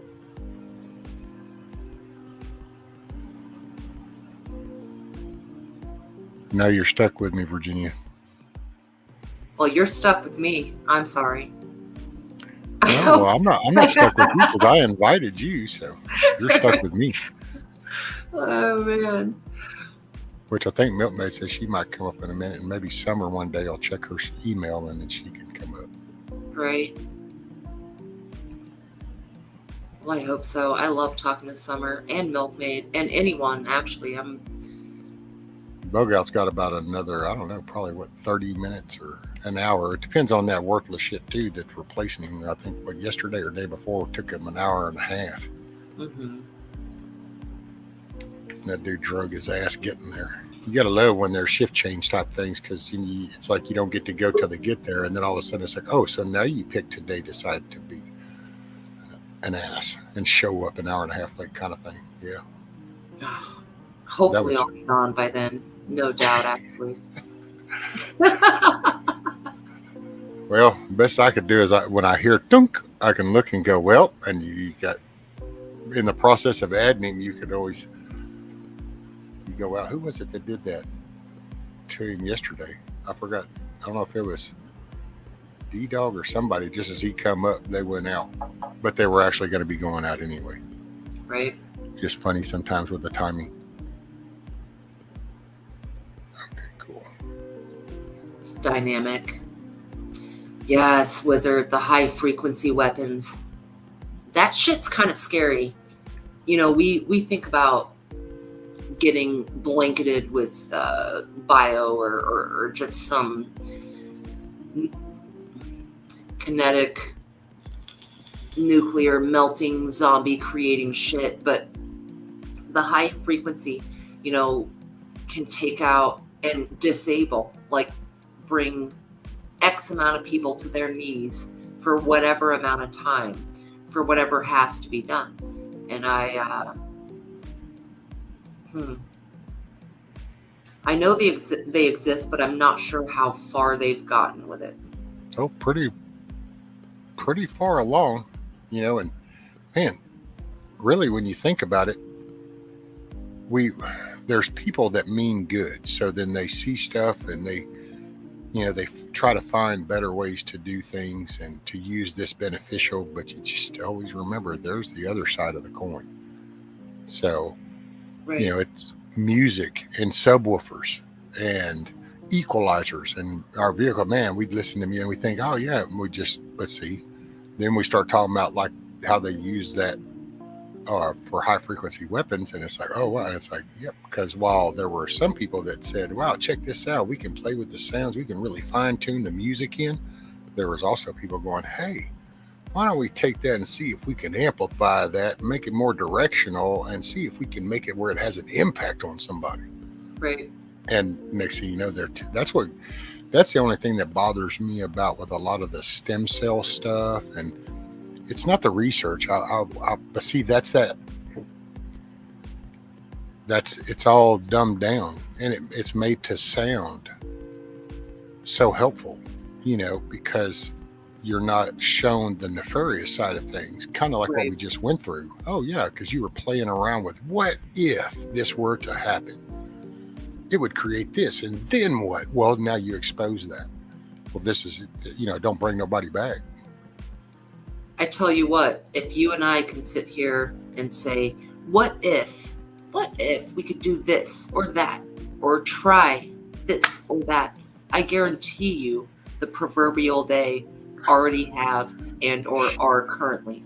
Right. You know what I mean? If we can think of it, someone with enough money is already doing it. Well, it's not even just the money side as it is the thought. See, we're thinking of it in an everyday life while we deal with everything else and just these little glips, and we go, hey, you know, I was thinking about this, but what about the people that is their soul? That's what they That's their directive. From the moment they get up, they're trying to push that boundary. Right. That's the ones. And they have no conscience on what they're doing. So the ramifications, because they be desensitized. This is test studies. Sometimes you got to do things for the greater good. This is just it. What? No. I think sometimes testing is just for the sake of testing. It's not even for the greater good. It's non-directional. There's no expectation per se. It's more, let's see what happens. An effective test. Yeah. Let's just see what the effect was. Right. There's only one way to know, right? And that's to do it. It's what they did with the bomb. Think about it. They concocted that thing and said, I wonder, and they go out there and they go, oh yeah, okay, there we go. Well, let's tweak this up a little bit more. We can get more. Nobody ever went back, did that and said, okay, hold on. Now let's not do anything like that again for the next 10 years. Let's start measuring and seeing what just got impacted by that. Okay, now we know. We never do that. We just go, hey, look at this. Boom. Yeah, okay, that solved it. And then there's all these after effects after. It's. I think also then we think about, all right, we saw what that did. Now what could we do with it? Yeah. How can we make that beneficial? Yep. Absolutely. That's that's only really useful, in a confrontational situation. Oh, really? Oh, okay. Hey, go over there and see if you can initiate some shit. Oh, look, here's a confrontation problem. Hey, we've had this. Yeah, test that over there. It's kind of like, really?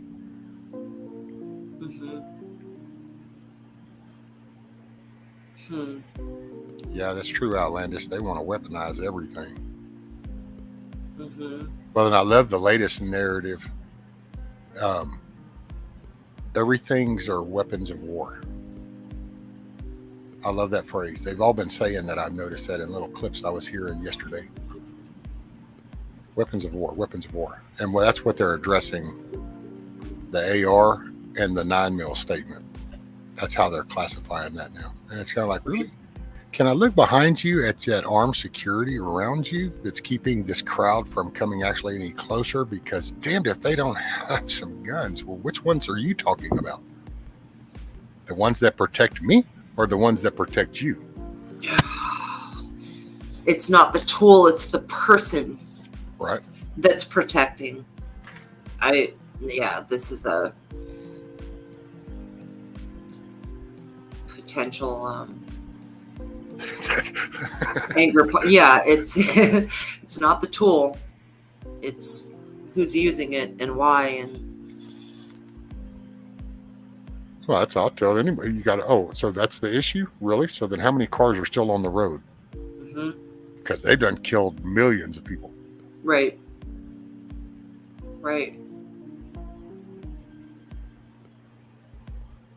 Well, yeah, Biox, I actually thought that was funny when he said that statement, because he said that like it was some kind of like a discovery thing. Like, let me tell you something. It's kind of like, so did you not pay attention in the simplest physics class where solid object meets soft object? Pieces of soft object continue on through with the hard object. I mean, it kind of sounded simple enough to me. But the way Biden did that was like, yeah, it'll blow out a lung. Yeah. Well done. Right? That was kind of the point. Yeah. We have defibrillators, and this wasn't one of them.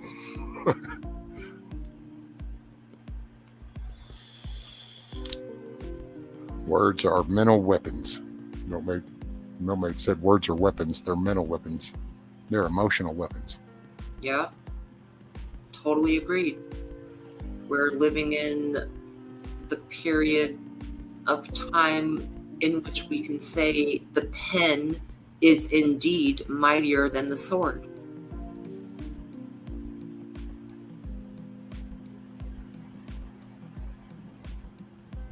And words are things as well. So Summer said, I never really understood the Let's Go Brandon logo. I'm just like, dude, You're slow. So what? Okay.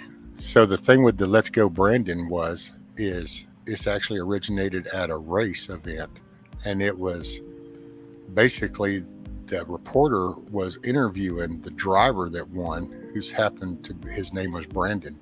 Mm-hmm. And while she's interviewing him, the crowd behind him is actually doing the fuck Joe Biden thing.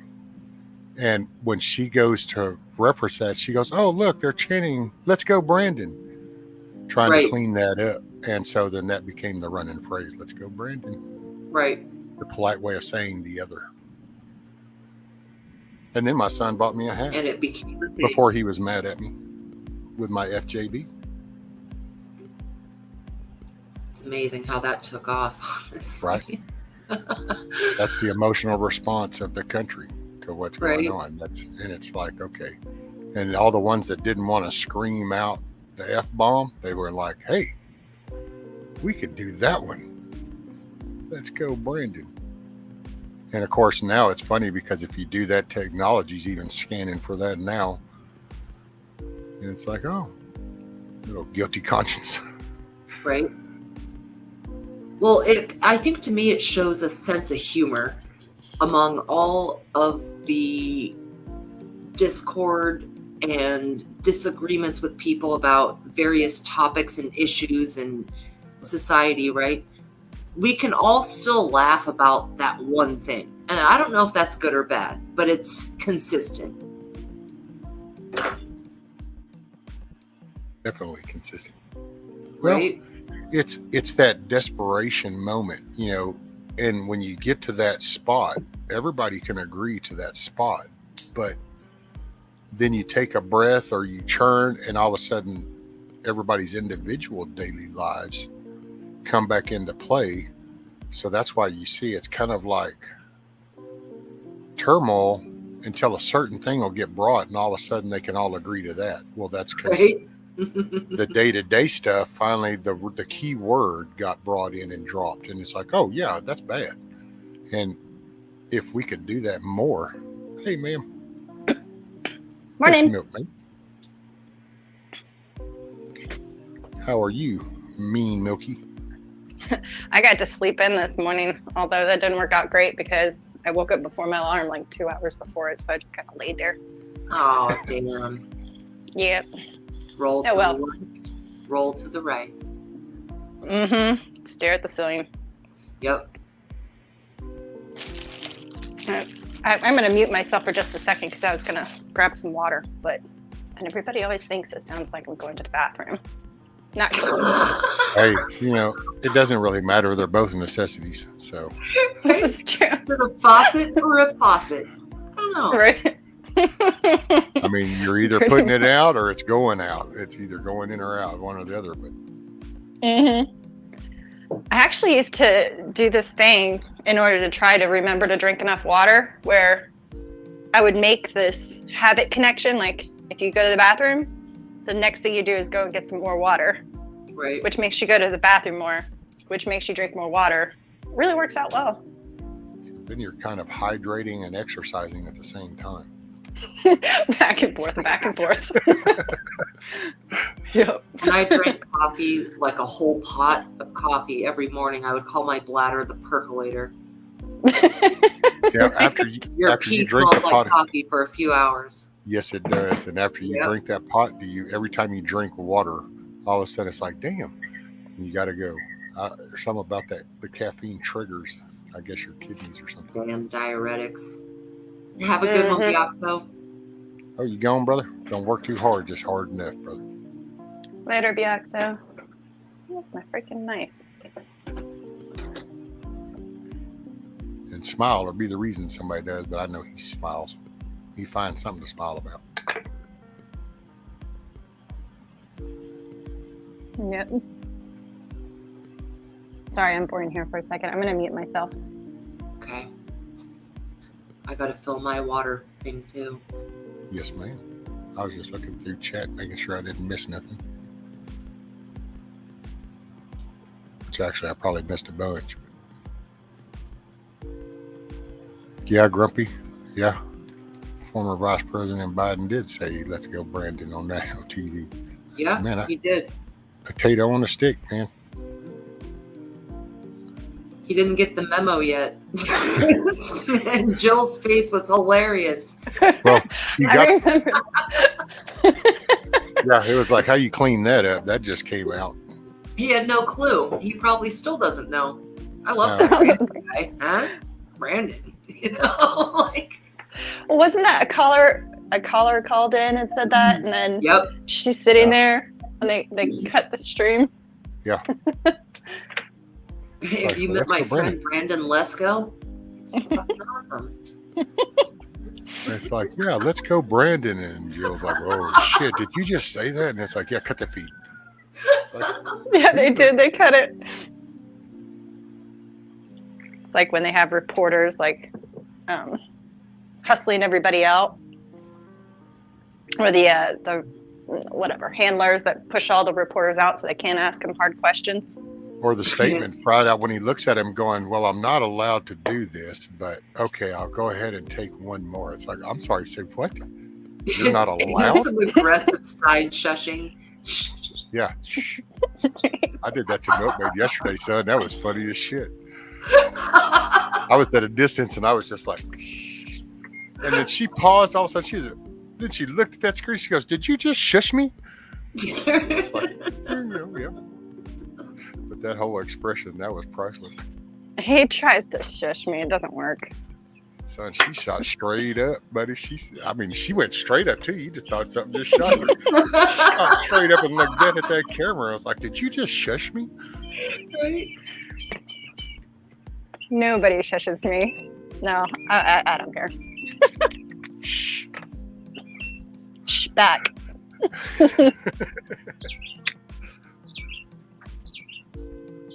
Oh yeah, that was another thing too. When V up last night for her birthday and stuff, she was outside, and her birds were talking away. Oh yeah. She was like you too. She kept going, "Oh no, these birds are so loud." It's like, it's fine. Well, y'all are getting roosters in the middle of it now too. A rooster. Finally got one. We got Nikki's yesterday. No. Yeah, the rooster started going crazy. It was doing without, and then I realized that if it gets to the point where like because like North Carolina for a while there was banning the sale of chicks and chickens. Right. So I want a rooster so that he can give me baby chicks, even if I have to use an incubator. I want to get one of those like really fluffy looking silkies, because apparently they're super broody, and just keep her for brooding eggs.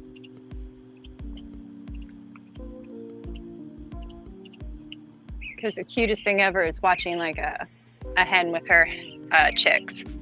Oh yeah, ducks to me, ducks and geese are the best, just because of the way they do the train. Oh yeah. I don't know why that instinctively just falls in, but it's like they just fall in order. It's like, They're so messy though. Like unless you have a big property with like a pond, man, they stink. well, they have no, I don't know what the hell you call that. It's just like they have no disconnect from where they shit.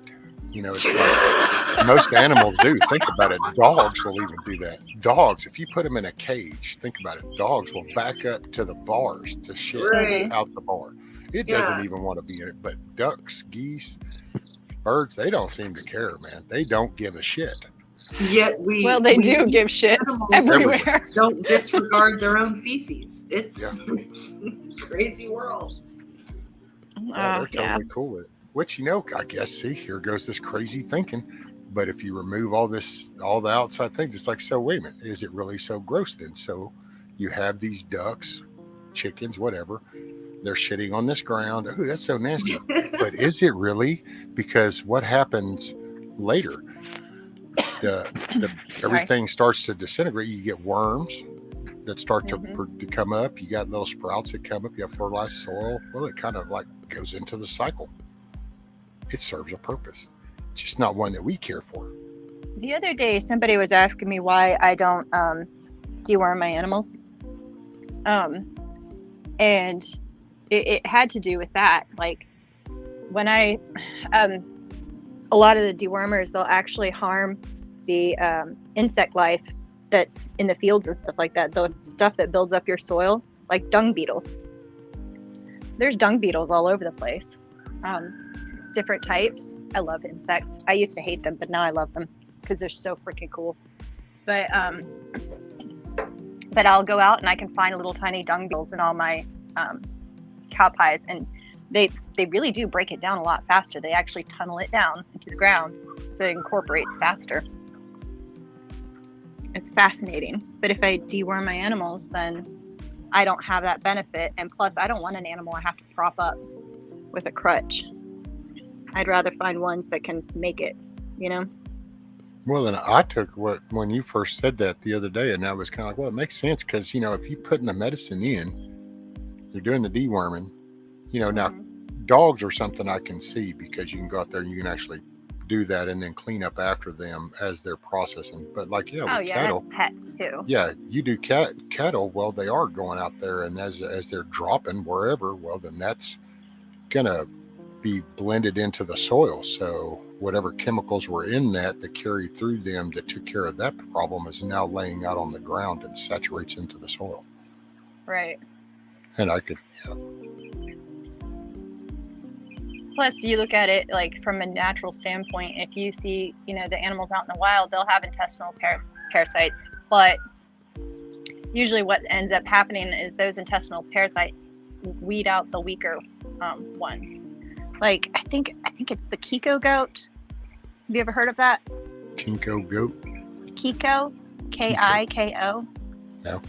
I think it's that one, but basically that's a breed where I think it was in New Zealand. I want to say it was in New Zealand, but they rounded up thousands and thousands of goats, right? Wild goats. And then they started letting them breed. And basically what they did was they removed all the crutches. They didn't do anything. And they aggressively culled any goat that had difficulty giving birth, any goat that had a high worm count, any goat that didn't have multiples, you know, the first try. And basically they were selectively breeding this super hardy goat that just doesn't die, you know. I wish they would do that with sheep.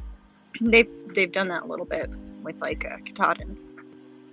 Well, in some of the internals, do you think that can be by some of the feed that's being produced that encourages that rather than natural grazing that like a cattle would do naturally, and then they build up their natural stuff? It's kind of the same with the people that we talk about. It's like if you have cattle that are getting this feed, and maybe that makes them weaker to where then the intestinal stuff has bigger damage. And then of course people throw medicine right at everything because here, let's just put this in.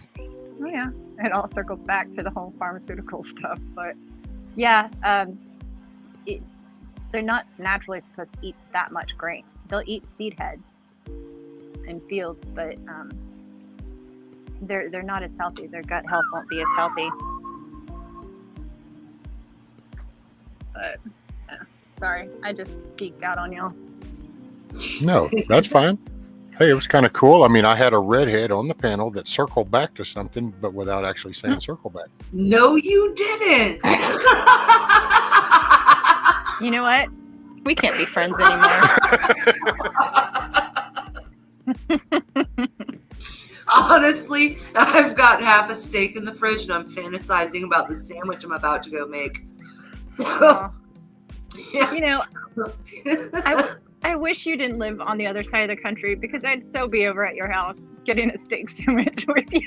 Dude, steak and eggs, nothing better. No. Wizard, we can't be friends either. Circle back.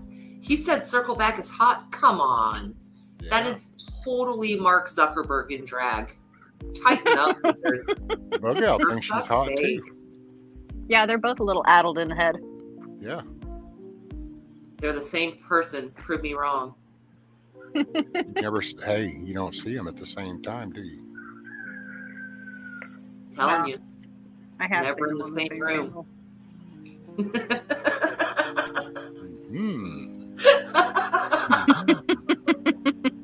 The question is, Wizard, do you smear poop on your face? Never. Oh my God! One time I did have shit on my forehead. Oh.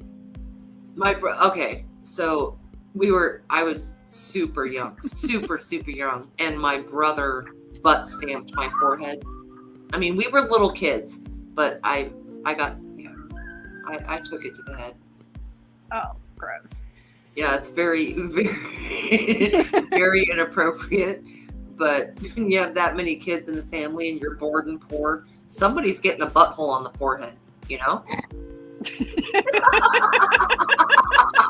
It's just gonna happen.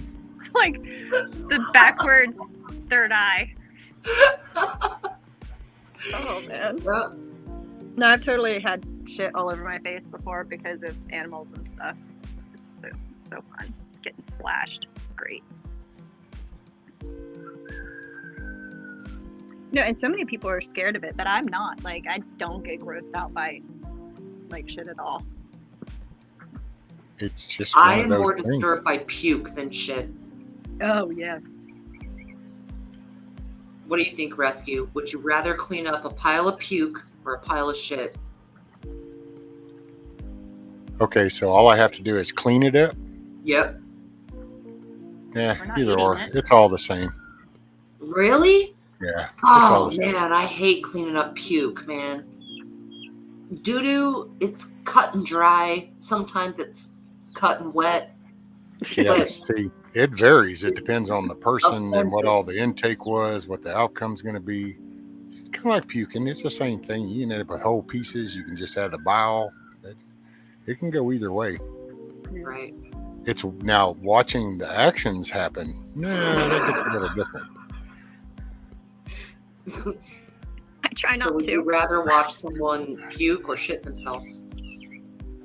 Well, I gotta say, well, I mean, when I can't remember which one of my kids, plus I won't single them out that way. So all I can say is there was this little baby one time, and while changing, all of a sudden had an upset stomach. So secondaries kicked in about mid-process, and so you kind of go into catch and contain, and you just kind of deal with it, you know. But yeah, that I'd have rather avoided that. But Right. the cleanups part, it was now just me and all my waste, you know. When it came to my daughter, now I'd have rather not have done that, just because of being the female, and I had that was weird. Just didn't sit well. Yeah, it's gross. Plus, she could pee on you. Right? Yeah. He wouldn't so much. You could see where that was going, dude, so boys you will could pee avoid all that. over you. No, well, see, that's on your end then. That's not theirs, because they showed you where it was going. You chose to stand in the way. Females, there's no visual. You don't know till it happens, and you go, "Oh shit, you're you got just culpable." passed. All right. Yeah. The boy, man, hey, you know what? You look through the scope. You saw that scope looking at you. You chose to keep looking. That's all. But the other scope is simply retracted. It's the Right, same and you scope. couldn't see it. It was hidden in the bushes. And And you didn't know it until all of a sudden you were tagged out of nowhere. Bam! And it's like, oh shit. Oh my God. One time, one of the twins, he shit. All right, I was changing his diaper and he projectile shit. He was probably less than 2 years old. And it sprayed across the room and splattered on the wall. And I swear to God, that was the hardest thing I ever had to scrub off a wall. You would think it would be, you know, swipe it off, you're all good. I don't know what it was, but that shit was caustic and it burned a hole. It made a blazoned cake. Hey, Bug Out. What's up? Speaking of blazoned cakes, how are you? So you on the way house? Hey, baby. On the way to the house? Yeah. Ah, cool. I wonder what wildlife we see today. Oh man, it's been deer so far. It's been herds of them. Oh, Oh, bunch of curious deer. And then when the cars roll in, they panic at the last minute, and like, it's kind of cool, man. It's like some Lord of the Flies shit going on. mainly Although does. the deer here, man, if somebody from any other respectable state,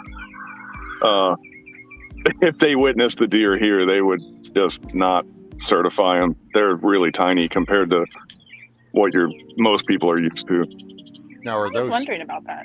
what kind of deer? Are those like axis deer or are those whitetails? Or Well, because now I axis think- deer are small. They're this is the funny part though, because I think that they're in the family of the whitetails, but they're just smaller. I wonder if some kind of hybrid breed or something between the axis and whitetails. Or they've just like slowly adapted. Do you know what a key deer is? Key. Yeah, they're in the Keys, the islands. They're like the size of dogs, man. They're deer, but they're like the size of a big dog. They're like little, tiny, baby-looking little things. They look like cartoon versions of deer. But yeah, here I think it's the heat, man. They never really get that big. You'd think that being summer all year round, it'd be all opulent and they'd be massive, but it just doesn't work out that way. Well, I don't know. You take if it's heat, you'd be extracting. It's kind of like when we talk about hydrating in the heat because you're putting. Yeah. If they're always, then that would stunt their growth in a way. Yeah, and I think that's what happens because it's got to be challenging to be a wild animal here. I know that much. I was wondering. Apparently, it's even a bigger challenge being a person there. Right? The animals Oh. You have have it. to adapt. I don't know how the Seminole did it, man. They're being here with no electricity, no power, no nothing. I mean, I'll probably seems like sooner than later I'm going to know everything about that. But man, without the modern conveniences helping you, this would be a really hard place to do it. It really would. Oh, but you don't miss what you didn't even know about. You know what I'm Yeah. saying? So they would have That's true. adapted. Just you wouldn't have Right. had the option not to. And grandma just dies of heat stroke at 45. That's normal, Yep. That's Grandma's 45. Dump truck. Dump truck. when you get it in, I like, Jinx. Romeo and Juliet were only 13 years old. That's so weird. All I heard was Grandma, you get it in, and Romeo and Juliet were 13. I don't know. You're not sure if that was the truck or is that just bug out? Oh, was I doing the robot or something? Yeah. Yeah. It was a trucker Oh, for sure. I guess you'll never know what I was going to say. That's too bad. Thank God. The world is weeping. Right? That's the funny part is I don't Jesus think wept. we can even think that far outside to even guess what that might have been you were saying. No, I think I caught what he was saying. If your life expectancy is lower, you kind of get things started as soon as you can. Well, and it's like even that, like, okay, this is going to sound like a real Debbie Downer kind of thing, but how do we know that that's actual data? Like that was the typical age level was 45 instead of like how many did that was collected and established as a base before a collective body said, yeah, we can do this, or was it kind of limited? They went, oh yeah, well then this is it, and because that one person had a high enough rank in supposedly the intelligence world that just got set in stone, and so that's it. Because I still wonder, man. It's like, see. when Are you got all this suggesting? excess Are you shit- suggesting that? Okay, let me get this straight. So what you're saying is that a person, an indigenous person in America, or a person in a village in France, or a person in Kenya would have no idea what the life expectancy of their People. everyone automatically knows that because the birth and death of everyone is kind of public. Everybody knows. Okay, but Well, how didn't- much do you think wars plagues and famines affected the average, quote unquote, average life expectancy, because you have people like Da Vinci that he lived late 60s, and I was others going who with went Semino. quite a long way. So, you know, Well, the same thing happens today, though. You know, if you look at, and this is what's really funny, if you look at average life expectancy, it really hasn't gone up that much because of, you know, and what is it, Guns, Germs, and Steel? Is that the name of the book? I read it a long time ago. Yep, I know what book you're talking about. Yep. It completely tackles that exact question, you know, and it's a little bit of a lefty rag, so like you kind of got to hold your nose when you read parts of it, but they do have some really solid points, but that is part of our life expectancy. I think war, unfortunately, is a very natural behavior for humans. I think it's as natural as reproduction to us. It comes so naturally that, unlike, you never see, and it does happen on small degrees, I'm talking about on a large degree, like you don't see dogs suddenly going, oh man, fuck this, we got to have a war with those Labradors, they're just out of control, we got to stop them, you know? Right. Mm-hmm. Yeah. But it happens everywhere. Every culture that's ever existed that were humans have had war with other cultures of humans. So it's so innate. It's in our DNA. The idea is that humans have self-awareness and animals do not. You've had packs of dogs attack other dogs. Yeah, like that's on the small scale. So you'll have that. So it's the same behavior on that. But actually, you know, what I meant on the data thing was going back with your Semino and how, you know, back then when they talk historical, they lived this long, and that's what I was referring to, is that collective of that. Now, we can see it, but back then, between written records and archaeological finds and stuff, we know now, maybe even more than then, in some cases, what their life expectancies were. You know, like it wasn't that after the intervention, like after they no. Okay, so in a real redneck in the wood way of saying this, so you got the Indians here, were they writing records so that whenever then we came, we actually could reference off of theirs? No. Or did we actually come in, have this whole interaction, start to develop, then at some point said, hey, we need to start kind of collecting some shit. So then it was really at that point, so it was after the introduction. No, so but archaeological records, when you find graves and you study the teeth and the bones and you're like, okay, this person was 52 years old, you know? And then you're like, well, this person was only 17 years old and this person was only 10 years old. So, and then you average what you have, and that number switches a little bit depending on, and really it's all about the sources of how many hosts you have is how accurate your number is. You know, if you only have 5 skeletons of that time period, that average is not going to be super reliable. But if you have 5,000 examples, you can pretty much go, yeah, this is about how long these people lived, you know? And that was, that was my point, was, see, I wonder what was that? Was that the 45 or was that the 4,500? And was it one person or was it a collective of doctors, scientists, however you want to view that? It depends on the culture. Because I just watch these shows now, dude, and you watch them discover shit, and now they concoct a whole story. And me and my wife sit around here, and a few friends we've sat around for years, because we just think of the shit that goes on around here, and it's like, so I wonder what story they would concoct of that old camp house that family used to have over there that hunted, that just those people died off, and those kids didn't want anything to do with it, so it just sat over there and just grew. The woods grew up around it, and that's legit. We actually have one. We've laughed about it for decades, but what a waste of property. But see, it's like that moment. Well, then you watch these shows and you kind of go, you know, I wonder just exactly who interpreted what and what were the real details. Because I've referenced it around here. You go down some roads and you'll find damn refrigerators, spare tires, because people dump shit off in the woods. So 100 years from now, Are they going to concoct some story because they find these abandoned houses, find this kind of garbage? Oh man, this must have taken place. Look at this. This was here because this must have happened. This is what was going on. These people lived this way. And then really when you could rewind back to here, you go, actually, no, for about 40 years, people made fun of that house just decreping into nothing.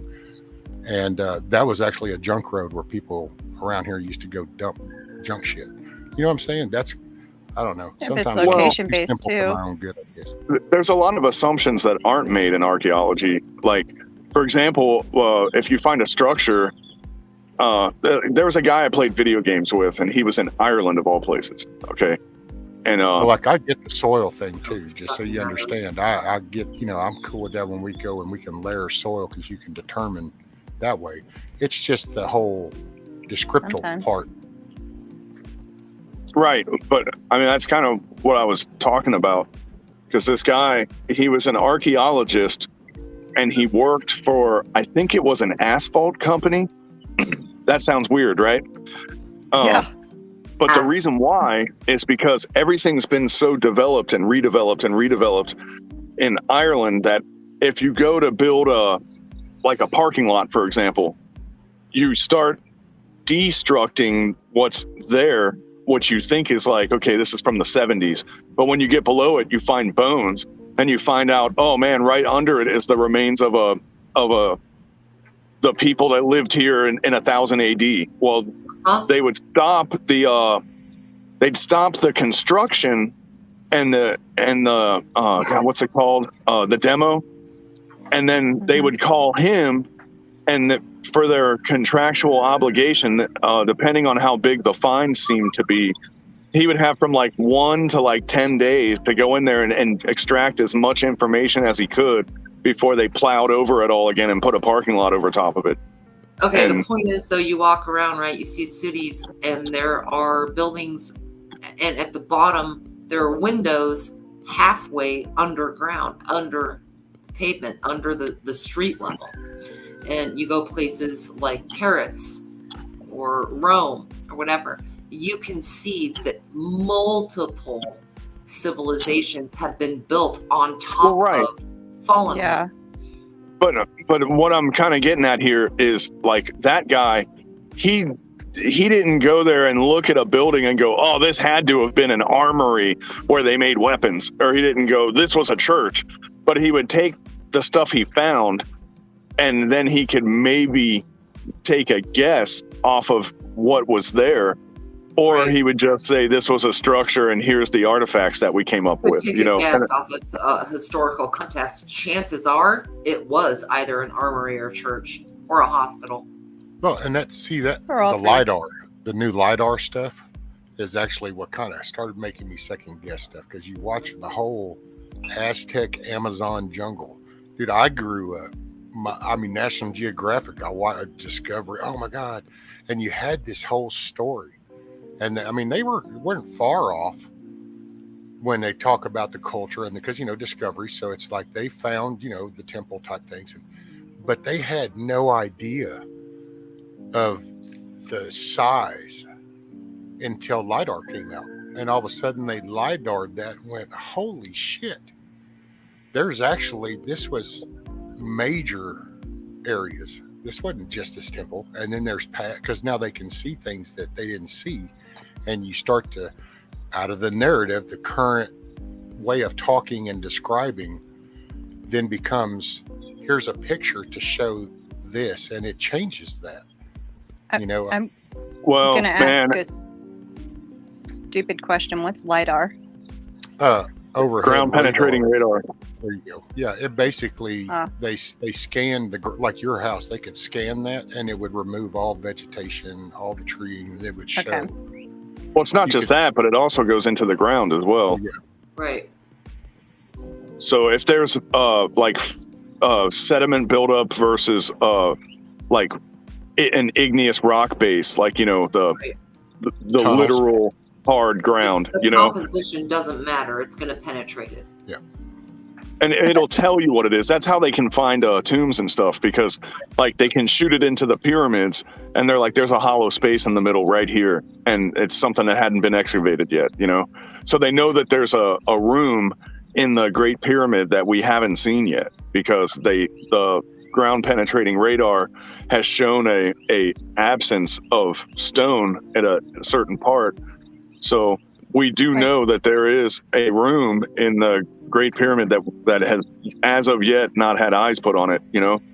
Similar The to Skinwalker Ranch. ultrasonic.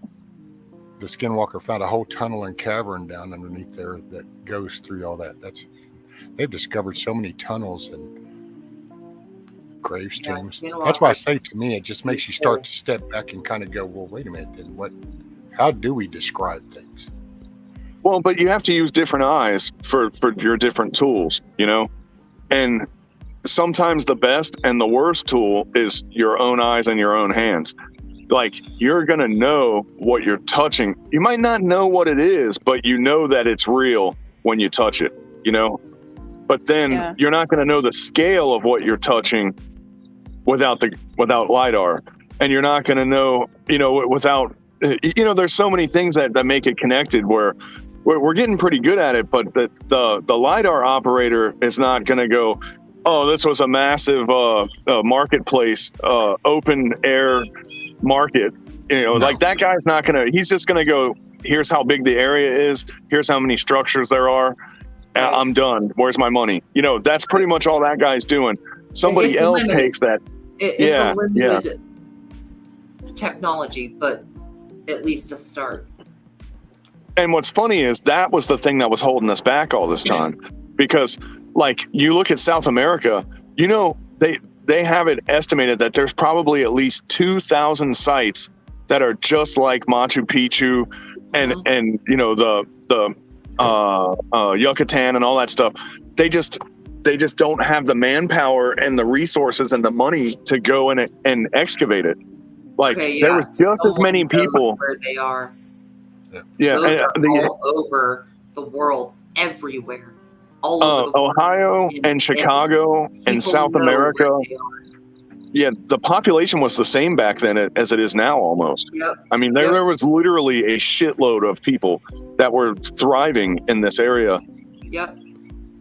And you got to think, man, all this westward expansion stuff in European history, in America, 7/8 of the population was killed by smallpox by the time the westward expansion started. There was like 1/8 of the population left in North and South America at the time of the westward expansion. And when I say westward expansion, I'm talking beyond the 13 colonies. You know what I mean? Mm-hmm. So it was a shadow of what it once was, you know? Well, that's why I think that, I guess for me, with the light and just everything, it changes. I don't know, I guess for some, a goofy way of putting it, it's just, it changes the narrative for me, because it's like, so then you can actually apply, because this is factual data. It's like, here you go, scan, this is it, this is what's there, plain, bam. And this is it, found this, so here's what we've come up with. And I don't see, and when I grew up, you used to hear those words. This discovered, we think this implies this, we see similarity in this. You got described so that you could interpret it. But now the stories don't come out with any open for interpretation. You get told. No, they still do. They still do, man. But it doesn't make news anymore. Nobody cares about our past anymore because it's highly discouraged.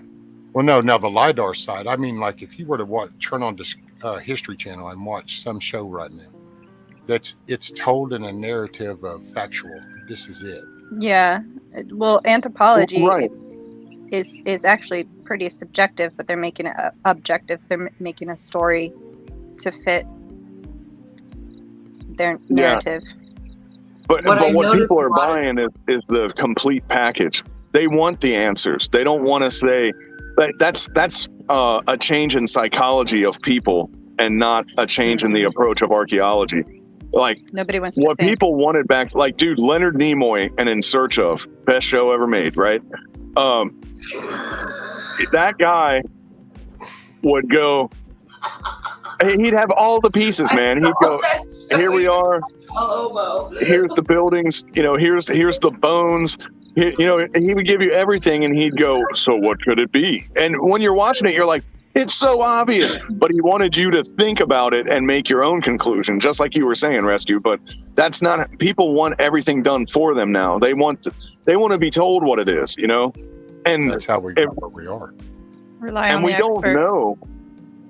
We don't truly, fully know anything, Yeah, okay, but what I notice is the term "we" is used with doctors, scientists, they have this sort of club of "we."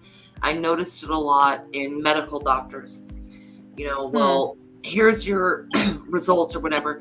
We think this is this. Or, you notice it in other evaluations. We statistically lean this way. It's always this we. And I think that's it closes down the critical thinking of science immediately by labeling it, we are going here with this train. There's no option for exploring further. Yeah, if you're not part of that little club. Right.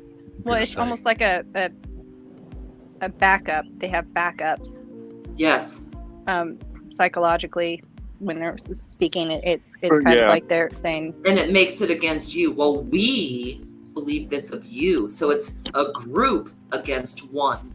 Yeah, and exactly. Big and small. But in paleontology, archaeology, and anthropology, from 1820 to 2020, we've also come a long way. A lot of the guesswork has been eliminated simply because when you take the local tradition and history, mix it with you get the location from oral tradition or written history. You find the location and you're like, well, we think for example, in Turkey, they found one of the Greek cities that was said to be fake. They were like, no, that wasn't real. And I forget it. It wasn't Troy, but it was like a big time Greek city that was mentioned all the time. But they said, well, we never found it, so it must not exist, right? Well, it turns out it was in Turkey. It wasn't in Greece. So when they found it, it wasn't buried. It was there the whole freaking time. Like, so it wasn't planes flew over it. Istanbul and Constantinople and Istanbul and Constantinople. Was that it? But there were exposed ruins. Everybody knew it was there. They just didn't know what it was. You know what I'm saying? All right. And that was just like down in Afghanistan. There were ruins there that we saw every day, and Alexander the Great built it. And I was just shitting my pants, and I was telling people, like, do you know what that is? And nobody gave a shit, And I'm just like, I can't believe that we're seeing. Like, how much money would you pay to see ruins that Alexander the Great built? I mean, that was a huge thing to me. At one point, it was 33% of the world, right? So, how hard is it to find Alexander the Great? Well, I mean, go buy a map of Washington and see if there's any pins on the map there for you to go check out. I mean, it's just like you kind of got to travel a little bit to see some shit like that. But not only did the locals really didn't care about it because, they got tunnel vision. They're like the Islam version of being woke. If it's not Islam, they don't care. And I think it's because they're so afraid to believe in anything outside of Islam because they don't want to get killed from Sharia law that they don't have room to take in any other data, like they're afraid of any kind of facts other than what's in that book, But is that not true of every religion? I was about to say, not to piss people off, but that happens in Christianity, Catholicism, every single all one. That too. Yeah. And then but in Christianity itself. They're still at 1000 AD Christianity standards at 2000 AD is the problem. You know what I mean? like Galileo never disclosed his findings because he didn't want to get put to death. You know, Have I you mean, ever so read Galileo's Daughter? It's a no, book called Galileo. Oh, fast. Okay, carry on. I never Really? read it. What was it called? He had a Galileo's daughter in a nunnery, and there's a book that compiles their letters over her time in the nunnery and his time. A great, excellent book. But Yeah, I'd have to read that. yeah, it's good, really good. Just trying to find But, out exactly. So yeah, we had the same problem at a certain point. It's just, you know, as time went on, we kind of got away from that, where in certain parts of the world, Islam kept that tight control, you know. And, you know, like, it all depends on what your mission is. Maybe they're winning and maybe they're losing. But they used to be a extremely minority religion. And now if you look, they're one of the biggest competitors for the actually, I think they are the most practiced religion in the world now, actually. I think they eclipsed Christianity like 15 years ago or 10 years ago. So if you keep killing the opposition, it helps your numbers, you know? Yeah. Do you think that people run to that because they feel they need boundaries? No, well, in Afghanistan, it runs to you, you know? Like, for example, since the Taliban controls the country now, women announcing the news cannot announce the news without a hijab on. So they're back to the ninja masks on TV again. But eyes can be sexy, so. Well, they do have some sexy eyes, though. That is true. So for in chat, they were talking about the LiDAR, and I'll put this up. So what did the big screen? That's LiDAR. That's the image. So now, but the picture on the right, see, that's all you'll see is that very center dark part, and then the rest is the rainforest. So we never saw all that other. We never saw the fact of the roads going from one to another, the pathways, the whole structure setup. That's why I said it changes the whole narrative now that we can see things at a whole different scale. And now you can actually do that and go, once you go in and go closer, well, then they penetrate those spots and you can even see more. So this is just removing vegetation to see the layout that you normally wouldn't see. But yeah, there's even penetrates down deeper to show unknown stuff. But I don't know, it's just to me pretty awesome. The biggest history ever, dude. Growth and there's it's a little LiDAR is responsible for what's going to change everything, which is there are 3 pyramids in Antarctica under the ice. And at least 3. LiDAR, 3 is a conservative estimate. And yet, but the one is a. Go ahead. No, it's all right. Go ahead. You have more on this topic than I do. Well, I know like one of them is supposedly like 14 square kilometers or something. It's bigger at the base than the Great Pyramid. It's like almost twice the size. So it's 1.5 times the size, I think, some shit like that. That's huge, man. You know. Oh yes. And by the way, Von Eric, I think I said morning, brother, when you came in, but I'm not sure, so I'm saying it now. Morning, John. Morning, everybody that's in chat, kicking back.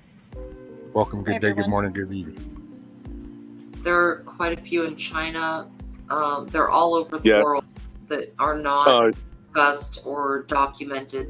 In fact, some of the ones in China, the government decades ago instructed to be. They planted trees over forests built over to cover them from this. So yeah, they're everywhere. There is proof of human. Well, they didn't like what they found in them. Thing. Yeah.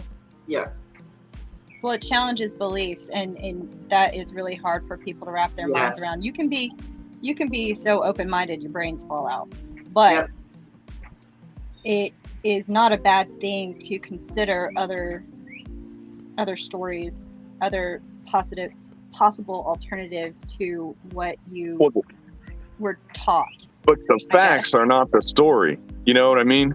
Like, we have all the stories in the world, but when you when you see and examine catalog, carbon 14 and DNA test what's there, and you start getting facts, that's when people start getting weird.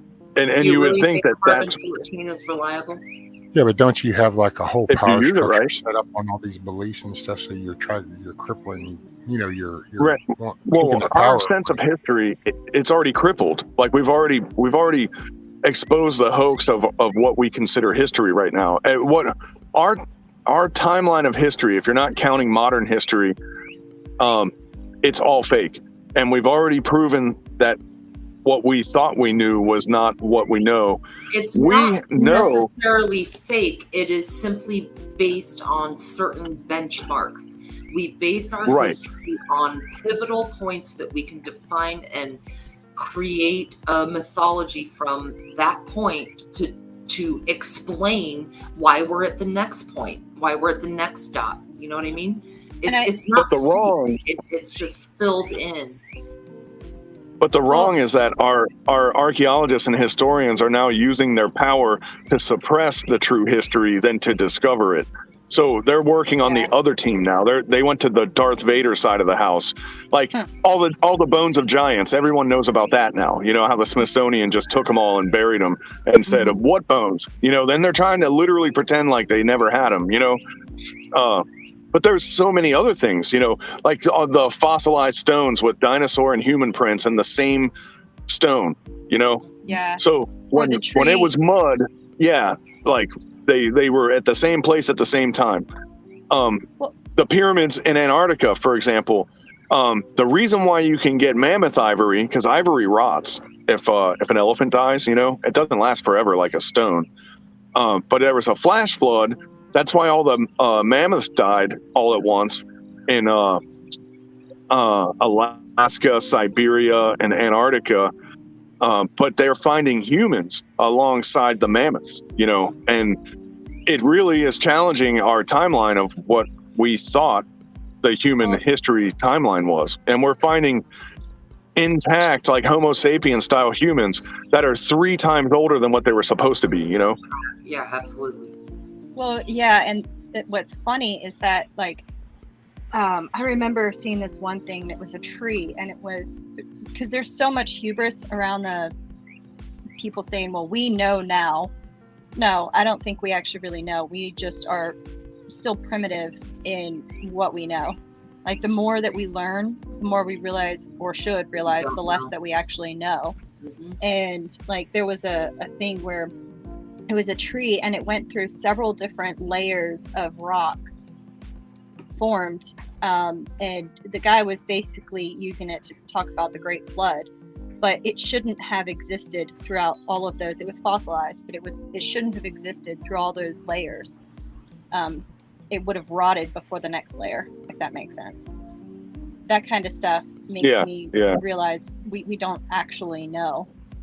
It kind of throws a big monkey wrench They're in finding evolutionary theory. You know, they're going 20 feet down into like igneous rock, and they're finding hammers and screws and shit in the stones, and they're like, that has to be 100 million years old for that to happen. That's impossible.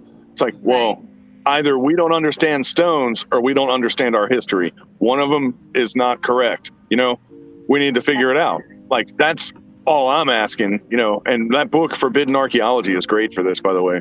It's a really tough read because it's all like dry as all get out, but it's got all that stuff in it. A lot of it is by, I don't know, to me, some of the stuff I read, like back here in the older days, is it sounds plausible that you have somebody that comes from like up north, which back then that would have been like the big city. So that's like, oh, you're coming from where all the shops and all these people are. Well, you come down here and you start talking in a way, all of a sudden you're going to be seen because you supposedly know these things that other people in this area don't. So, and then that just seems to escalate. And now you have like that group that Virginia was talking about. It's like this: if you're not part of the we know crowd, then your opinion doesn't matter. And that's why your papers get squashed, discoveries. Now that's the only benefit probably to the digital age, is because now people go out there with their phone and can record that, so you only suppress for so long, so much. But it's the facts, and I think it's always been shifting. It's the word game. It's Yeah. let me fit Well- this what I want this to say because here's my big picture. It's Well, facts aren't always facts. A lot of times, and people stop asking why. They stop asking why with science. They stop asking why with, everything. And if you stop Discovery went asking away. why, then you're dead in the water, and you really, honestly, can only go so far. I think people constantly ask why, but we misinterpret what facts are between correlation, causation, and actual facts. One, and by the way, 2 + 2 is actually 5. But it's relative, I think, to the observer. Yeah. Well, yeah, relevance is what we're talking about because, the 2 + 2 thing that everybody uses, that is the absolute reduced amount of information that you can get. By the time you're applying mathematics to a problem, you've taken the problem out of the problem and you've made it a numbers game. So we've learned to use and trust math because math works. Okay. But there's also math to reproduction. There's math to attraction and all that's considered bad because you know what, when you go, there is such a thing as ugly and you got it, now you're a bad guy. You know what I mean? But isn't it funny how ugly people think other ugly people are so fucking hot? Like you see certain couples and they're both ugly as shit, but Yeah. they they have love children. each other. They're like, yes, this is the bee's knees. And you're like, oh my God. It's No, like, but they look like they're innately maybe it not. wasn't about understand. But maybe But maybe it was they about the innately- person, not the appearance. Well, Yeah. well, there's that, but I also think that when people are outside of that mathematically universally understood mathematical parameter of attractive, if you're outside of that, you will seek out other people that are outside of it because of inadequacies. And like you look at it always you would. I mean, everybody knew this person. I'm going to say a girl because in my case, it was always a girl that I knew, you're not But gay. no, I mean, I'm sure dudes have it too. 'Cause you get those- I said you're not gay. You said no, I'm sure dudes. All right, go ahead. no, but I'm saying like the guy that works out way too much because he's short. That would be an example of what I'm talking about here, But Overconfident. like there would be a girl, and yeah, there is a dump truck, by the way. Did I just cut out? For a second. Oh, but But you're fine. so there'd be a girl, and she would have not the 0.7 body, but you're like, man, she looks good, but she's so hung up on her appearance that it's, I'm like, man, I could never get involved with that girl because she's so self-conscious about how she looks. It doesn't bother me, but it bothers her. So I don't want to have nothing to do with her. You see what I'm getting at? Yeah. If that makes any sense? Yeah, it does. Yeah, and it's just too much of a hassle, Yeah. Well, I don't know the definition of ugly. Like I get what you're saying. Like there's this that 0.7 whatever thing that. Well, people study apply to art and women. look at Yeah. how to draw a head and a face, and the more you are to being symmetrical and within these parameters, that like the human mind from birth knows what attractive is immediately. Like we're born with it. It's like we're born knowing how to swim You go too. to your parents. Do you think it's true that men look to their mothers and sons look to their mothers and daughters look to their fathers for the Well, attract- yes, but we're also dealing with nature and nurture. I mean, they both have an influence on a selection process. When you said ugly people seek out ugly people, how do you think that person got ugly to begin with? He had ugly See, parents. you set those But parameters. they're See, there's the pretty catch. to the other ugly person. That's what I'm saying. I know, but The they don't two know that uglies they're think that ugly The other ugly is pretty. But who because set the ugly is parameters? normal Because to they them. look alike. Ugly wrote is the normal scale? to them. That's what you're saying. Exactly. We're saying the same thing. Yeah. Yeah, So who yeah. wrote those parameters? Who decided those numerical values? Well, it wasn't us. That's the funny part. You have your archetype, you have your like your primes, and for example, we know you can look at let's take a house cat or a German Shepherd, right? And you immediately know if it's a good example of that breed or a bad example of that breed, because your mind looks at it and instantly looks at the characteristics. Man, this is a thing that the human brain is really good at. I mean, we're not good at much, but we're really good at that. Well, but there's a big cultural thing too, because in societies, at least how it was explained to me, where hunger was a normal thing, beauty was actually like a woman who had more body fat on her was considered more beautiful. Because Yes. And that's still, Mm-hmm. Yeah, exactly. You know, you look at countries like South Sudan, for example.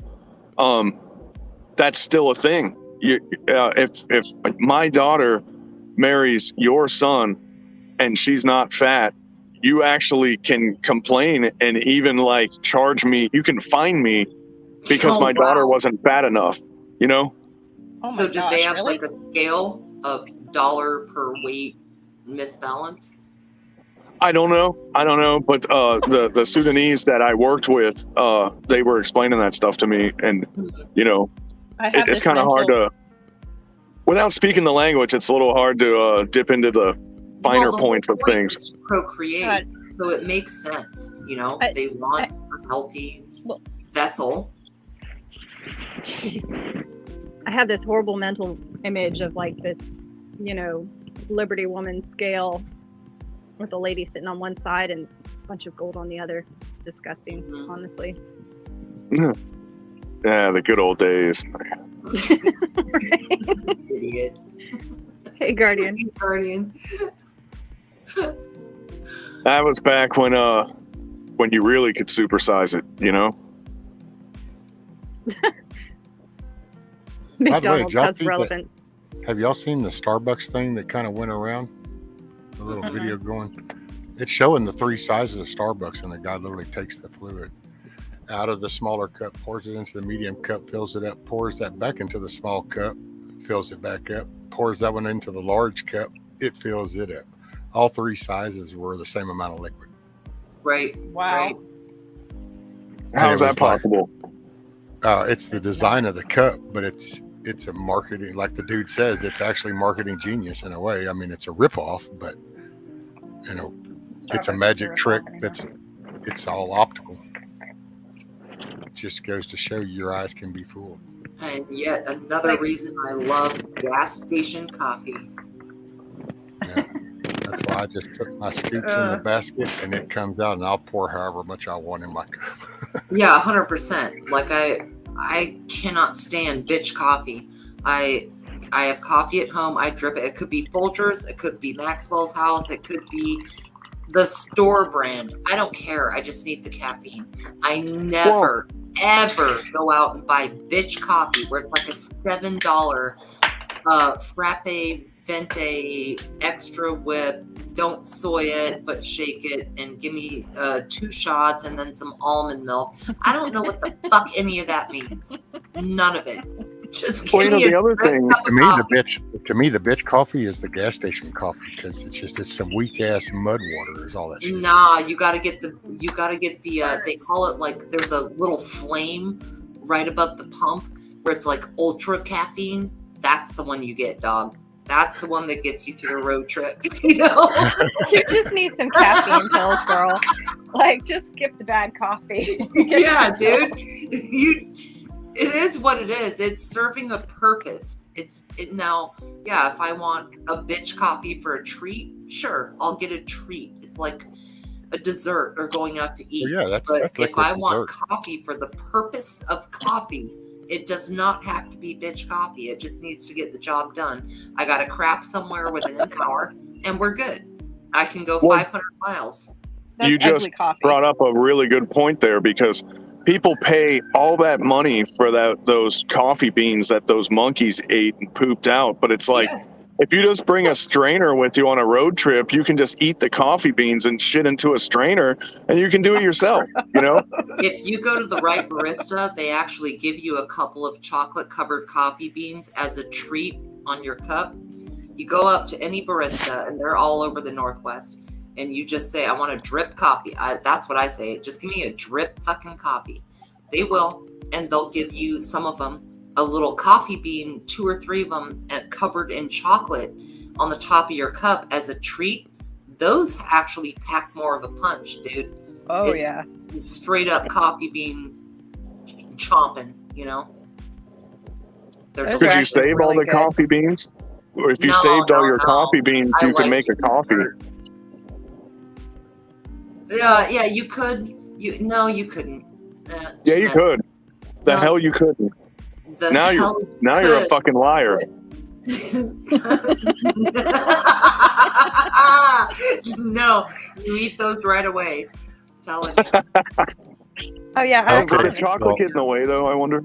Well, hold on just a sec, because Wizards like saying bullshit when I said that about Starbucks, because I'll Yep. show you. Here's the damn video. You can watch the dude do it yourself. There's no liquid. The cups are upside down right now on the table. Okay, so we can just be clear about this Same, wizard. yeah. So hopefully you're paying attention. I love it when you get this bullshit and say, man, you're not even going to like look before you say it. Well, when you said that, I was like, here come the Starbucks fans. I was just like waiting for people to start throwing Molotovs at them. And Oh, bring it. Yes. And the cup is Virginia's upside Cup down. drooling. is skinnier. It's supposed to be probably, this is 12 to 16. The next one's 16 to 20, dude, he's Ounces. pouring so slow. right? The He agony. pours- Baited. Well, he's Why talking. is he That's why pouring so there's a slow? narrative. He's got this talking is why he does slow. Good night, This is- Benjamin. Wanting to real emphasize how this is going in there. Why is Dude, so it really fluffy? is the same amount. Holy Look at that. shit. but you haven't seen the bottom of the cups. He could have styrofoam at the bottom or Yeah, he something. could. Well, he he's could. showing it right now. You But can I see- mean, You That you're little- going to get rim that on the obvious. bottom. You're getting the cups. I mean, if he's going to be obvious and try to, that the next follow-up video would be to tell what a bullshitter this dude is. So Yeah, you know somebody in comments said that, right? Right. 'Cause Okay. he's showing the bottom of the cup there. Right. It could be like the wine bottles with that little dip in the bottom. And I know it's for a purpose, but it always pisses me off. No, I feel but gypped. well, You know why and that's there? Yeah, It's I've because heard that's it where your before. thumb goes. You put your thumb there. The what's it called? The porter or whoever the wine guy is. He puts his thumb in there when he pours over his arm. You know. Oh, Oh, really? I I thought it see. had to do with Yeah. something Well, with the Wildlight's Gotcha. even saying, no, this is true. All Starbucks coffee cups. Yeah, are the look, same it amount. is the same thing again. It's the volume of the cup, the I think some of it is the depth of the bottom that they've Mhm. designed and the thickness of the Yep. material, because I've noticed that the edges look thicker. smaller one is bigger around. Look how thick. Yeah. Yep. Man, I could They get rewind that, but if you look skinnier. at that, yeah, it's Mhm. like that small cup is real thinner. Well, do you think that maybe the power of Ishtar is what does it, since it's clearly an occult front for a business? Oh, for fuck's sake. Oh, I'm just throwing it out there. Maybe it's Moving magic. to this dimension of the Matrix. Every time you Okay, buy a Starbucks, you're supporting the occult. I hope you're all happy with yourself. I remember when they first busted out in the early 90s. Yeah, they were Seattle based, right? Yep. I And used at to that work time, for- it was Fortune 500 and one of the best 500 places to work Yep. when they came out. And now it's like, I heard it's almost like being a prisoner to work there. Yep. Pretty much. Yeah. Now I just want to go. I hate Starbucks, but I want to go and just get some cups and do it myself, Yeah. just to Right. see. Yep. But Wizard is correct. It's the conical shape. Yep. Hmm.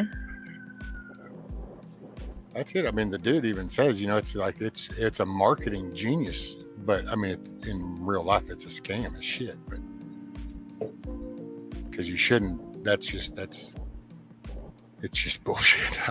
Well, There's no way to address that. it's not the worst So- marketing genius we've ever seen. I think that Oh no. that coupe shot is probably the number one at this point, right? I mean, can we all agree on Oh that? yeah. For sure. Yeah, because nobody made me go to Smart. Starbucks. Yeah, well, that's going psyop. Oh Thank yeah. you, Wizard. I Mass formally hypnotism. accept, sir. Apologize for what? Funny. Oh, Uh, So Wizard is a non-believer, huh? Well, he was. Philistine. He now stands corrected. What's up, Guardy? So you're saying he has no conviction and he doesn't stick true to his heart. Oh well, no, until that what you're saying? facts, until facts, and then the facts he was willing to correct that. So you have to respect. heretic. What a pariah. The only fact I know is that in 1997, You I already work- don't know what you're talking about. yes, I do. 1997, I worked for TWA, and I lived in Virginia, and my family was in Washington, so I flew out here all the time. And I remember in the mid-90s when Starbucks started to put their talons in to everywhere, one of the places they started was the airports. You saw it everywhere in SeaTac, but now you go to Seattle now, you cannot go one block and not find a Starbucks. So yeah, they built that and caused a cancer of people thinking they need bitch coffee, fucking soy venti whipped, rocked off, this and that, and it's pure tomfoolery. $7. I knew a bitch, right? And she admitted, she did the math, and she admitted that she spent, let me think, so she admitted she spent about $600 a month on Starbucks. So it's worse than being addicted to cigarettes in a sense. It's a societal addiction. It's not Yeah, even it a is. coffee. It's like the Louis Vuitton bags or whatever. Right. Yeah, I knew people who had in their budget, $300 for her coffee. Yep. And Yep. I was like, are you Every freaking month. serious? Here I am struggling to make bills and you're spending $300 on freaking stupid coffee. Yep. Well, it's funny because it could be $15, you know? Uh-huh. That's what makes it funny. It's like, It depends on whether you 15. want the soy and the chai and the whip and the rip and the, you know what I mean? So but every day, gas station coffee, you're spending $15 for the month, or you could spend $600 at Starbucks, apparently, Dude, I although brewed that seems hard to do. like I don't know. $7 for a can of coffee. Just fucking make some coffee at home. Fuck. Yeah. That's what I do, but I'll tell you, man, coffee works a little bit for me, but I'm kind of immune to the shit anymore, Yeah. It loses its efficacy. Right. Well, that was just a liquid dessert kind of thing too. Huh? You can't take Starbucks serious as coffee. I mean, I used to drink several cups Okay. of coffee a day, and then I slowly have weaned myself off of it. So I can go a day without coffee, and I don't get headaches because I had, a caffeine headache once and thought I was going to die. It was I have So almost do as the- bad as a day. childbirth. Out of curiosity, do the little boost, the little boost things that they'll do, espresso shot things, do they actually work on you? I mean, you actually Nope. feel like they got kicked. I have to one of me. those, I have the shakes. Yeah. I mean, yeah, they work, but You know I- what really works is you snort a microthin. A microwave.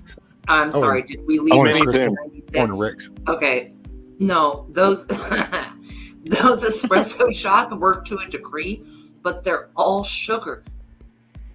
Do you know that there's more caffeine in a few ounces of drip coffee than espresso? Ounce for ounce, break it down, go for it, right? Well, I'm going to tell y'all a little secret too. Well, keep going, Virginia. I thought you were done. No, I'm done. There's a German chocolate called Shaka Cola. I'm driving over bumps right now, so if it sounds like I'm in a helicopter, it's because I'm getting thrown around the vehicle. But it's called Shaka Cola, and it has an insane amount of caffeine. You take a little triangle of it because it's like in one of those large shoe polish cans is what it looks like, you know. And there's 2 layers, and they're cut in little triangles because it's round, obviously, you know. Man, you pop one of those in your mouth, and it is like you just like beer bonged a big old thing of coffee is what it feels like. You eat 2 of them, and it's like you can't stand still. It's crazy. They sell it at World Market and International. What's that? Not International Market. World Market and Trader Joe's sometimes. You know, all those kind of stores have them. They don't always have it, but when they have it, I always buy about 2 or 3 cans of this shit. Junkie. It's the only chocolate I eat. Okay, dude. I gotta pass this guy because he's driving way too slow. Video or it didn't happen. And there's water, so the guy's freaking out. But I'm like, he's going in the middle of the fucking road because he's afraid of the water on his precious car. And I had to pass him, and I had to drive through the water to pass him. Then the guy started closing in on me because he was looking at me in his mirror, and they sympathetically steer into you. So I hit the gas to pass him because I'm like, not going to crash into you. And guess what happened? I got water all over his stupid car. Now he's mad at me. Oh, poor little guy. I knew that would bring you joy.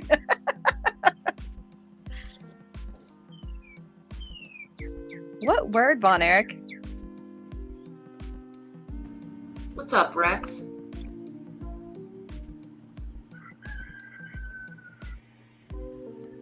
Wildflowers. I'm thinking, well, it's like people spend money on cigarettes and coffee or eating out. Yep. All those little commodities. Yep. But there's, you know, well, first of all, smoking is bad for you. Let's just get that out in the open. But those were the old time sort of honest man's vices, if you know what I'm saying. Like I'd even throw beer into that category because, you know, as far as alcohol goes, beer is like the mildest thing besides like, you know, your new age shit like White Claws and stuff. But yeah, but beer was cleaner than water back in the day, so it kind of makes sense. Yeah. Well, you know, wine was a lot weaker back, you know, like in the Roman Empire and stuff, like we're talking Dark Ages. Yeah. You know, people lived on beer and wine because they didn't realize that distillation killed the plague.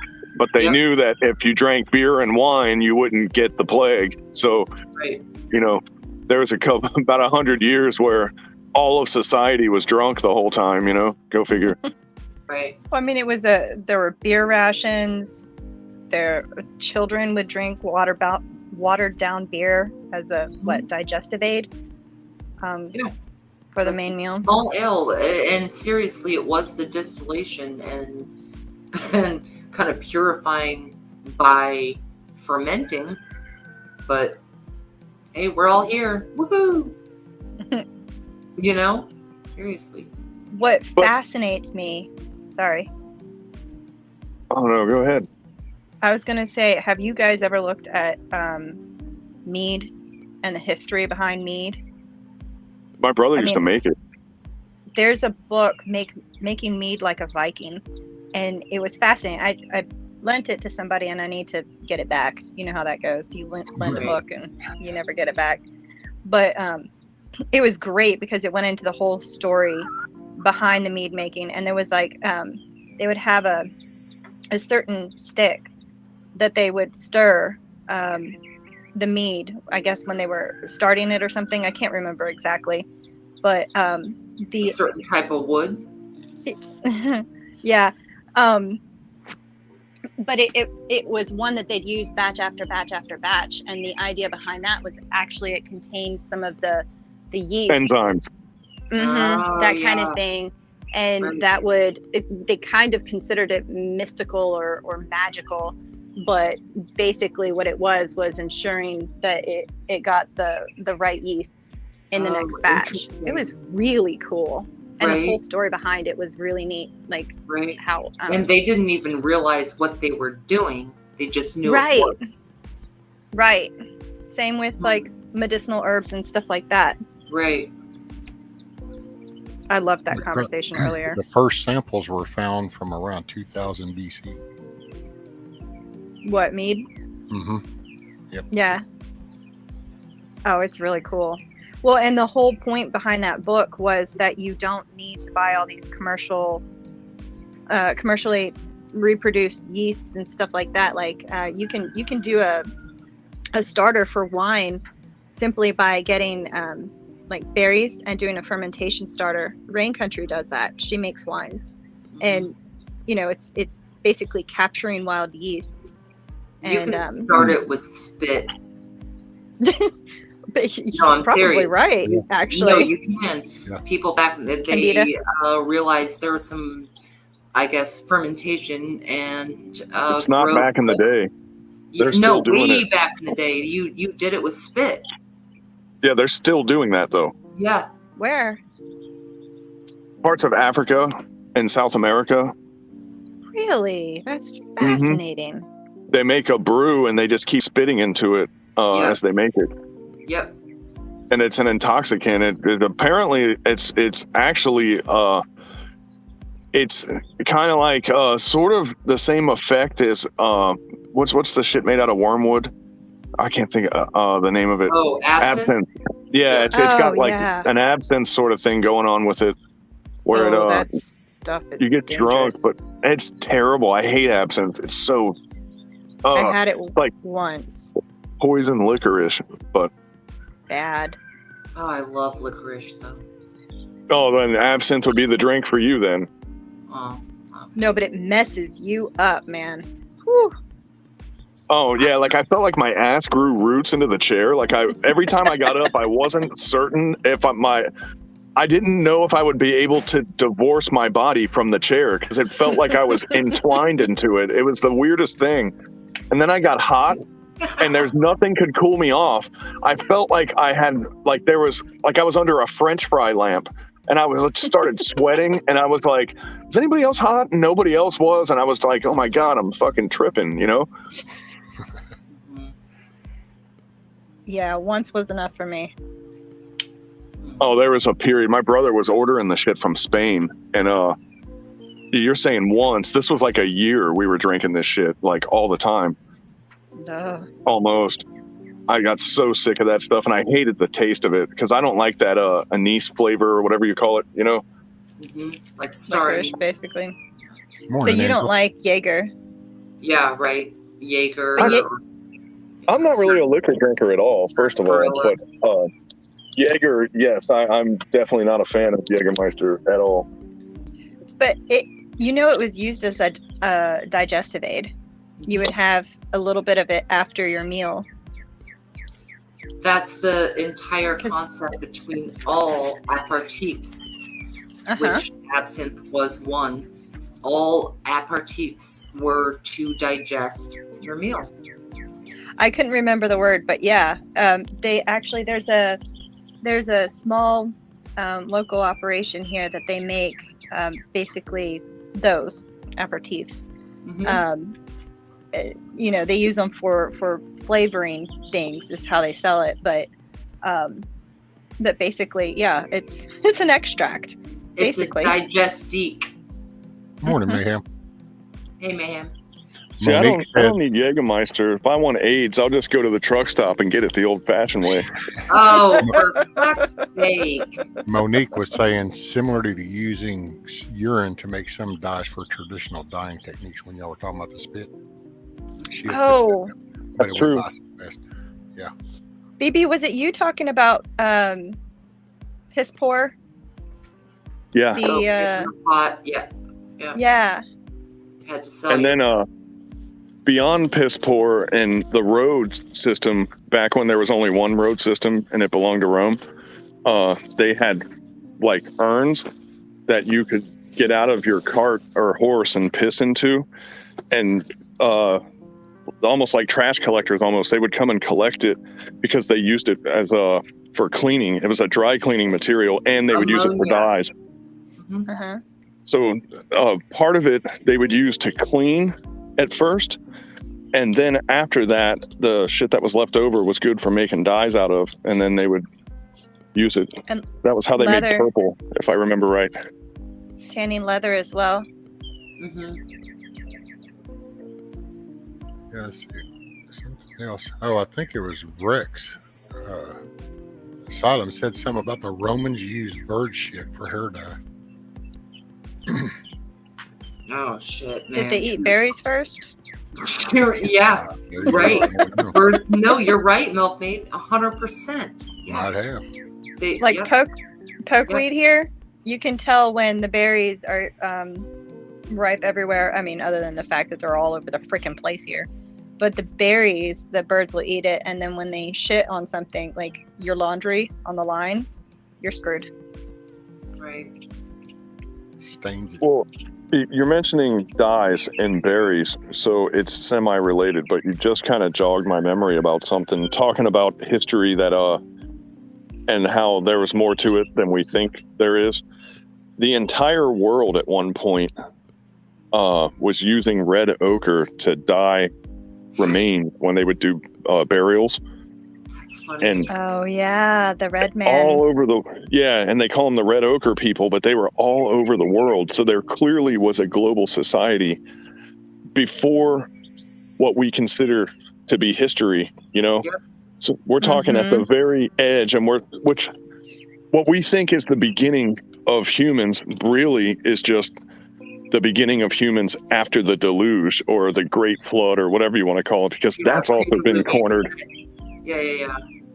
Dude, every time I hear the term red ochre, I think of Bob Ross, because he would do his painting colors, but he would always use like the mineral name as opposed to, I mean, sometimes he'd use the color, obviously, but he would use the mineral name, and one he would always do is ochre, and it always stuck in my head. So you just said that, and it like gave me a twang.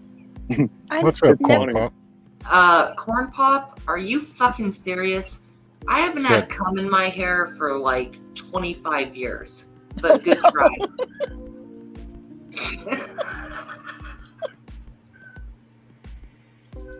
Lord have mercy. Thanks for stopping by. Come again. That's electrical.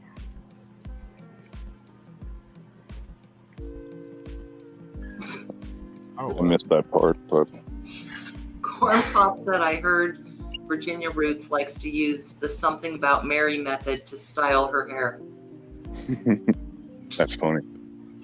No, it's not. Apparently, Wildflower and Weeds just got shit on by a bird. Because she just said, that's hilarious. While walking my dog, funny. A bird down the side of my head and shoulder, and full of purple berries. What a mess! So embarrassing. You avoid the migratory flocks. I used to run for cover. Dude, that's fucking hilarious. Wildflowers got shit on right when we were talking about bird shit. That's hilarious. The universe is a mysterious, beautiful thing. Huh?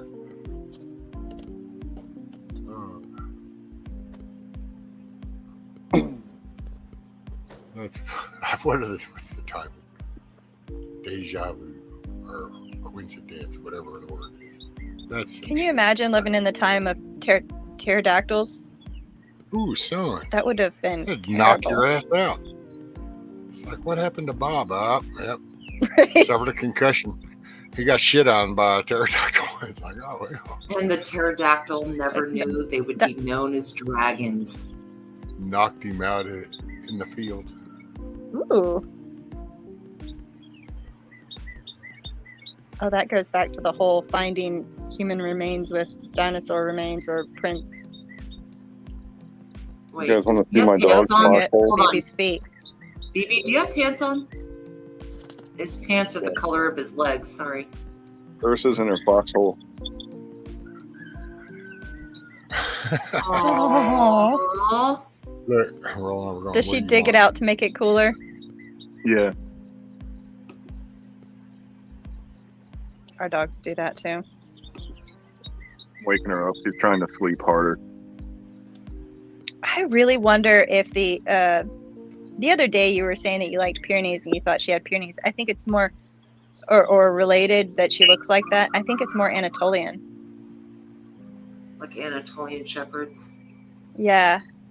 Like I'm wondering if they kind of come from the same line. The markings, the mask around the ear. Not ear, eye.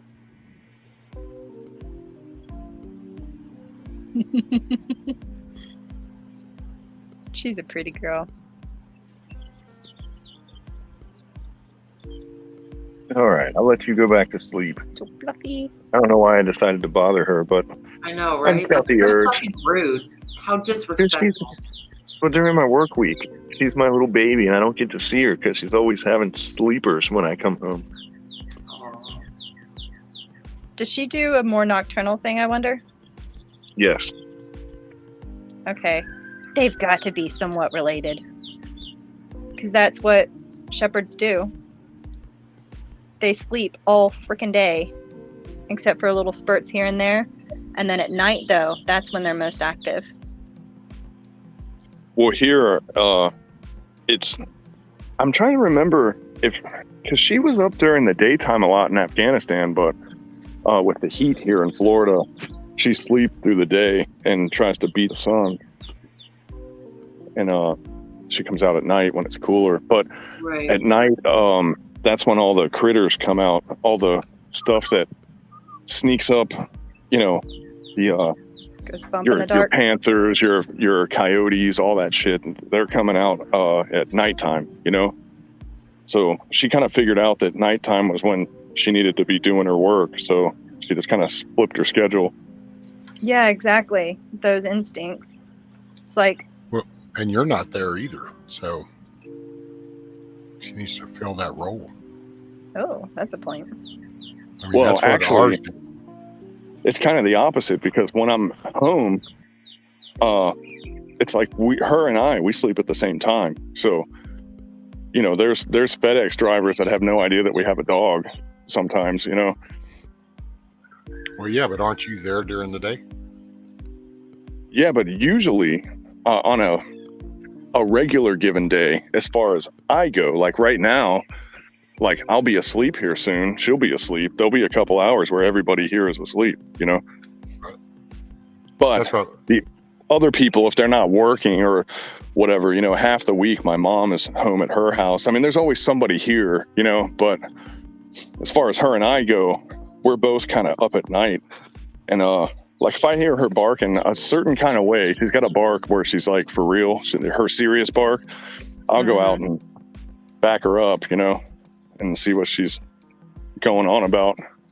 See, because ours was that way every time. Like if I even was here and I was off, but then got a call and had to go out at night or something, he would actually get up and then he would go out in the living room. And he stayed out in the living room while I was gone. And he just was more, we just noticed it's like I used to just laugh going, he's taking over the role. He knows the job. Because the minute I came back, he would go back into chill mode. It was almost like, you just tell me if there's a problem. But if I wasn't there, then he stepped up. That's the way I always looked at it. It's funny you would say that because we used to breed Newfoundlands actually. And Newfoundlands are how Milkmaid was talking about her dog and mine being the same. Newfoundlands are natural babysitters. Similar. So if there's a stimulus and something happens, and like say you go to check out a noise like you were just talking about, the Newfoundland will automatically go to the children and stay there and go, I got them. I got these guys. They really have they're drawn to Protector mode. Yeah. Check your internet, BB. Why? It's not working? Well, it was breaking up there for a second. I didn't know if you switched it. Yeah. Did you switch? I switched, but I left the. It should be good, but we got some crazy rain clouds and stuff here. We're starting to get pounded. The rainy season's starting early, I guess. I've noticed a significant shift in our season over the last couple of years. It's like the last frost date was supposed to be around May 10th, and now it's moved further into the month. And then the first frost comes a lot later than it used to. It's really, well, grand solar minimum, that kind of thing. But really funny you brought that up, because I just had a conversation. That's that same conversation with a guy at work before I left, right before I kicked on the internet to talk to you guys. Like, and it was really interesting because, are y'all familiar with Deep South Homestead? With what? Deep South There's Homestead. a YouTube channel. Yeah, it's I mean, they're really serious about preparedness. They've got it going on, and he pretty religious, and he definitely has a preacher tone. But one time he was talking about how the shadows in his shed were shifting, like where they used to go at a certain time of day, no longer go at the same time of year. Now, I didn't put a whole lot of stock in it, but it was interesting to me, him talking about that, because made me wonder a little bit. Oh, a shifting on the axis. Mm-hmm. Well, Morning, what I Michelle. kind of culminated was we're about a month off from what it was when I was Yeah. a kid. You know, my age of memory was the 80s. And one, it was more intense, but two, it's coming about a month later. And it wasn't uncommon back then up north where I was living, where you would get snow drifts that would cover the entire back of your house, you know? Yeah. And you'd have to take like a snow shovel and dig out your door. That hasn't happened in 20 years. You know, that's over. Those days are gone pretty much. And then the winter starts a month later, but then it's like you're still growing tomatoes and stuff. And like sometimes as late as November, you know, because it'll go that long until you get a really good frost that kills the plant. And Oh yeah. that never happened back in the day either, you know? And we're taking this from a lifetime perspective, but I think, I can't remember if it was Ice Age Farmer or not, because he was talking about the cycles, the solar cycles, and supposedly if you look at the dynasties in China, I think I've said this before maybe, but usually when it would fall and the new dynasty would take place was about every 400 years. And I could be wrong here, so correct me if I'm wrong. But back then, and even like in France and stuff like that, like the ruler was considered like a conduit to the sun, to the gods, whatever religion. And they would fall because at about the time that you'd have a solar minimum, a grand solar minimum, crops would fail, and so the people would turn to the ruler and pretty much blame them for that, and that's kind of how they would fall. I could be wrong. It was just a story I heard. I thought it was interesting though. The historical records kind of line up with the well, there's solar other cycles. influences to Well, yeah. there are cycles, but then there are other influences to the weather also, and something that we haven't had in a long time. And man, this goes right into, you know, you'll know what I'm talking about when I say it, but we haven't had major earthquakes, we haven't had major volcanic eruptions, but we also specifically haven't had any impacts in the last modern history. You know what I mean? Oh, yeah. 1900, we had one in Russia, and that was right before they went electric, so it wasn't that big of a deal. But today, if we have one of these, and this used to happen all the time back then, you know, Mm-hmm. And if we get one now, it's going to cripple all of society. The world will end if we get one of them. But in recorded history, it's happened 200 times. You know, it's the odds are like, you know, it's like we're sitting here eating sugar and not brushing our teeth, and someone's saying one of these days you're going to get a cavity, and we're like, well, we'll deal with it then. You know, like being a irresponsible child. But that's what we're saying about not shielding our electric grid. You know, like, well, we'll deal with that problem when we get there. Like, okay.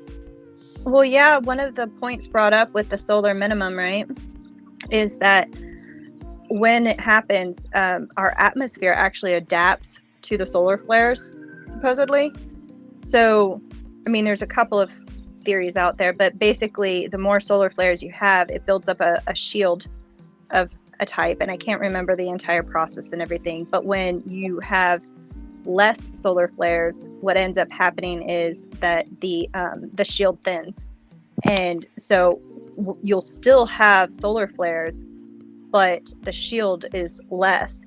Well, that's a direct byproduct of that is ozone, and the ozone layer is not like, it's not like a jellyfish or like a plastic cup that's holding everything inside of it. It's a reaction to radiation, you know? Yeah. So that's probably one of the things that you're talking about, because the ozone layer builds up, and that is why we have ultraviolet resistance, is the ozone layer. And everyone was freaking out back in the day about the hole in the ozone layer, but it's like, there's a hole exactly where there's no sunlight. That's bizarre, right? That's crazy. And the hole keeps moving. They're like, and now at this time it's here. But what they're leaving out, and this is typical leftist bullshit, by the way, what they're leaving out is wherever it's midnight is where there's a hole in the ozone layer, you know?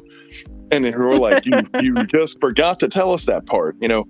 Like, they're saying the ice caps are melting, and it's like, but the ice caps where the ice flows to where the water is warm and then it melts every single year.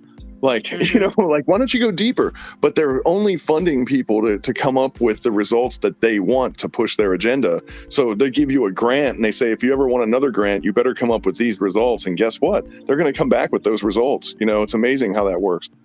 Well, and the largest production of CO2, right? Or not? Yeah, is it CO2? I think so. Yeah, is from tilling, not vehicles. But they conveniently gloss over that because of mass food production. And if we go to like an entirely get rid of the cattle herds. Oh wait, what did you say? That's what I think. Said the milkmaid. That's why I think Denny and Wanda build their greenhouses. They're expecting the earth to cool. Denny has talked about it for years. Yeah, exactly. Like he's taking precautions. Hey, Matt. Sorry. Well, global warming. We're coming off of a warming, you know. Yeah.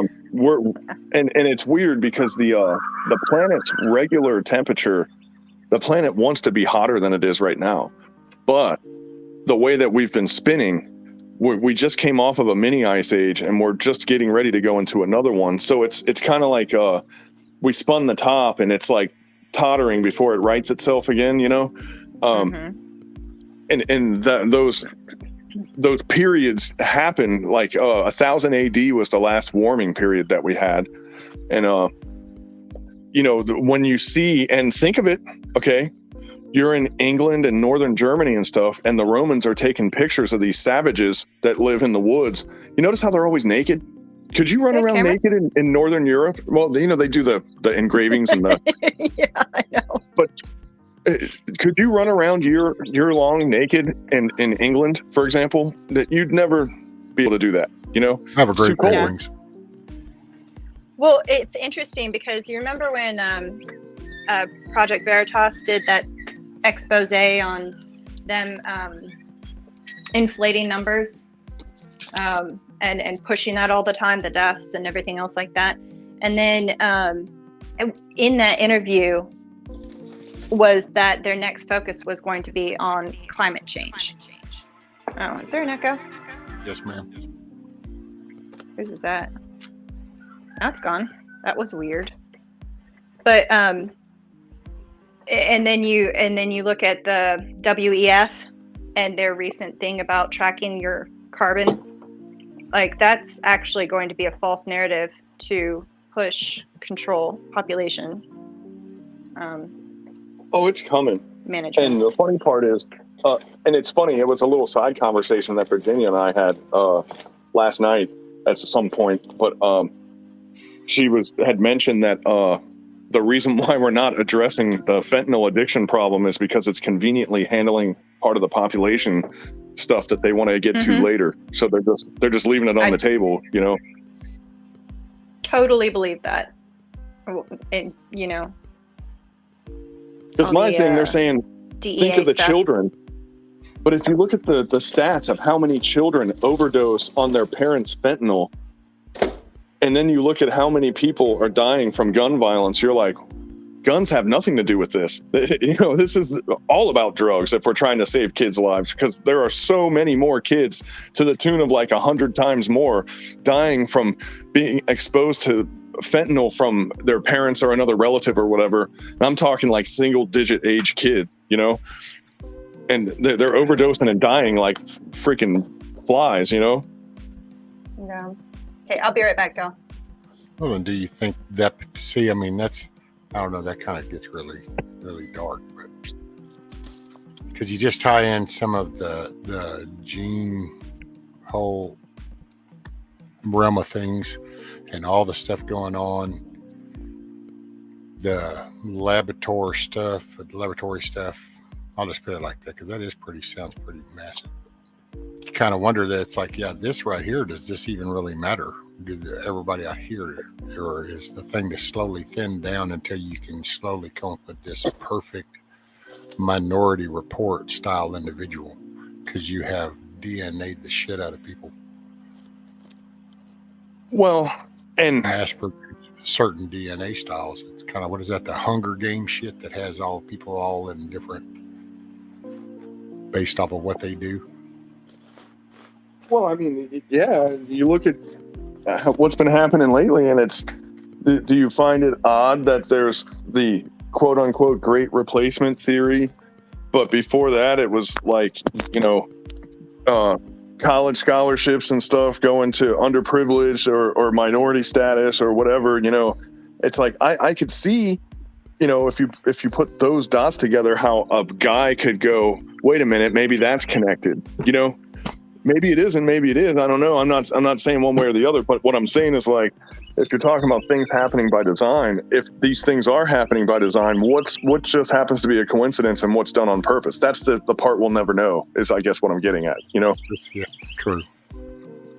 Because you just look at the, you know, we've talked about like the whole world to board CEO style thing. Well, if you could actually even kind of like slowly upgrade your warehouses to the latest and greatest hardware, and so you're maximizing your production. Well, if you kind of take that same crazy ass kind of mentality and go, yeah, you can kind of see that, or at least that just, it seems really.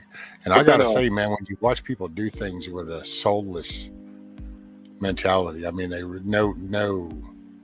no acknowledgement of even repercussions. You know, you just thought war was bad. You know, growing up, there was always reference to war, generals.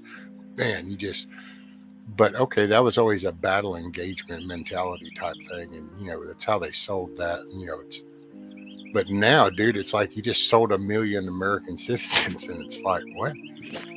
The mentality it takes to do that and still do it. And every day you go sit down and have supper with your family and never think twice about all the ones that you just took out. Yeah. That's some sick. I don't know, man. Yes. And you just kind of think and go, but wait a minute. Now you guys are, I mean, well, crooked politicians, but it's just the human behavior it takes to do that. But then, I don't know. I've locked up to people that have killed dozens of people. But, you know, I look at that guy, and, you know, one thing about it, living with that dude in the same building, you could spot him. You know, it's like you knew. Can you, though? That dude killed 12 people. You could just, well, these are people that do millions, and yet they sit down and have it with their grandkids and never blink an eye. Well, they view themselves as superior, like enlightened, above. And we joke about sheep and cattle and all that stuff, but that's literally how they view people. Marketing capital. It's a dangerous mindset. Yeah, you're just a graph. Mm-hmm. You're a red and black lines on a screen somewhere to go, yeah, positives, no negatives. I'll bring that up. I mean, there's no, because I get it on the business level and you have decisions where it can be hard. But I mean, when it cost of life, that just, like I said, battle engagements are one thing. Rather, the battle itself was legit or not. But okay, actually, that's just the way battles go. There's winners and losers. That's just unfortunately the hardcore reality. Yeah. Regardless of how many trophies we want to hand out around here when it comes to sports, but in reality, there's winners and losers. And it just, I don't know, man. That's where I kind of get real down, and it's kind of like, damn. I just kind of, because it's like, yep, this is. I mean, I'm as old as I am. I ain't living long enough to see any really outcome. It's just going to be trudging through the trenches. That's where I'll. But how do you know, Rescue? Is it because you understand what the life expectancy is of a person today? Is that why? Well, I don't know. My life expectancy is getting cutter shorter. So, I mean, hell, I'm watching the last World War II veteran still kicking, and yet here I am on fixing to go. So I don't know. Where does your average go, sir? I just thought maybe you understood a little better than you let on. That's all. It just kind of seemed weird that you would even use that term. I think he's calling you ignorant. That's pretty fucking rude.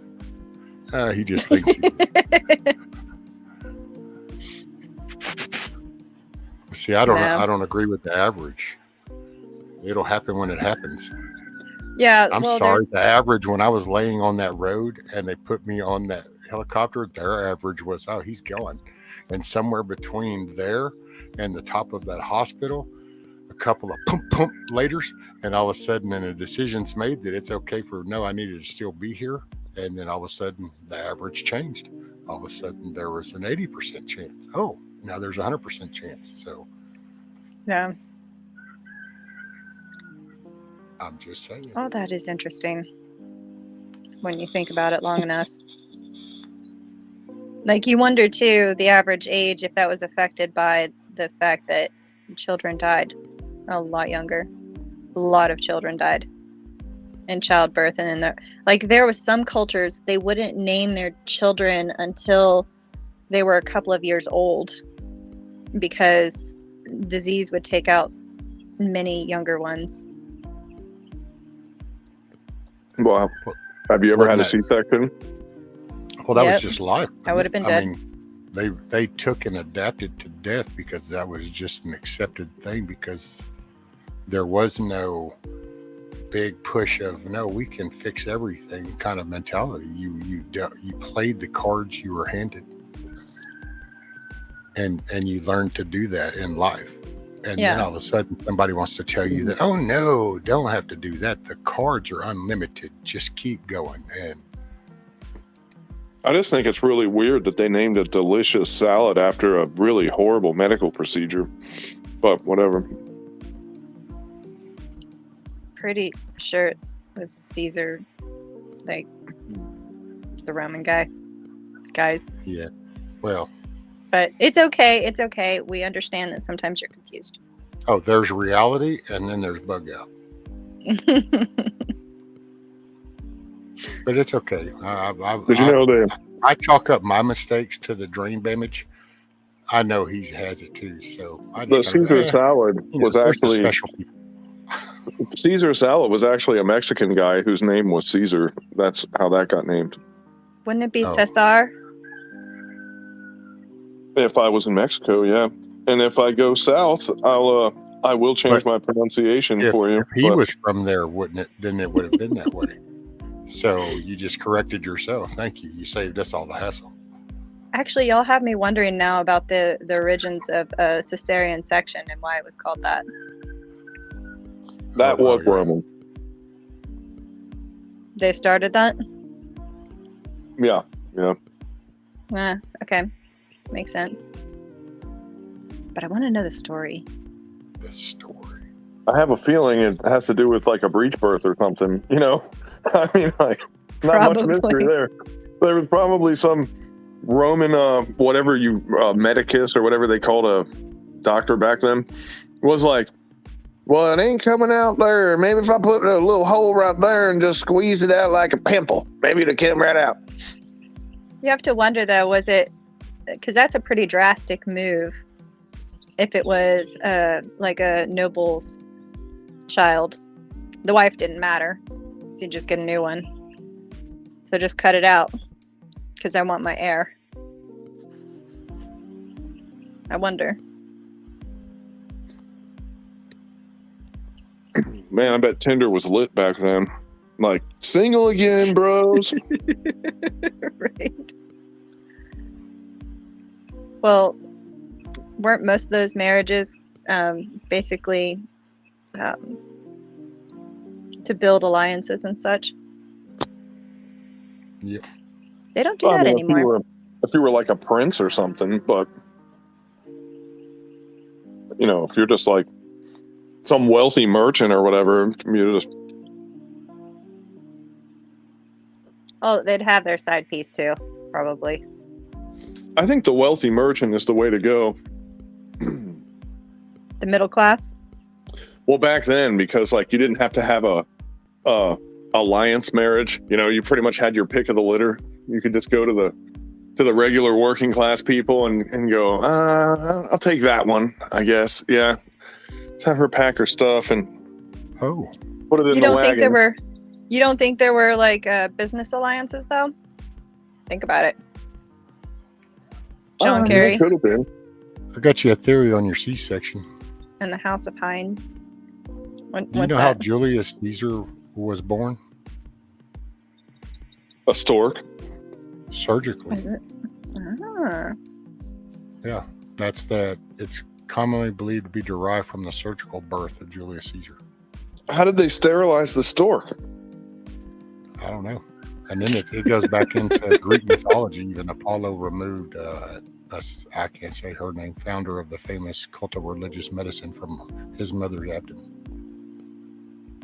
Look at all these theories and thoughts. I think it just, in all honesty, if we're just kind of going at some point, if you have this and you know what's happening and it's like, okay, and if this isn't working, then what's the next alternative? Well, you would do that. And then if you're going to figure out when somebody, how'd that go? Well, then, okay, that worked, of course, then there you go. Oh, look at what Monique said. It comes from the Latin word cadre, verb meaning to cut. And, oh, Lord, you do that.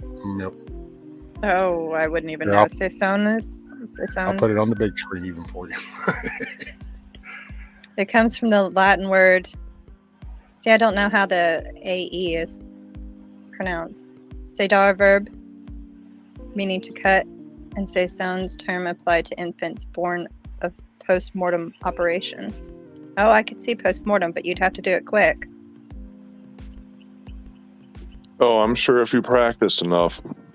Look at Jack the Ripper. What was he, 13 seconds or something? World record?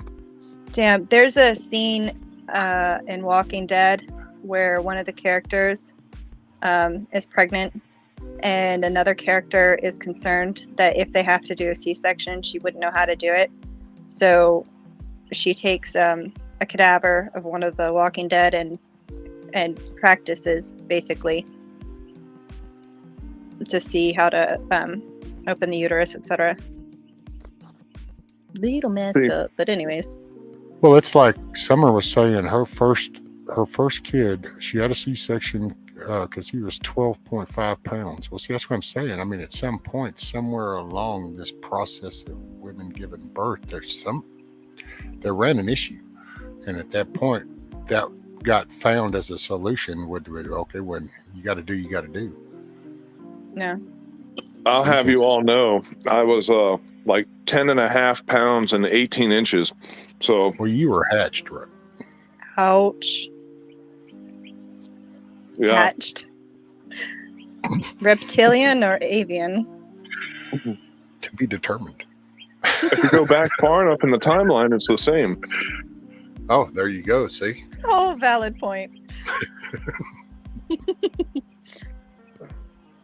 Man, if you watch chickens run around, they look like a bunch of little velociraptors. Just really, really dumb ones. Well, what's to say the original ones were all that brilliant? Good point. Well, Huckleberry said Bushido came from a test tube. It was the one they dropped. There was a one that had Captain America written on the side. Yeah, he's got a solid point. This is why you The weren't super supposed soldier. to use the sample off the paper towel, but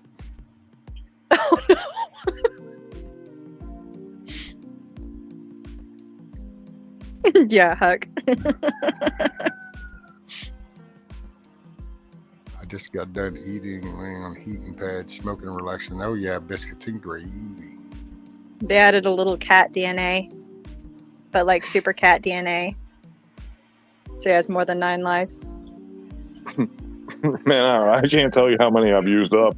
Man, my wife actually, it's funny you bring that up because she was going like, every time, and we had a thing, we went to this really fancy restaurant every time I like almost died. Because I was like, all right, when I go home, I don't care how much it costs, I'm going, you know? But It's a good tradition. But yeah, every time she would be like, so are you done yet? You know, she was basically like, you're running out. You've got to be out by now. I have a new theory.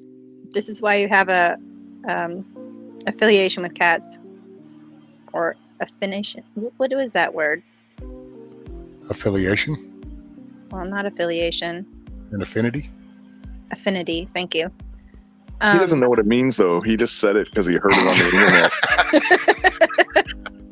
Not infinity. This is Affinity. called jealousy when he didn't know the word. And the more cats you have, the longer you'll live. So you should get more cats. Affinity and aficionado are related, by the way. Corn Pop said, so which one came first, the egg or Bushido? We'll never know. Eric. Fetish. Not that one. Oh, Virginia check. said the one with Captain America on the side crashed into the sidewalk wearing a Superman costume. Where did she go anyway? I just realized she wasn't on the panel anymore. She made her a steak sandwich. You didn't hear her? She said she had half a steak. And she sat Not there and terribly. said that, and a couple minutes later she went out, and sure enough, in chat she goes, "Making a sandwich, still here." And it's like, there you go. I know she did that thing where she moves her mouth and the words come out, but I don't really listen to what she says. Such an ass. What's up, Eric? Are you doing all But right isn't that today? kind of what you do to all chicks? You just kind of pretend to listen, and then you're like, yeah. And then you talk some more. And then there's that. You have to look at them. You have to look at them about every 15 minutes and go, "You really get me, don't you?" And then, like, Then you can tune out again. girls just want a guy that's honest and listens, you know? So if you just pretend to be honest and you pretend to listen, they fall for that shit every time, right? You're giving away trade secrets. You should stop I doing know, I'm just being stupid. I'm just trying to No, help. I don't know dude. where you're going with this, but you're probably setting me up to Jenga me and pull it out from under me. No, that's a real strategy, though. And there was the Jenga. That's true. The smart ones do it anyhow. Bushido knows. I never had it strategies. I just like winged it every time, like Indiana Jones. Yeah, now you're comparing yourself to Indiana Jones. No, I'm just saying how Next Indiana is Chuck Jones Norris. is like. No, look, Indiana Jones is like, I'm gonna go into this Nazi base and get this idol back, you know. And you're like, well, how are you gonna do it? And he looks at, I don't know, we'll figure it out. Well, like, I totally identify with that. That was how I went through life, most of it. Yeah, but did you have a hat? Hell, I didn't know there were options. You could have said man purse because Indiana Jones had one of those. Of course, I had a hat. Every guy has a hat.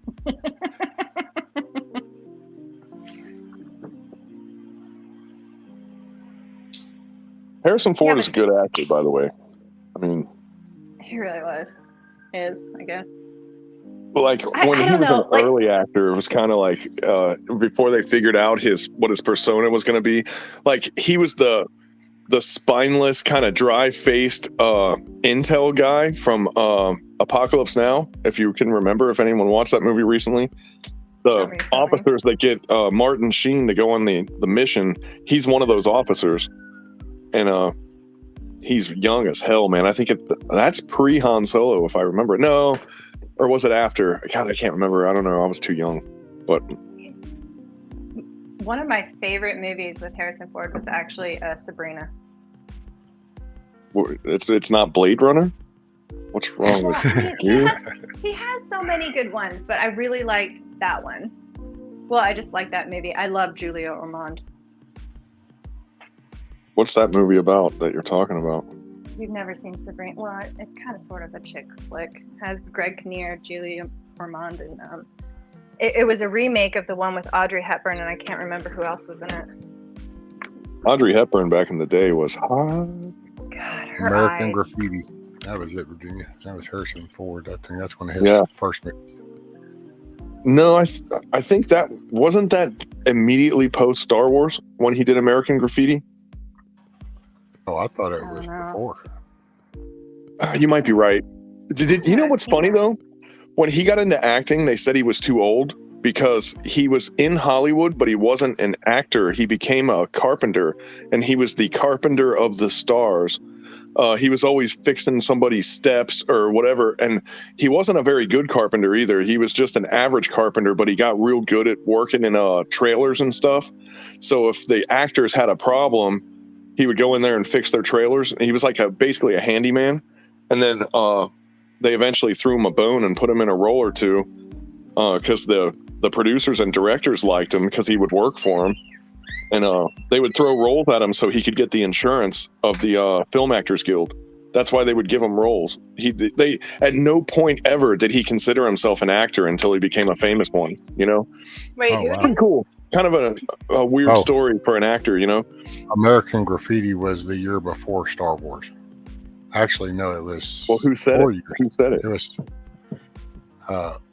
because American Graffiti was in '73, and Star Wars, first one when Han Solo was in '77. His first movie actually he ever did was in '66, and it was called Dead Heat on a Merry-Go-Round. Are you looking this up on the internet, or did somebody write that?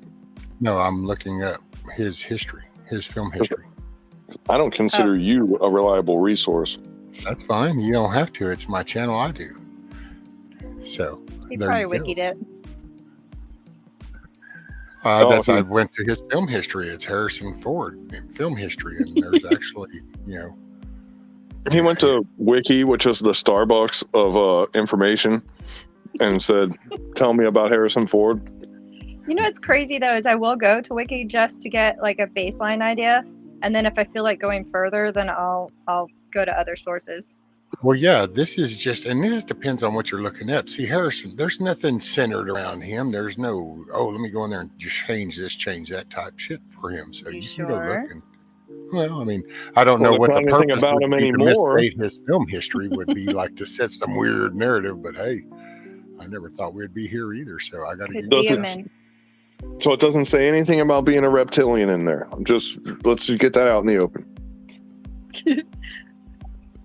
Why do you have a source that does? A Mandela effect. Does it say to keep looking at the water or whatever that shit says? You know what drives me insane is I like, you talk about the Hollywood people and stuff like that, and you have these movies that you love that they were in, and then you find out the history behind a lot of these people, and you just get so sickened because you still want to like them, kind of, and then you really hate them. Oh God, who's the pedophile director? Is it Coppola or somebody else? Oh, I don't know, man. They're all I haven't dug too deep. so many of them are perverted. They've killed my whole movie intake nowadays. Right? Really killed it. 'Cause, yeah, if they should Barely have enjoy just, anything.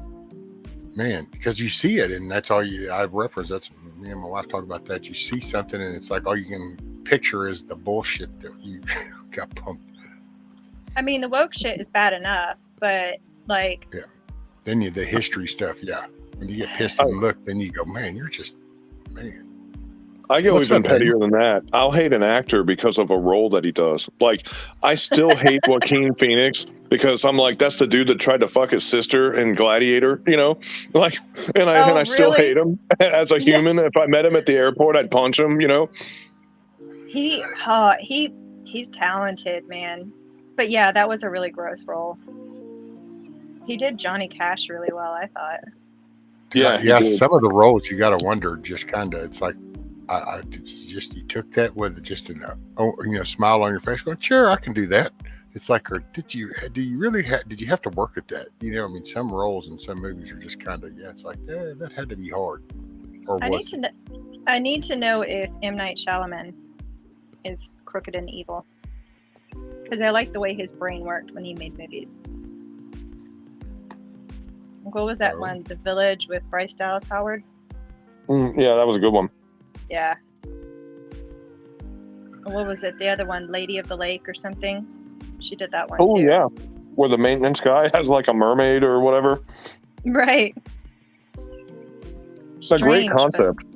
Yeah, well, his stories are so like signs. You didn't see it coming. You know?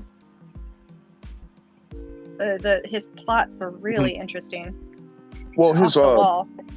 interpersonal character relationships and development is really cool how he does it, because the stuff that he doesn't tell you that you have to assume makes you feel like you know the person, like you would have already known that, so he doesn't bother telling you, you know? Right. Hey, Yankee Watchdog wants to know, Bug Out, do you hate Bruce Dern because he killed John Wayne? Sure. I mean, I pretty much hate everybody, man. So I'm probably going to draw a lot of heat for this, but I had a hard time with John Wayne. Great actor. Like, no, not really. There was this, I don't know. He was I iconic. appreciate manliness, but there's sometimes this like overly macho thing that just seems so Different than what you see now? No, it's not that. It I don't know how to put it. Well, I first know of all, people like this in real life, but it's too John much. Wayne, and actually, he endorsed. God, who was the guy that played Marshall? Matt Dillon. Can't remember his name. Damn. James But Arness. John Wayne endorsed him to basically be his replacement as the Western tough guy. Do you remember any of that stuff? Yeah. Matt Dillon? Yeah. No, not that one. Well, James Arness is his name. Yeah, James Arness was the actor, and he endorsed him coming out of the first part. I think about the first 10 episodes of Gunsmoke actually started with the intro from John Wayne saying, right. Attention to this guy. But they both were they were famous athletes. So your whole entire concept of John Wayne already kind of becomes challenged, because like he wasn't some dude that grew up on a horse, you know what I mean? Like he was a regular guy like out there, but he was a big dude, he was a tough dude, he was tough as nails, and he was a professional college ball player, right? If I remember right. Some shit like that. I think he played college football or something. But then he did some he started to get into acting, and like Ronald Reagan, he did some of the recruiting films, and then he got well known by the GIs for that, because whatever percentage of the population is volunteering to go fight over there, and then like that's the guy that they got in their head is like, this is the tough guy with the gun that's giving us the narrative of what we're going to do in our training or whatever. Ronald Reagan got the same thing. All those World War II guys voted for them because that was like, when they were scared, they were like, we're about to go fight the Japs or the Germans. They would watch these reel-to-reel movies saying, here's what you are going to expect over there, and this is what you got to do. Well, it was John Wayne and Ronald Reagan out there telling them what to do, you know. Life But, imitating art. But yeah, then they got known to be like a tough guy like that. Clint Eastwood first got famous for doing war movies and not westerns, you know. And then he flipped it over to cop movies, or like dirty cop movies, I guess you'd say. And then when he started directing, they were portrayed as the that was your moral actors, moral characters. So they, you know, most everything. I don't know. They're just. I remember growing up. That's how you just thought. It wasn't like John Wayne just as a cowboy type thing. It was John Wayne who was pushed through, did what had to do. You know, did the right thing kind of thing, didn't take excuses, you didn't make excuses, you know, so that was kind of your image. So that's how I know growing up. That is where I say John Wayne is a great actor. But if you say, was John Wayne a good actor? My answer is he was a fucking terrible actor. But he was a great actor because of the role that he set for people and his, the icon that he was, you know what I mean? Oh yeah. Some of the acting itself, I mean, not only was the filming kind of old school shit, but I mean, it was definitely because he set that image, and that's what you got out of it when you would watch it, was to watch him actually doing something. So even it looked goofy, but you know, because oh man, some of the saloon scenes and shit like that, and what was Green Berets? Green Berets is like, that is a funny ass movie, man. It's almost a comedy, you know. I don't think I've seen that one. Oh, really? No, that's one of the classics. Oh, there's a lot of movies I haven't seen, and people make fun of me for it, but they can just go kick rocks. Wow. Well, escalated quickly. Yeah, you went violent real quick. I have some catching up to do. Maybe when I actually have real internet, I can watch movies at night. Maybe. We should make a list. Yeah, I need a list. Start bookmarking. Yeah, because there's just, I don't know, man. It's just like, to be honest, if you could go back and watch a season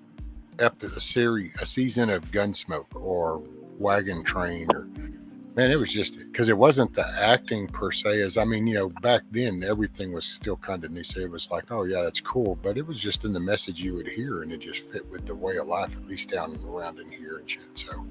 Well, I remember watching a lot of that stuff when I was growing up, but I you know, I was a kid, you know? Yeah. Oh, so you I can didn't go really back always pick up on stuff. Like Bonanza, I know I watched tons of Bonanza, but I can't tell you a whole lot of it because I just don't remember. Well, no, and that's the idea, though. See, that's what I mean is that was just, that was the subliminal kind of thing. So that's why I think things were just different back then, and there was harder workers, better quality items. People just saw things in a different perspective, where now when you watch and see the shows and kind of the messaging going out, this is to, you know, hell, how many shows go out show kids? I don't know, what was that way back with Roseanne, where the kids are, you know, things are getting looser inside the home, and so you see the message. Well, then we stand here and wonder why you see a 10-year-old at Walmart flipping you the bird because you just got that last can of Pop Rocks than he did or something. I mean, just this is what's okay. That's why the old shows, I love it, because while some of the acting was kind of definitely weird, but the messages were better. Well, I think there's a combination of the shows, sure, but also the parenting. Like it really does kind of fall on the parents a little bit more too, because they, like, the little girl I watch can get away with murder with her parents because they're trying to like just let her be herself in a lot of ways, and there's nothing wrong with that. However,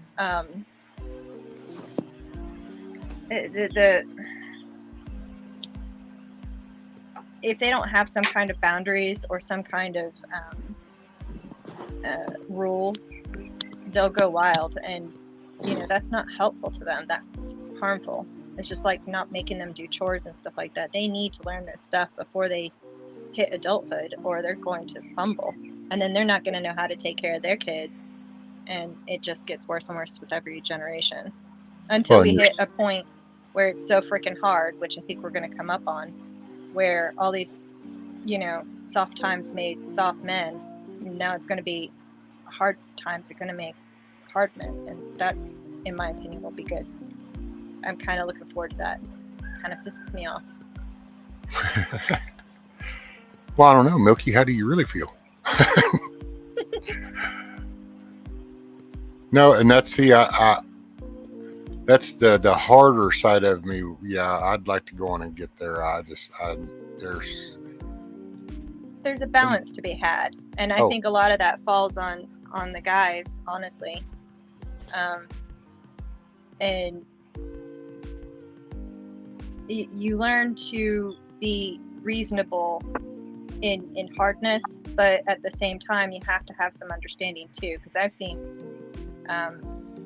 for example, my father-in-law is a very hard man, like super duper hard, and that created a lot of thick skin in his children, but at the same time a lot of them he forgot to show some of the love aspect, and that really has driven a wedge.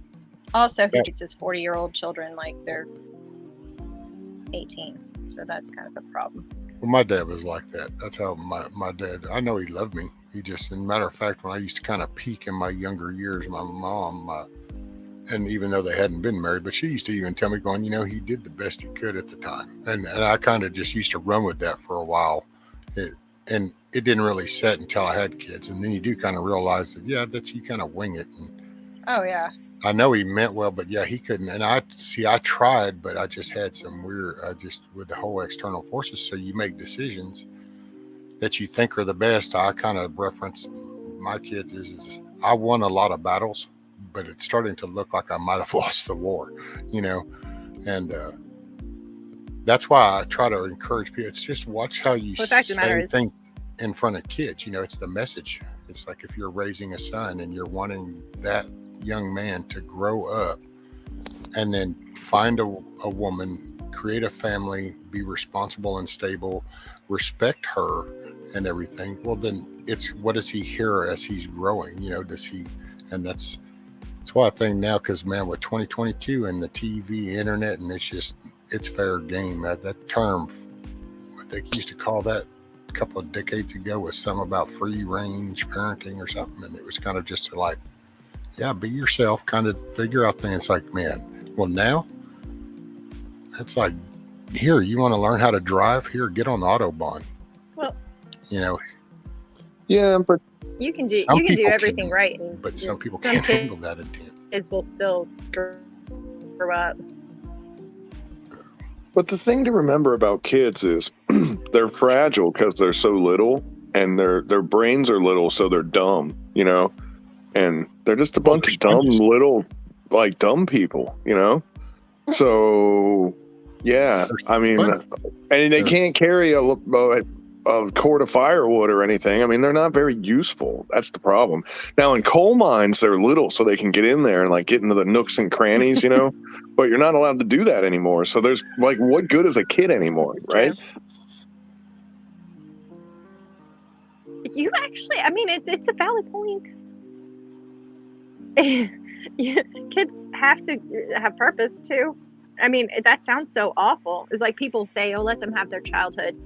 Well, yeah, let them have their childhood as they're growing. Like, you gotta, or they're never gonna learn all those things. Parents. I know. I went and he made it funny, and I took it serious again. Sorry. No, baby. It's cool because it's just that parents need to be the ones to then set what is the entertainment, what is the fun environment.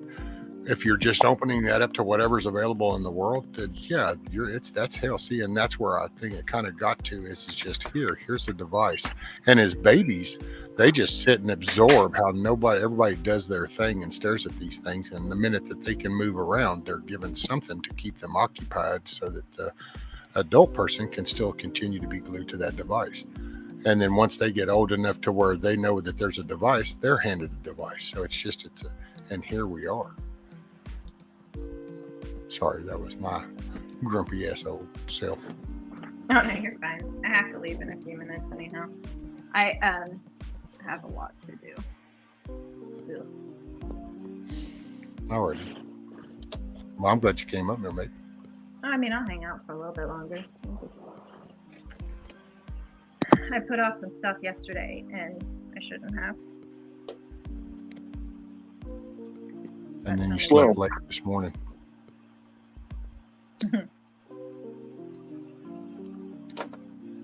I think the kid part, if there is going to be a transition, or really what it is going to be is an erosion or a sublimation of how things are right now.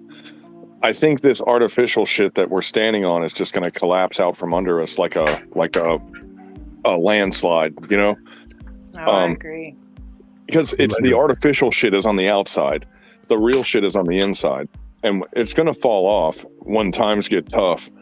And we're going to be left with the real stuff. It's going to sort itself out. That's not going to be a problem at all, because it'll go back to real very quickly once the bullshit, like, if there's nothing feeding it, it's going to die immediately, you know? It's like dry ice. You know, it can't exist in regular open air. So, well, I gotta say, if the financial thing happens, then there's fixing to be a real divider show up real fast, because you're either going to be able to produce for you and your family, or you're not. I think it'll. Go ahead. I think it's going to be hard, but I actually think, like, kids today, you know, everybody says they're useless and everything else like that. You'll see people rise above what they were before, and you'll see. Yeah. Where'd your mic go? Do I need to turn you up, or did it flip, or it's like you got far away? Can you hear me now? A little bit. I turned you up some. Hold on, don't do that yet, because I need to scooch it. This stupid thing keeps falling off. Can you hear me? Yes, ma'am. No, I think you're going to find. Go ahead. Food. I'm kind of picking up what you're putting down, so I'm probably saying the same thing. But things like food is going to work itself out very rapidly, because the minute that there's any stability to be had, the first thing people are going to be thinking about is food, you know? Yeah, eventually. But hungry. You'll have people that lose their mind over all their conveniences. Oh, well, they'll be dead. They will have been long gone by that point, you know? The people that aren't going to make it will have not made it by then, you know? And look at Ukraine, artificially propped up, okay? So the lows did not get as low as they would have if it wasn't, if there weren't things intervening with the circumstances, but they're on 4 months now. And when I tell people, they're like, you know, the worst ones are the 72-hour, the bug out bag people. Like, I got a bug out bag, I'm good. I'm like, no. You can choose a fancy place of your choosing to starve to death in 72 hours. You know, you can go to the amusement park and starve to death, or you can go to the mountaintop and starve to death, you know, but like, you're going to starve to death. And 3 months is another good target number, but like Ukraine is in 4 months and there's no end in sight, you know? So the guys who said 3 months was their number, they're starting to starve now too. You know, if we're putting ourselves into the Ukraine position, same thing with Venezuela, which is what I used before Ukraine popped up. I always use the most recent that I can think of, you know what I mean? But But when you say how much food should I have, it's like, I don't know, man, turn the news on. You tell me, you know? Right. There's like a continuum. You have at the very beginning, you have your, you know, short supply, and then you have your, oh crap, I need maybe 6 months, 3 months, 6 months a year. I mean, the whole 25-year thing, not so much. But a year is realistic, because if society hasn't fixed itself in a year, there will be no society. So somebody's eating. You know what I mean? But to think beyond that is producing for yourself, or finding that's the ways next of producing. level. Yeah. That is the paradigm shift, is where you're not storing you're storing your own stuff and not storing things that you have acquired, you know, and that's where you need to be. But most people, especially somebody who's in the city, which, by the way, you need to get the hell out of the cities now, you know. But the person in the city, they can't they can't homestead. They can't store 3 years worth of food. But they can learn how to do some of that stuff. The skills and the knowledge, that's going to be valuable, because you have people who live in the country who to take the homesteading to a next level, right? You need to be looking at things that will be cyclic. Like you can homestead, and Best Life and I talked about this a little bit, regarding chickens. Like, it's great that you can raise meat chickens, but you're still relying on bagged feed. So the next level would be to find the breeds and the genetics of the animals that you're raising, or the seeds, that kind of thing, that you can, like seed savings, so that it can be perpetual. If you have those skills and knowledge, at least tucked away, take some time and listen to it while you're folding laundry, or put some seeds in a pot and just learn how to grow, then that stuff you can take with you when you leave. At least you'll have that. And having seeds is a great thing. And there's a dollar store that's near me.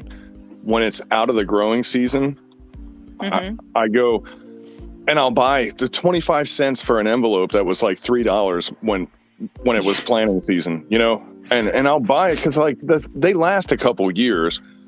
And that's if you don't refrigerate, or some seeds you can freeze and some seeds you can't. But like I have the dry dark, a Mylar bag of seeds that are stored, and I have them in the fridge, and then I have an ammo can full of seeds that I put over at my mom's place that it's got like 144 different kinds of stuff in it. These are things that I bought. I used to save my own seeds and collect them and trade them and stuff, but I don't know anybody that does that anymore, and my seeds are all old. So the ones, my fun play seeds, most of them, I'd say probably 70% of them probably are completely sterile at this point. But I do keep buying stuff when I see it cheap. I buy it, I throw it in the cart,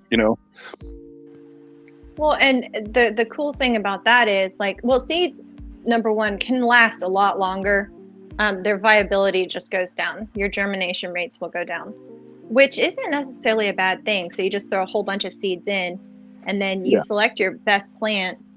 But where you are, your seeds will adapt.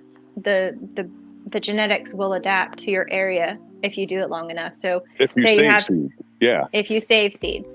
And I know you saw this, BB, but I took a picture once of store-bought seeds. They were tomato seeds, and then I had seeds that I had saved.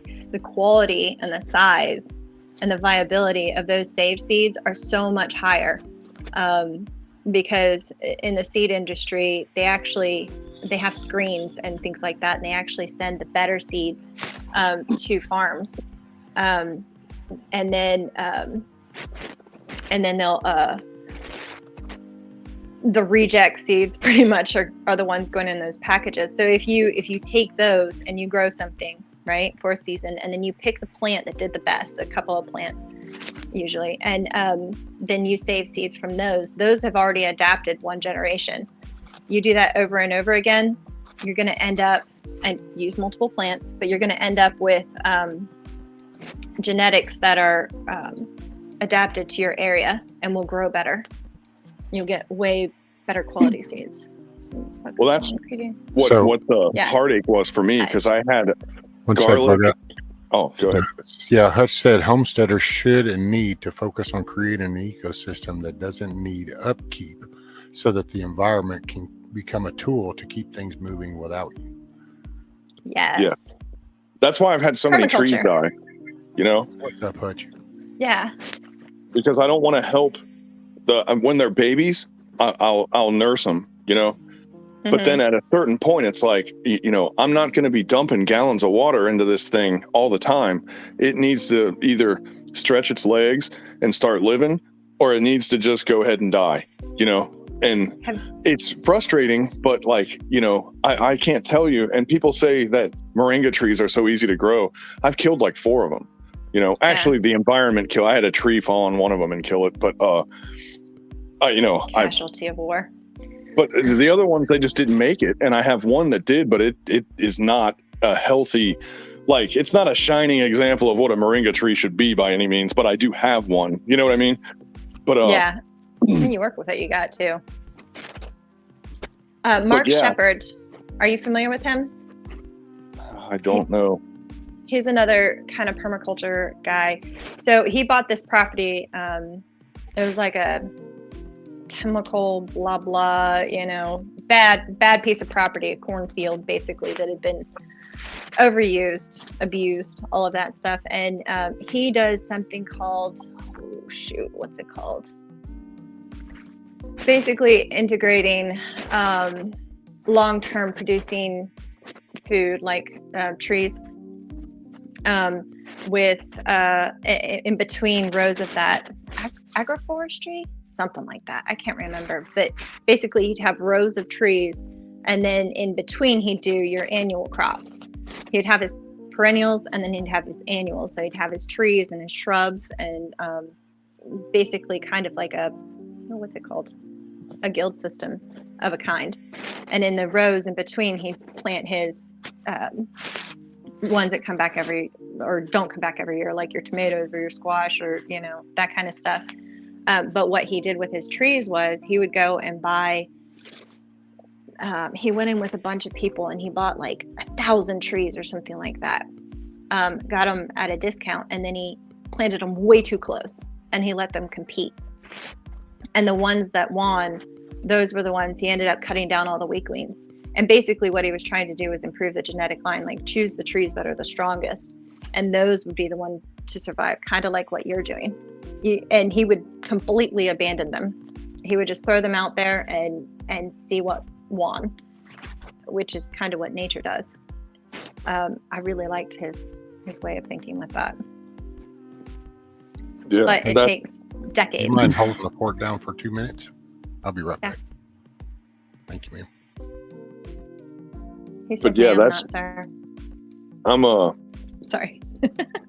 I'm kind of behind on the tree thing because one, I talked about getting trees for 3-4 years and never did it. So there's that, Yeah, but we all do it. but now that I'm doing it, I'm like crashing and burning on so much stuff, but then I have things that make it and then I have things that don't. But the stuff that makes it, just like Hutch said, I don't have to mess with it. I put it in the right spot. It's the right place with the right sun and the right shade. And that one did just fine, And with these papayas, I've noticed my strongest ones I planted first, but the areas that, I was like, I don't want it to have full sun because I don't want it to burn out and die. But the oldest tree that I have is the smallest one now because it gets too much shade.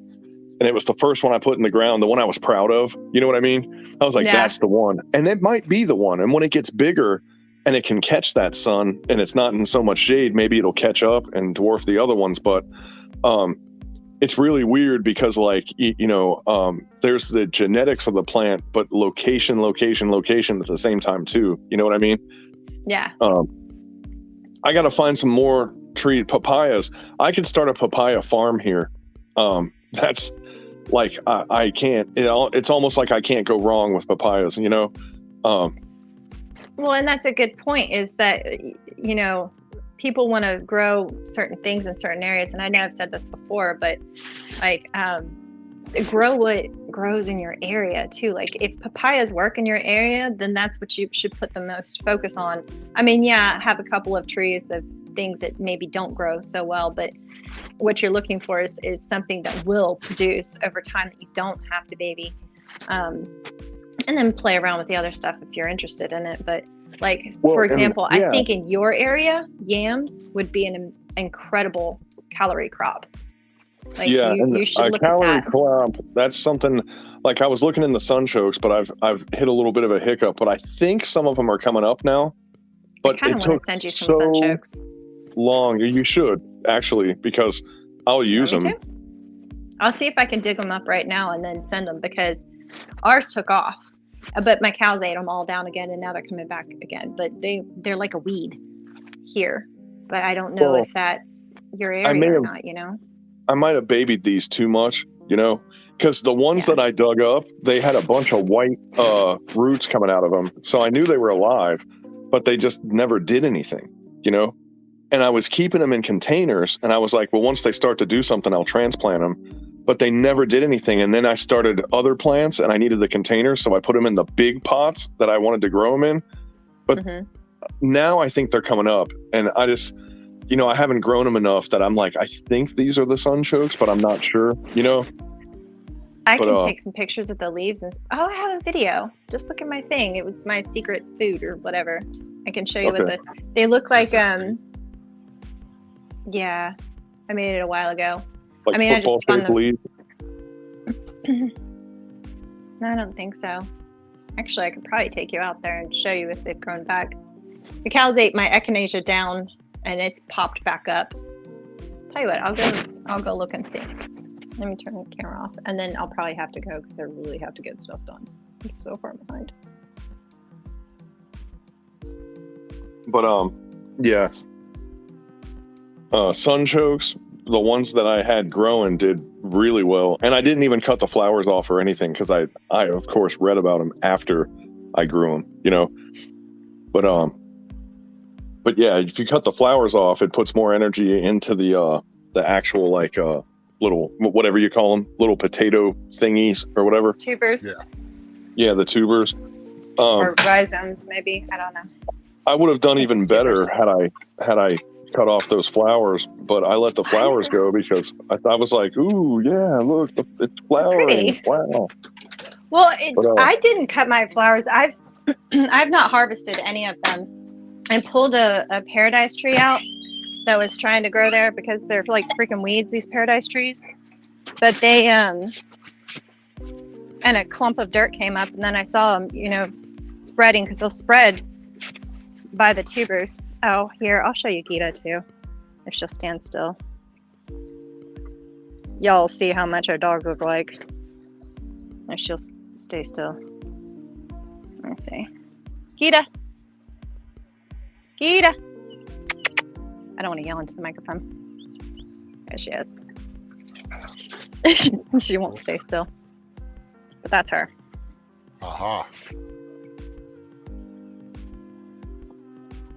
Oh man, your video froze. Oh, did it? Oh no, it's going again. Yeah, it's cutting in and out. No, But it's gonna be loud. She's running around. Oh, my daughter. I need to not show her. Sorry. I'm gonna take y'all. Yeah, I'm gonna show them the sunchokes. Okay. All right, here you go. These are the sunchokes. If you look at their leaves, wait, hang on. they look like. Don't move yet. Okay. Yeah, I think that's what I have coming up. All right. Maybe. So these are their stems. I don't know if you can tell. They're kind of fuzzy. And then. So they're fuzzy, and then they have like those teardrop shaped leaves, right? Mm-hmm. Oh, I got the dog in my face. I think I do have a couple sunchokes finally coming up then. Yeah. And they get, at least for me, they get really tall, like 8 to 10 feet. And then they have the flowers. But it really depends. I'm going to turn this off. It really depends on your conditions, because some things will flower quicker when they're stressed. Like you'll have pigweed that'll flower at 2 feet in non-ideal conditions, but if they're ideal conditions, it'll keep growing and then flower later on. Which pigweed is edible, y'all. It's not just a weed. It's in the amaranth family. Just throwing that out there. Well, the amaranth family is like, it seems like everything is part of the amaranth family though. Right? But like that's why they use dicamba in soybean fields, is to get rid of the pigweed. And the most hilarious thing is that its genetics are changing faster than the modified ones, the modified soybeans. So it's actually become ineffective. Was it dicamba or was it The glyphosate. It might have been the glyphosate. Roundup. Yeah. Yeah, that shit's that's what's killing the bees. They found out. They didn't have to change it or anything. You know, they just had to put a new label on the back that says this kills bees. But so you can still kill bees in your yard if you want to, you know. Well, you know what glyphosate was originally patented as? Oops, wrong way. A spaceship? An antibiotic and a chelation agent. So if you think about that, it's killing soil life and it's binding to minerals in the soil, making them less available for the plants. So it's like clay, almost. About that. That's like the funny thing about clay is that there are so many nutrients in clay. I mean, if you put it under a microscope, you're like, clay is amazing, but plants can't access it. Plants can't get to it, so it might as well not be there, you know? It depends on your mineral content in your soil, though, because clay actually has one of the highest cation exchange rates in all the different types of soil because of its structure. Because what ends up happening is something like there's an exchange of like a hydrogen for a different molecule. If it remains moist, then it actually will be more, it'll have a higher exchange rate. It has to do with electricity, and I can't explain it because I just get the general concept and then I suck at details. Well, I'm talking about if you have a clay base, you know, like if you dig a foot down and you got nothing but clay, if it's only clay, plants can't do anything with it. It has to be broken down. It has to have agglutination.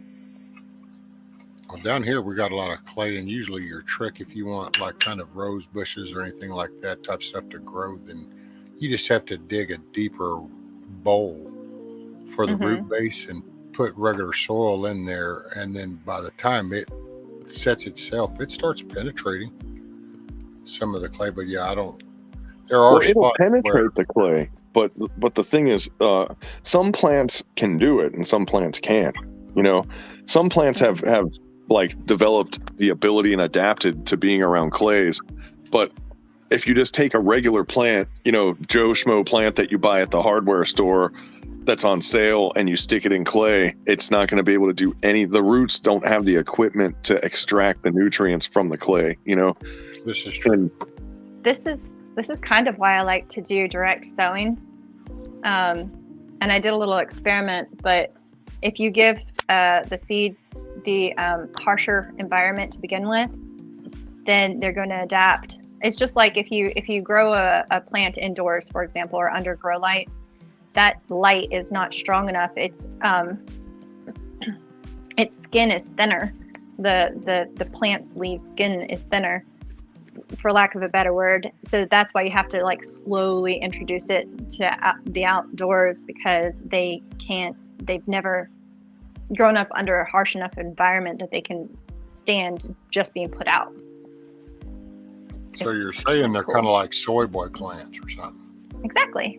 Oh, okay. They wear the skinny jeans.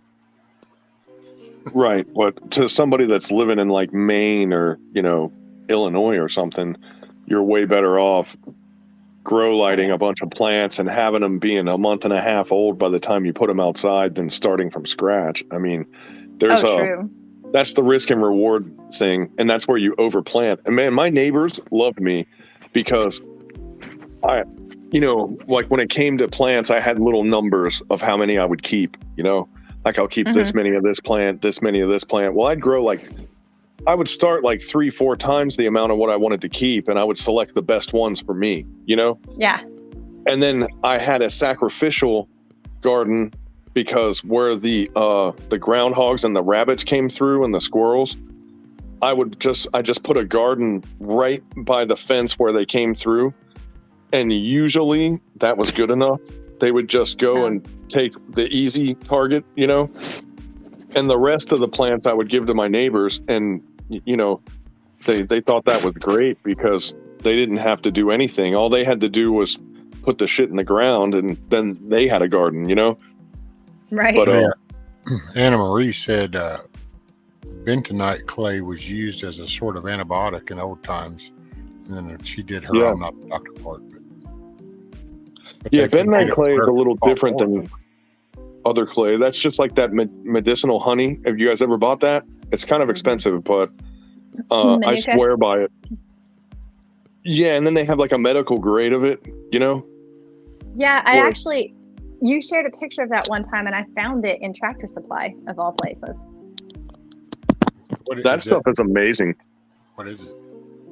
It's honey, but it's There's like something else with it too, though. I think. yeah. There's something about that particular strain of honey that it's like just it's a healing agent, and it also is it has a prophylactic degree, like putting Vaseline on something where it kind of makes a little barrier, you know? Man, Oh. honey is. If you, hold on, I'm doing show and tell here now. I do know for a fact, though, because we experimented with all kinds of stuff with my stepfather before he died. He had diabetes, so he was starting to get like ulcers and stuff. This is the Manuka honey I have. It's not the same stuff as BB is talking about. See, I can't navigate cameras, but There you go, there's right that. there. Yeah, that's okay. And then there's this book called Herbal Antibiotics, right? Now he goes through a whole bunch of different things. It's by Stephen Herod Bruner. I mentioned it earlier. But he goes over the different plants, and if I can find the bibliography, he puts all the studies and all of that stuff in there. But the honey section goes on for pages of all the studies that have been done.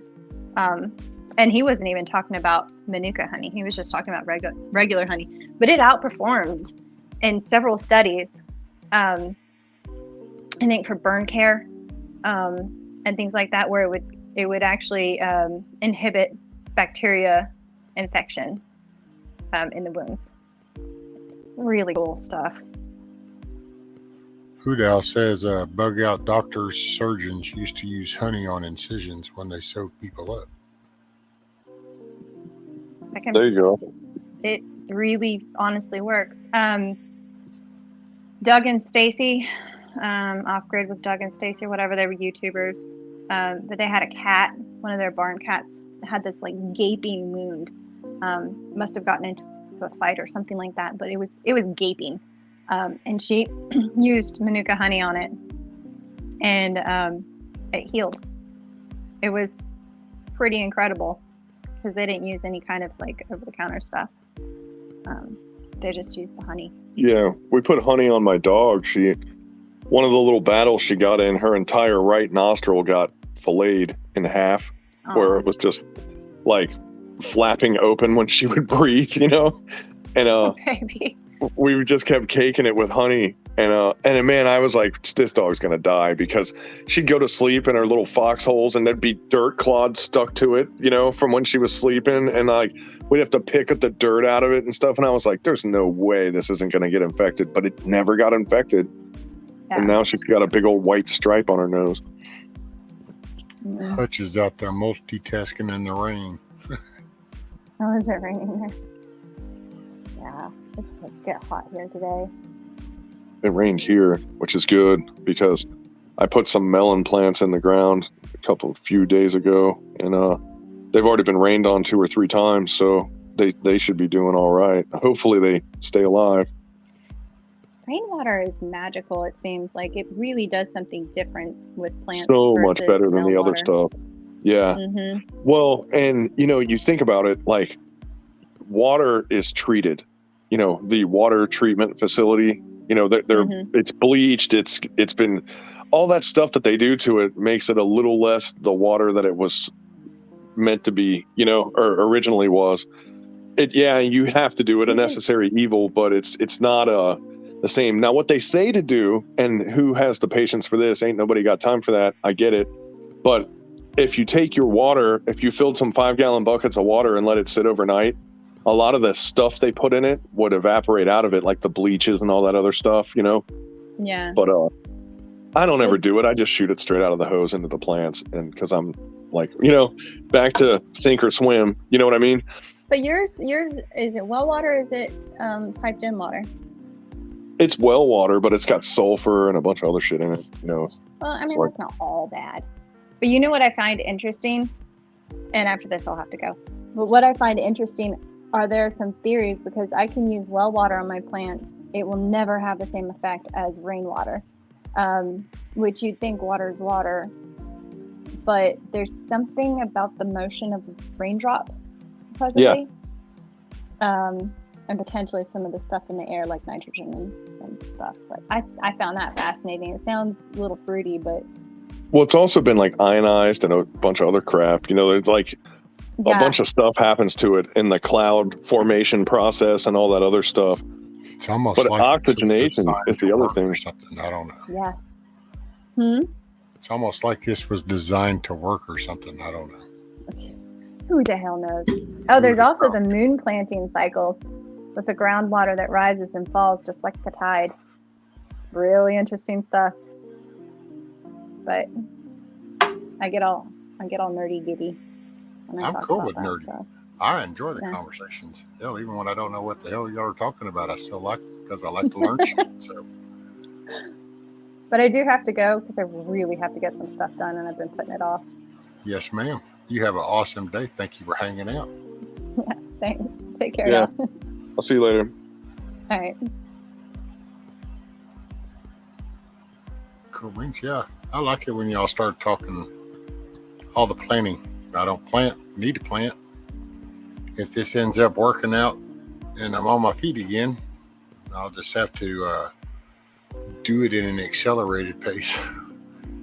But that's okay. Well, I'll salvage some shit up out around here, buddy, and it'll be throwdown time. I used to think that I knew a lot about gardening, and then I realized I was just in a really good spot, and I was really lucky, because I've learned that I really don't like, when people start talking about soil and all the stuff that's in soil and all that other crap, like I don't know any of that shit. Like I know that there's things that you can add that help, amend soil, but I don't know, like if your plant looks like this, you need to add this and all that other stuff. It's just, man, when you were in that Ohio Valley, man, you throw a seed in the ground and you get the best possible plant that you ever thought it would be. That's just how it is. It's like the best farmland in the world, Yeah. The soil's nice and rich. Hey, Hutch is wondering, does anybody grow barley? He's thinking about trying it. Well, barley, I think, is a pretty easy plant to grow, and a lot of times it's used as a cover crop because when you winter rye is another one that does that, that you make booze out of. But after you harvest your plants and you lay out the field again, they'll throw barley or winter rye or whatever on it to winter it, and the stuff will grow. And as it grows, it kind of fixes the soil and replaces things because the root systems in those plants want different things, and they extract and break down the soil in a different way, and it makes it better for your next planting. So it's like if he does it right, he won't even be messing his soil up. He'll be making his soil better by growing it. If I think it's one of those. I think it's one of those cover crops, actually. I think. Okay. Makes sense.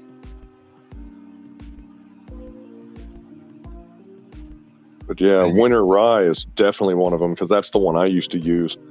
And I never tried to distill any of it or anything. I just grew it because you grow it and it grows. And then as the winter comes, you just let it die. And then you let it just deteriorate back into the soil. You go to plant again. I would use a hand tiller because I never wanted to till the entire thing, my entire gardening space. I would just till around where I put that particular plant. You know what I mean? Wow. Don't ask me why, but I read a bunch of square foot gardening books, and they said that tilling the entire area, you want to leave some of that cover that's on the ground. You want to leave some of that, and you think the grasses and the weeds and stuff that grow. Like you want to get rid of everything, but that also acts like a moisture barrier. Like it holds some of the moisture in. So Okay. some of it you want to keep and some of it you don't, you know? Well, I was going to ask too, so if you did a raised bed, when you do a raised bed, is it best to remove, if you have a good thick bed of, grass in the yard type thing, would you remove the grass, or do you just pretty much frame up there and then just put the dirt in there on top of it? One of the good raised beds that I had, now this was when I was working around construction a lot, but stone countertops, between the stone countertops and the heavy tiles that they would put in bathrooms and stuff like that, I would basically tile the top of my my raised beds, and then if I wanted to plant something, I'd remove that piece of tile, put the plant in, and the tile kind of was a de-weeder, but it acted like a moisture cover. It wouldn't let the water evaporate out of it, and it would kind of trap it into the soil. And it stopped ferns from popping up, and there were several reasons why I eventually got around to doing that, but it worked for me anyway. Okay, TJ said put cardboard down before I put the dirt in. On the bottom, yeah. Newspaper works too. Well, that's because I was wondering. I kind of been thinking. That's what I was telling Virginia earlier. Is been watching. I might even end up not having to do the wheels on my potato thing because I've been watching the sun, and I think where I can put them, I can actually get to it right off my ramp, so I'll be able to access it. And then I was thinking, okay, so if I build this bed, do I got to pull all this damn grass out of here and remove all this and on the bottom of it, because you're going to put soil on top of it, right? Yeah. Yeah, I would do what she said. I would put a cardboard or newspaper, and that just stops if it tries to shoot up like a weed that's persistent. It won't get through the newspaper, so it'll stay there and it'll die really quick. In fact, a funny little experiment, but if you had a piece of tempered glass or annealed glass, you could set it on that spot and leave it there for a day or two, and all the grass under it will die. And you can actually watch how long it takes for grass to die. It's a day, 2 days tops. If you put glass on top of it, it's gone, man. It's like it was never there. It's yellow and scorched, and it looks like it's been dead for a year. Well, apparently cardboard is real good because Milkmaid said the worms love them. It's like crack to them. Yeah, and on the top, if you want to mulch it, I got old cardboard boxes too, so that would be the purpose for those. If you put a layer of mulch on top, that's where a newspaper is really good, because you can cut out the spots that you want to have your plants, and then have the newspaper covering everything else. The water will go through it, and it stops the weed seeds from being able to take hold of the soil. Okay. Well, but that's more for flower beds and stuff. Well, and I was going to build I figure if I can get enough wood out, I'm going to build just a box, kind of just like what everybody seems to do, only my ground's not level. So I'm going to have to make a more level box.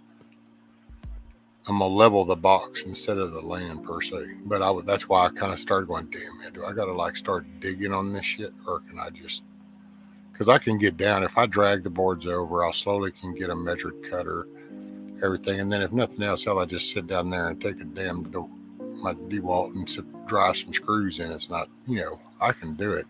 It ain't matter if I like it. I can do it. But then I was worried about the dirt, and if all I can do is put some cardboard down and then now get the dirt brought over, and then I'm good. I'm gonna do some tomatoes and some potatoes. Yeah, what I ended up with the raised beds that I was growing was I made them, and this is if you're walking around, so it'll be different for you, but I made it a little less than knee high for me, because especially if you're doing tomatoes, and bell peppers and shit, they grow up, and I had it to the point where I was picking them without having to reach up or bend down. I pretty much I was putting the fruit right where I was instead of me going to where it was. You know what I mean? Yeah. Okay. So let me ask you your take. So what do you think around approximate height from the dirt level up to where you're going to kind of be harvesting tomatoes? About 2 foot? It depends on what tomatoes that you're using, but your average ones, you got to figure, man, some of these plants will grow 6 feet high, you know? That's if you're having really good luck. So you can figure 4 feet. You'll get a 4 foot tall plant pretty easy if you let it get that high and you stake it up and stuff, you know? So you're talking about rolling onto your patio and it's on the other side of your handrail. Is that what you're talking about?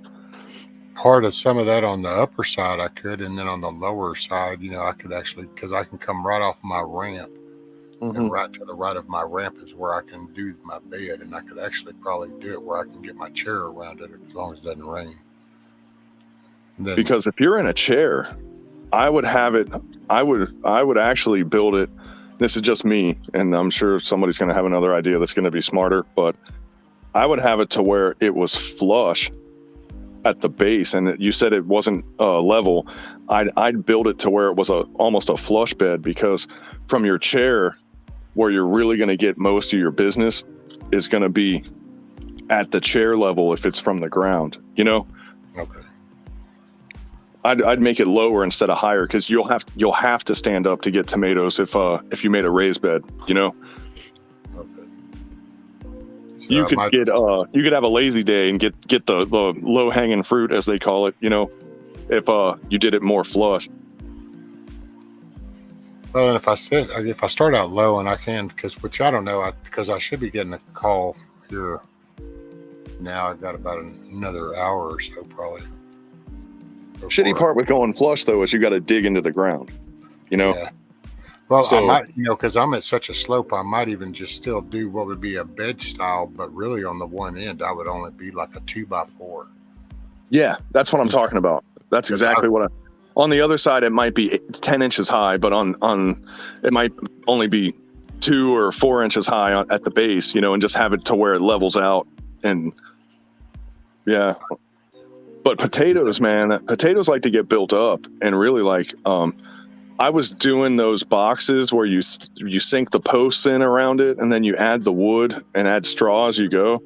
And then I got lazy, man, and I just started doing it the redneck way and using tires, and it works every bit as good, and you get just as good of results. And you know, most people have tires laying around, you know, or you can get them. I can't get to mine there. I already laughed the first time I heard that and go, well, yeah, mine are in a corner. That ain't happening no more. That was years ago. I used to have a bunch of tires, but when we had that range, I kind of donated a lot of them, and that was my future potato garden. You know what I mean? I think I still have enough to do a stack or two, but like, it's not what I was at before, you know? Well, I might still then go ahead and just do my porch box for the potatoes. And then I have the tomatoes down in the box on the ground, since they'll grow tall. Well, man, sunchokes takes up a lot less space than potatoes do. You might want to look into that too, because they put out. You haven't yet, is what you mean. Well, that's true. But I've eaten potatoes. I like potatoes. Well, you can slice them and fry them, kind of like French fries, like you would do with potatoes, or like potato chips. You know, potato wedges, I guess they call it. You know, and it's comparable. You know, times were tough. You'd be glad you had them. Put it that way. It's a calorie crop, so. Okay. But with potatoes, man, go with the higher quality stuff, like your little small red Pontiacs and stuff, because you know, you're not going to get, if you grow 3-4 potato plants, you know, you're going to get potatoes, of course, but you're not going to get like 1,000,000 pounds of it or anything. So you might as well go for quality instead of quantity at that point. You know what I mean? So it's like a 3. Now, is that the little red ones? Yeah, and there's places where you can get what they call seed potatoes. And I think that's what I'm gonna do, is just get her to give me a bag of like the little ones that because it's the little red ones. I forgot what they're called, because we just grab the damn bag and do it. But there's a lot of different breeds of them. New potatoes, red potatoes, Pontiacs. You know, there was one called a bread and butter potato or something that I had. It was a red potato, and it literally tasted like it had butter on it. I swear to God, it was amazing, man. And those didn't survive here. So I kind of gave up on potatoes for a minute, but I think I got another idea that I'm going to try that might work, you know. So we'll see. Nomad said the sunchokes have a little nuttier water chestnut taste, if I remember right. Yeah, but if you fry them, it's not as pronounced if you fry them. But as far as space goes, you could container garden those. That's what I do with them when I have them, or what I did. I only grew them once, but I got a bunch of them, man. I had a bajillion of them. Holy shit! Yankee Watchdog says a guy near him grows purple potatoes. Yeah, purple potato. I grew those before too. Although they didn't do too well where I was at, but the novelty's pretty cool. They have blue ones also. But the problem I had with those was if you get a green or a blue or a purple potato when you're growing potatoes, you go, oh, that one's bad, and you throw it away. If you're growing purple potatoes, you don't know which one the bad ones are because they all look like they're bad, you know?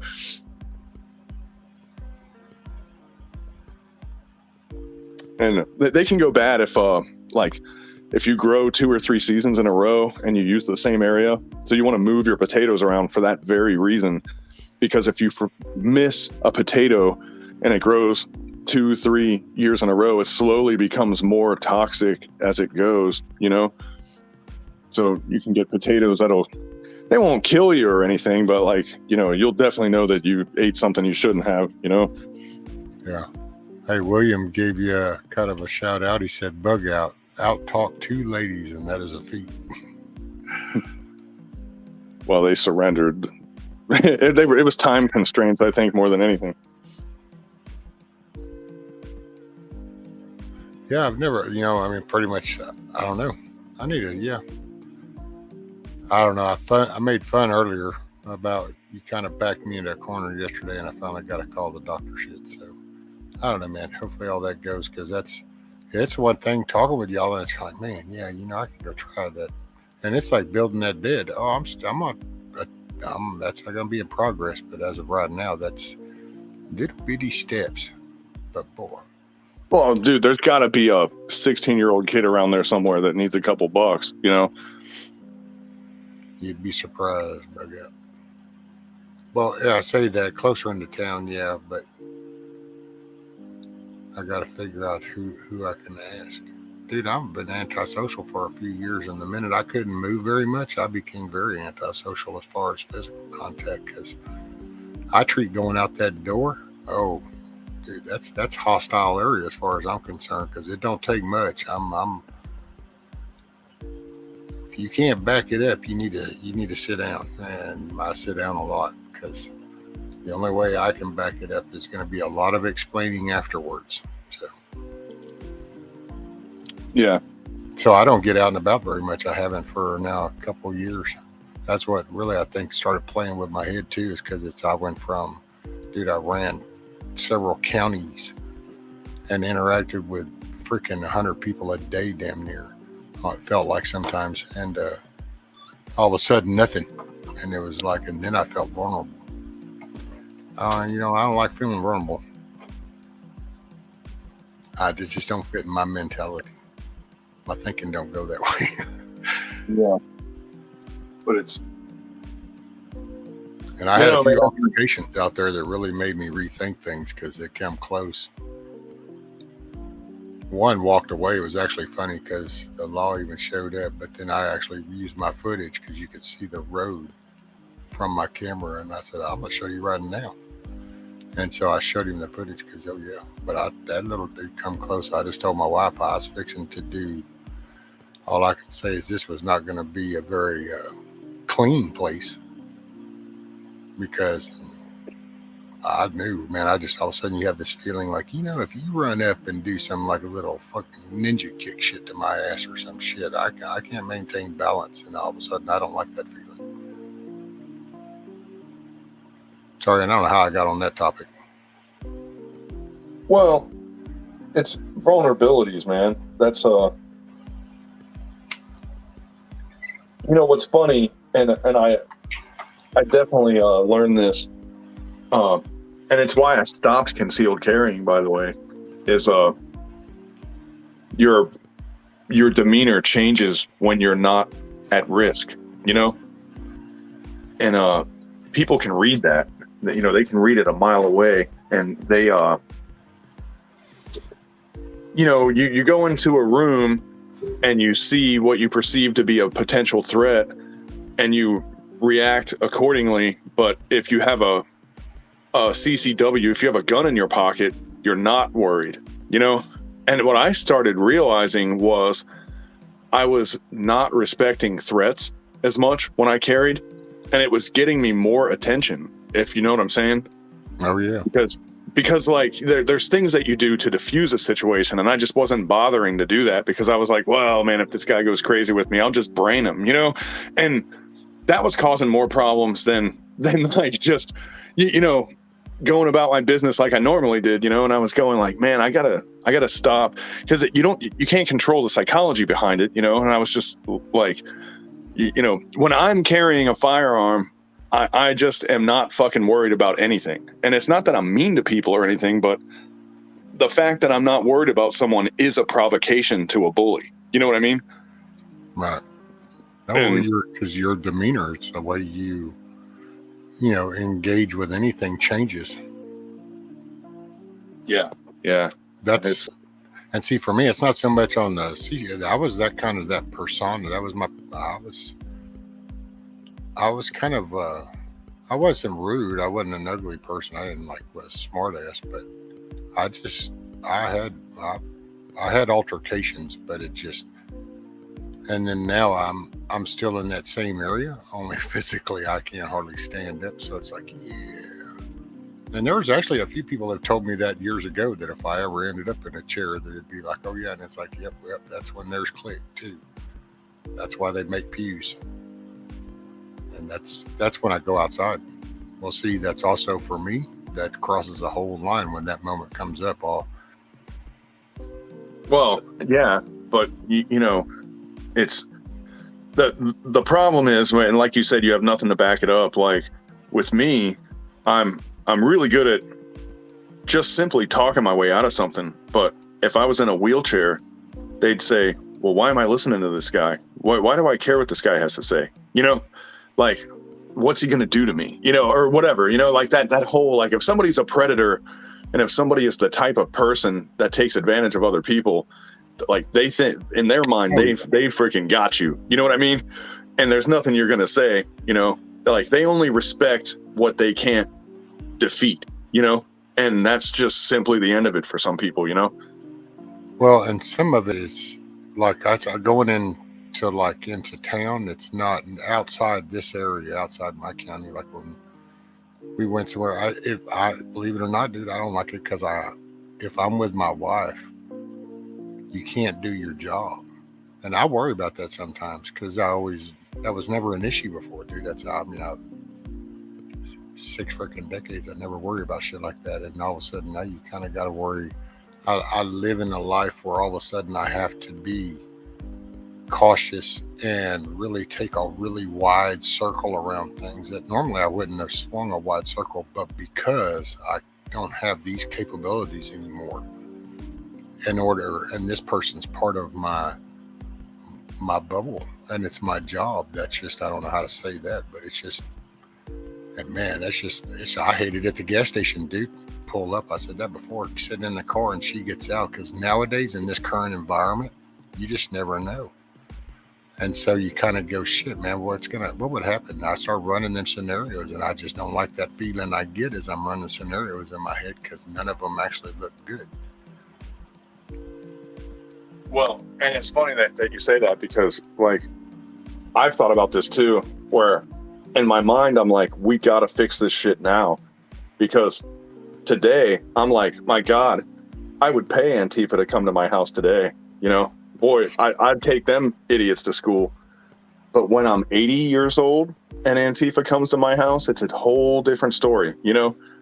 And the reason why they're so feared, and I got to remember this, because what the regular person fears and what I fear are two different things, you know? And when I'm an invalid, or if I'm bedridden, or if I'm old and I can't see and I can't hear anymore, like that's when Antifa's going to have a problem with me. They don't have a problem with me today because they're hyenas, you know, they're bottom feeders, you know. But man, God, the second that that you're compromised, they're going to have all kinds of problems with you. And I'm just thinking, like, man, before one more generation gets old, we got to put these people away. We got to get them off we got to take them off the menu. You know what I'm saying? Yeah. See, and for me, it's not even me as much as it is, I don't know, it's my job to protect. So it's, how do you do that? And that's part of my shit I thought of yesterday evening after you decided to back me into the corner with the doctor thing, because I got to do something, and there's going to be that big major moment, dude. I ain't looking forward to that. I mean, that's kind of like, I don't know. Right now, I ain't digging being totally vulnerable. Like, as in, we just now cut open your back and worked on your spine. So guess what you're not going to be doing for the next few months? It's like, yeah, but because it's, and you would have to I'd probably have to describe my environment more, and that would be hard to do without making it sound negative, even though it's not really negative, but it's. But dude, you got to think about it though. Like, really, if you put it into perspective, you're already there. What you're afraid of, you're already living. You know? No, except I can still go. I can get my door. I can still pick stuff up, different tools that if I needed to, you know. Yeah, so. yeah. But I what I'm saying is like you're already compromised. So for a limited time, you might be more compromised, and it's not that long. Because man, that friend of mine, he blew his back out, and I don't know how he blew his back out. But actually, the reason why I'm saying I don't know is probably why. But he never did physical labor in his life, you know. And I always had physical jobs growing up and stuff. And then he got a job where like it took a little backbone, and he threw his back out, blew it out, you know, blew the discs. And it probably was because he didn't have that skeletal autonomic tendon strength that, like, you know, someone who worked their whole life had, and he was trying to get in there and hang with these other guys and ended up screwing himself up, you know, or whatever. But anyway, he got this surgery, and he healed pretty damn quick, and he felt better than he ever did in his whole life. That was how he described it to me, you know. I've met a guy myself that way. Whenever I had my neck done, my spinal deal, I was sitting one day and met a guy that floor below mine, his doctor was there, and he had back, and he goes, shit, man, I actually feel better than I did when, you know, back in my 20s. And it was like, oh. So you hear the horror stories, which, and I figured about 2 to 3 months, possibly, I can push it and get it closer. I've actually been thinking about working towards, because see, I got a plan for that too, man. For a little while, hell, you can't do nothing. Yeah, but you got to remember, another horror story is not having it done, you know, because this isn't going to get any better, you know. No. And you're at the point right now where, I mean, you can talk about it and rationalize it. So you have the luxury of negotiation right now, which is nice. That means it could be worse, of course. You know what I'm saying? I mean, because you will get to the point where you have to do it, you know? If that makes any sense at all. But well, if that condition deteriorates further, you'll get to the point where, like, either you're using those tools to take your head off instead of protecting people, and then your prime directives are getting totally confused. And what's the point of that? You know, like that's probably not why you were put here. You know what I'm saying? Like there's some other purpose, you know, and you got to aim for that purpose. You know what I'm saying? Oh yeah. Because see, with my neck, man, I thought about it a couple times. I was like, I can make this pain stop right now if I wanted to, you know? Yeah, that's not an option though. Because that's it with my faith base. That's just not it's not on the table. That's why you just got to suck it up. That's why I just wake up. When I wake up, I go to sleep and it's like, yep. And then I wake up and it's like, yeah, I'm here. Okay. So I've just learned to roll with it. I'm here. Can't say I didn't have a sense of humor. I'm just too stubborn, it turns out, you know. It's like, I'll tell you, man, I think if I was somebody else, I might have maybe did it because it hurt. So I never had pain like that before, man. That was something new to me. And it was agonizing and it never stopped. I couldn't sleep. I couldn't do anything, you know? Yeah, total miserable. Later, Yankee. Have a great day, brother. And yeah, Mom Red, you're one of the reasons too. Yesterday, after I know you've had yours done and you're feeling better, and kind of all my excuses are gone. And then we talk about gardening, and that's how I end up. Cause see, my brain, man, I'm telling you, I can go 90 to nothing in my brain. I know I can go out there. I'd have a bed up today and then some. But oh no. And so that's gets me thinking about that. So, well, you've had injuries to the point where you're not in a realistic normal category either. You know, I mean, you've had extraneous circumstances that basically like contributed to an absolute catastrophic failure of your spinal system. You know, if this was the Middle Ages, you'd be dead already, probably. You know what I'm saying? But it's not. So like now you just have to just keep going with what we got. You know, you went halfway and then you stopped. You know, it's like, like go the rest of the way now. You know, and then it's scary though, man. And I've never had a major surgery before. I've never been put to sleep, but I'm terrified of it. I'm terrified of it. You know. Yeah, no, that's what I'm saying. That part doesn't bother me as far as that now being physically down and not being able to, you know, handle my environment. I don't know. It's so weird that it's kind of, because you talk about things and I don't want it to sound so weird, but dude, it's just pretty much my whole life. It's just, there ain't never been nobody. I don't like, it's like shit doesn't work. Then I learn that. I sit there and I read, I study, I learn that and go, okay, this is okay, now I fixed it. Yep, there's that. Now, whether I retain that, I have no, some I did, some I didn't, but I've just kind of gone through, that needs to be moved over there. Dude, I figured out a way. Hell, when I moved my little building, I needed to move the building and I was like, shit.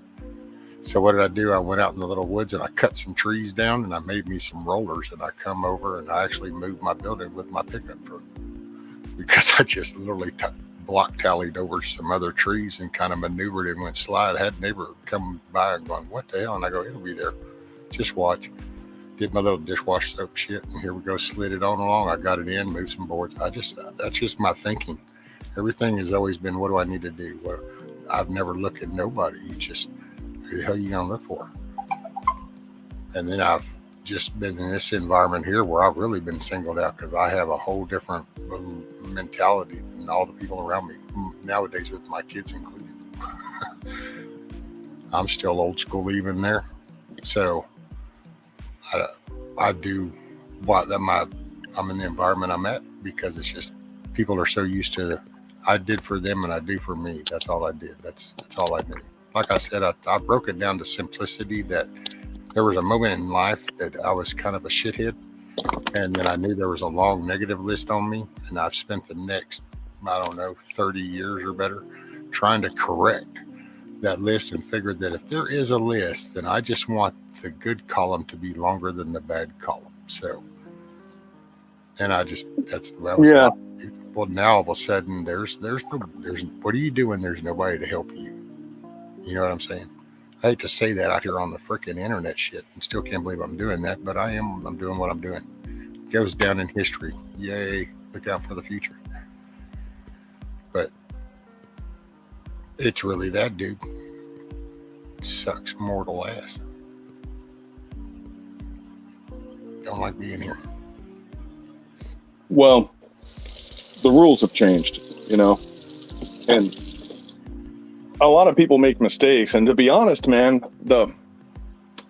this is a conversation that I have with the absolutely super religious guy that I know.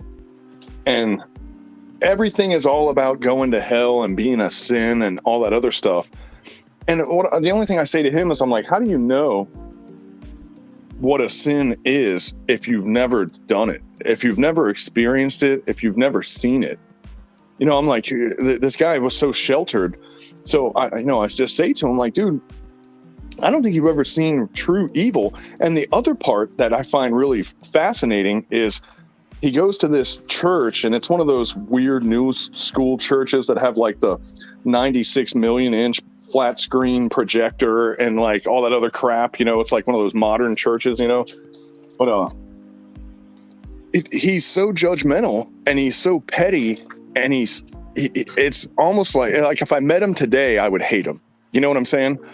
And I'm like, dude, you keep ragging to me about sins and things being wrong and like how I'm living. But I'm like, but look at me, dude. Like, I've been married for 20 years, you know, like I'm not out there drinking and driving. I'm not killing people. I'm not doing any of this shit, but you do, you know? And sure enough, man, he split up with his old lady and he immediately started going to the bars and drinking and driving. And I was the one giving him the lectures like, dude, you can't be doing that anymore, man. It's not the old days anymore.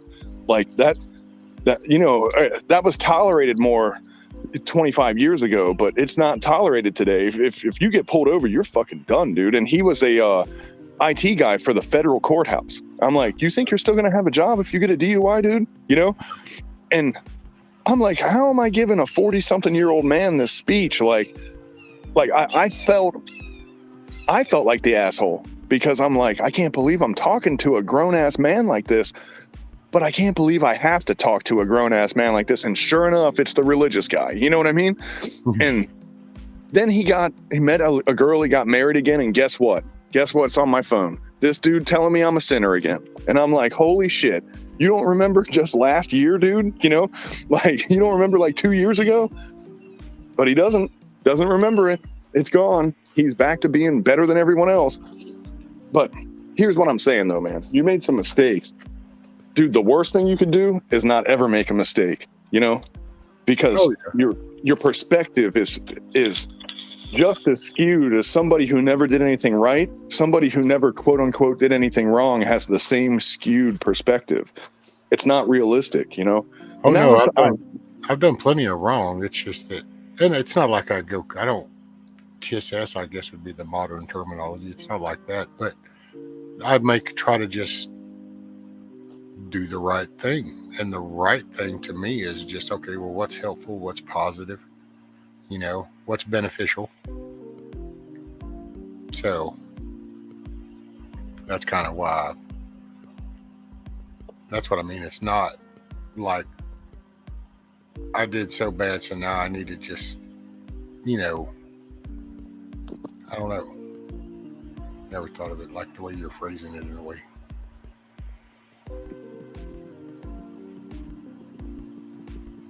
You know, yeah, Amy, it's not that I'm in a chair all the time. It's just that if I want to go longer than about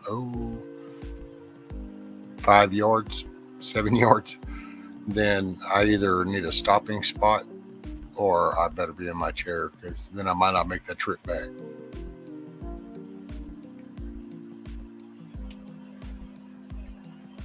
I don't know.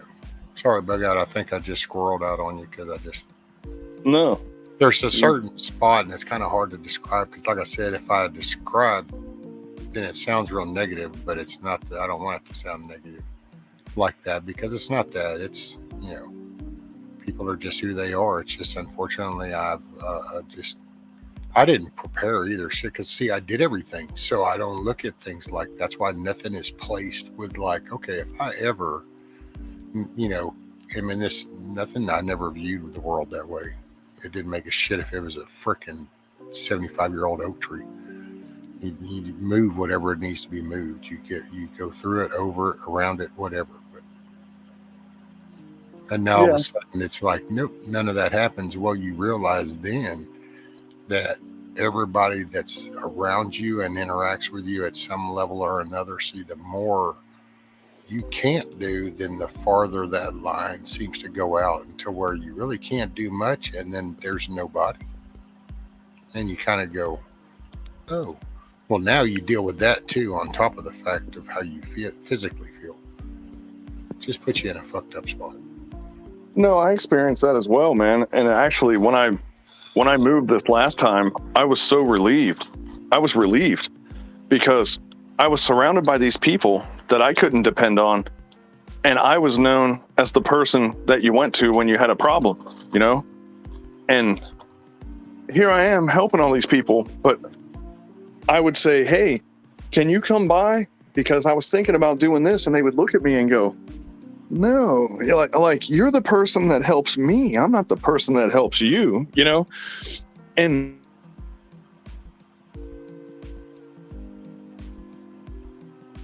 this person that people knew just because I would help them if they ever had to do something, if they ever had some heavy yard work or had to fix their car and like lift some heavy shit or something, like they could call me and I'll help them, you know? And I'm like, no, that's not why. I don't have friends so that I can do free work at their place, you know? But you realize who your friends are when you need somebody. That's when you realize who your friends are, you know? Oh, like exactly.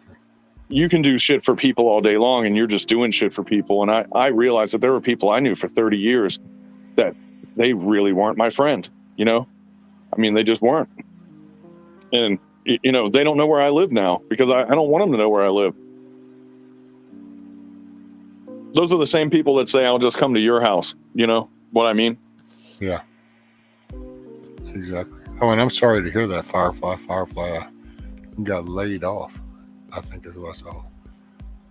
And then I said I'll get called back when there's work. Been there 25 years. I'll work on Broadway shows. Oh, wow. Firefly works on Broadway shows? Yep. Firefly Farm. God, that's talk about a completely different life, man. Right? Yeah. My God, I would just have questions. You think I talk a lot now, man? You give me a couple beers and sit me at a table with Firefly, I'd just be like, I need to know how this shit works, man. Explain this to me, you know? One of the last security missions I did for the Navy, I got a really nice hotel. I don't know how the hell they got it. You know, they must have had a government raid or something. But I was like, I mean, a stone's throw away from Carnegie Hall. I was going like, did we have the right building? You know, I was like, this has to be the wrong place. But sure enough, man, my key card worked. And go figure. Firefly Farm is a scenic artist. A scenic artist? As in, like, makes sets for Broadway, I guess? I would say scenics. Yeah, scenic scenery. So scenery type stuff. Because, like, man, for about a year when I got out of the Marine Corps, I came down here to Florida and I worked for a lady painting murals and stuff. I did that for like a year. If I would have stayed in college, that's what I was going to art school, you know? I mean, I was on that track, but it just wasn't for me, man. And it wasn't the art part. It was mainly the artist part that I couldn't tolerate, you know? Well, I would think what scenic articles be like for the set pieces for the show, and you're basically building the set pieces for the different scenes. Oh, that'd be cool. So probably a little bit of casting, a little bit of messing with props and stuff. God, that'd be fun, man. Probably doing backdrops, you know. They probably do all that shit digitally now, though, but back in the day where you just made the stuff and painted big pieces of canvas and shit, that'd be cool, man. I'd love to do that.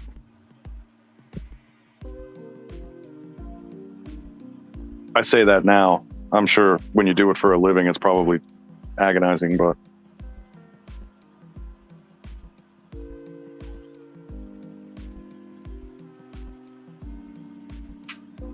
so it's like, you just really don't know what you're going to get in here, man. You know? Nope. And that's not such an off the wall occupation to have, but in a room such as this, it just seems like almost an unlikely person to be here. you know? Like, I just imagine the elbows that they rub with every day and how different they are than us, you know? Well, okay, Firefly says correct. Sets, props, so any arty stuff. I just finished working on the Tony Awards. I'm in the artist union. So, man, you probably got to drink that leftist Kool-Aid every morning before you walk in the door. You probably won't work tomorrow.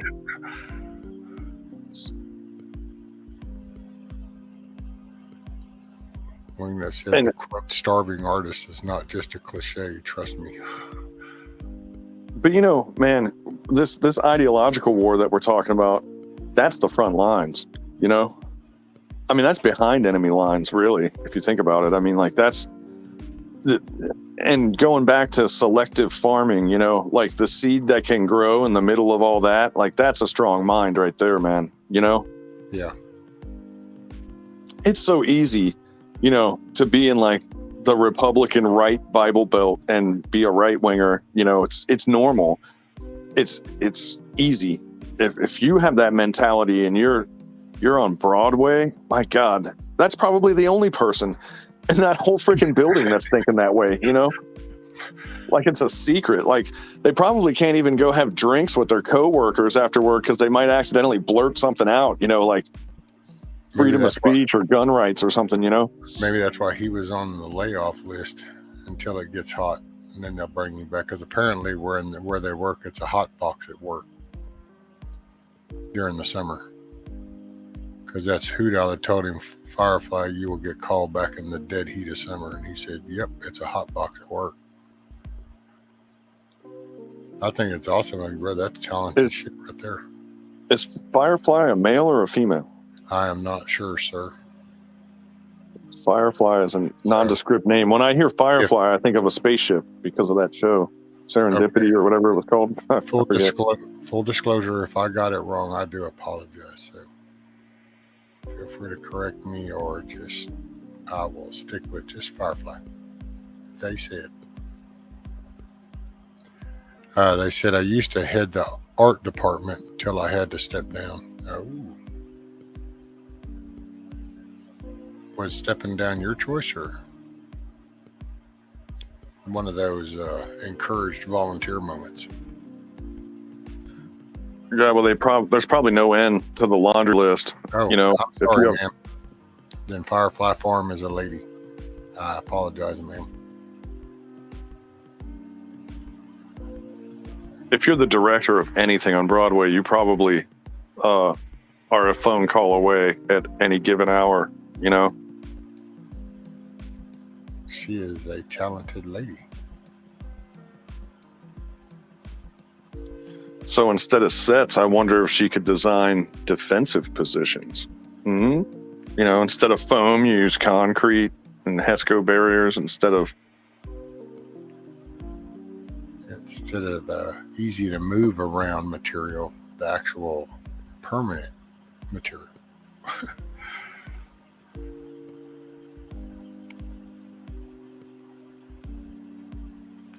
She'd be pretty good if you had positions made, and then she could try to naturally make it to where it blended in more, you know, like by using different pigments and stuff.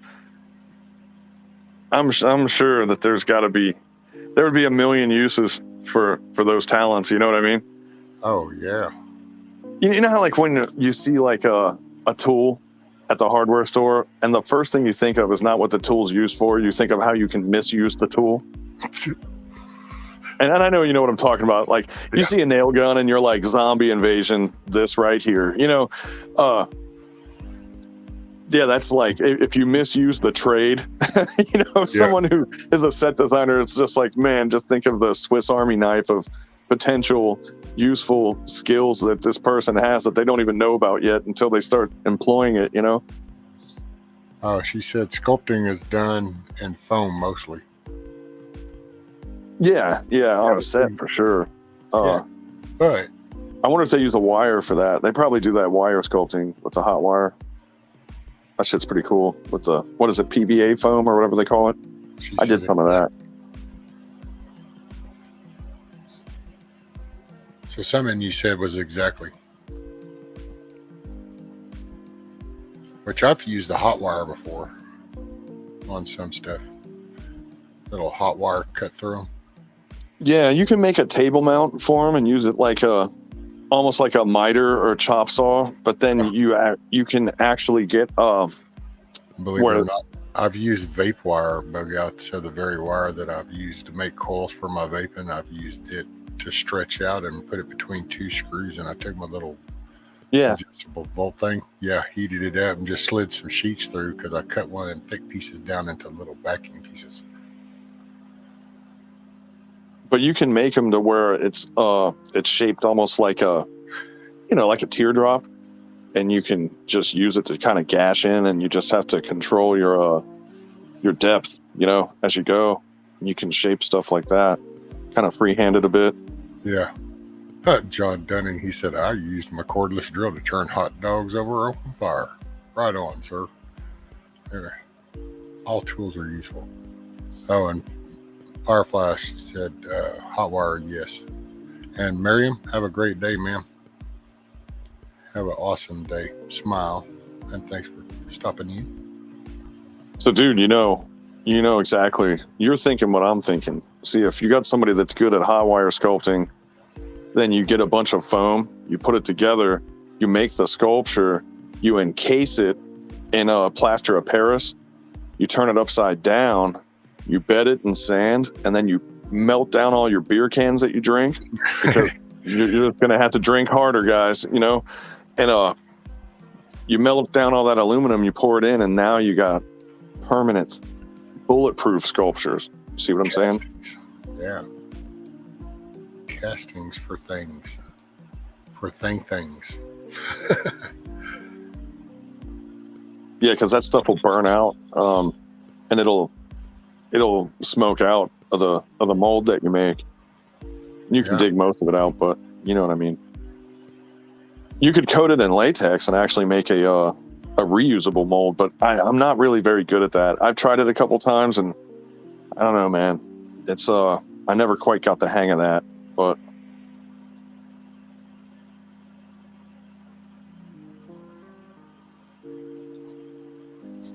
Is it 9:30?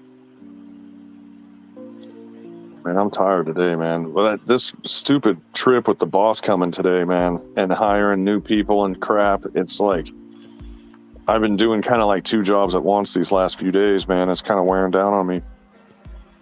I mentioned that earlier when I was like, I'm not sure when Bugger will get here, because like yesterday, the dude to show up took an hour and a half. So. Well, and back to what you were saying, helping people, being the person that helps people not helping you. Well, the pressure's on right now. Like, we literally have almost no responsibility on a regular day. I mean, we do, but if you're from that background, it's like nothing, right? And we have this week where we're jamming, and that just happens to be the day that the dude shows up an hour late, if you know what I'm saying. You know what I mean? And it's when they change the policy and everything's going to be different. And that's when the dude doesn't show up. And he's like, oh, man, I'm sorry. I'm like, yeah, dude, I know what you're doing.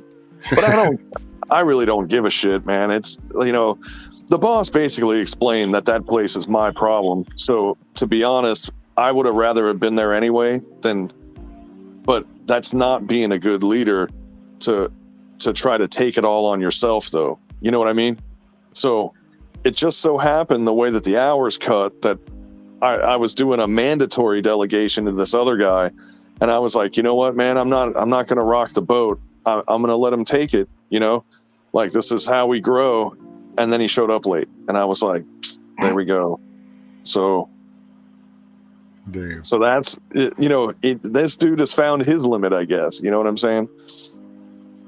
Well, they'll only do barely enough. There's nobody fully commits anymore.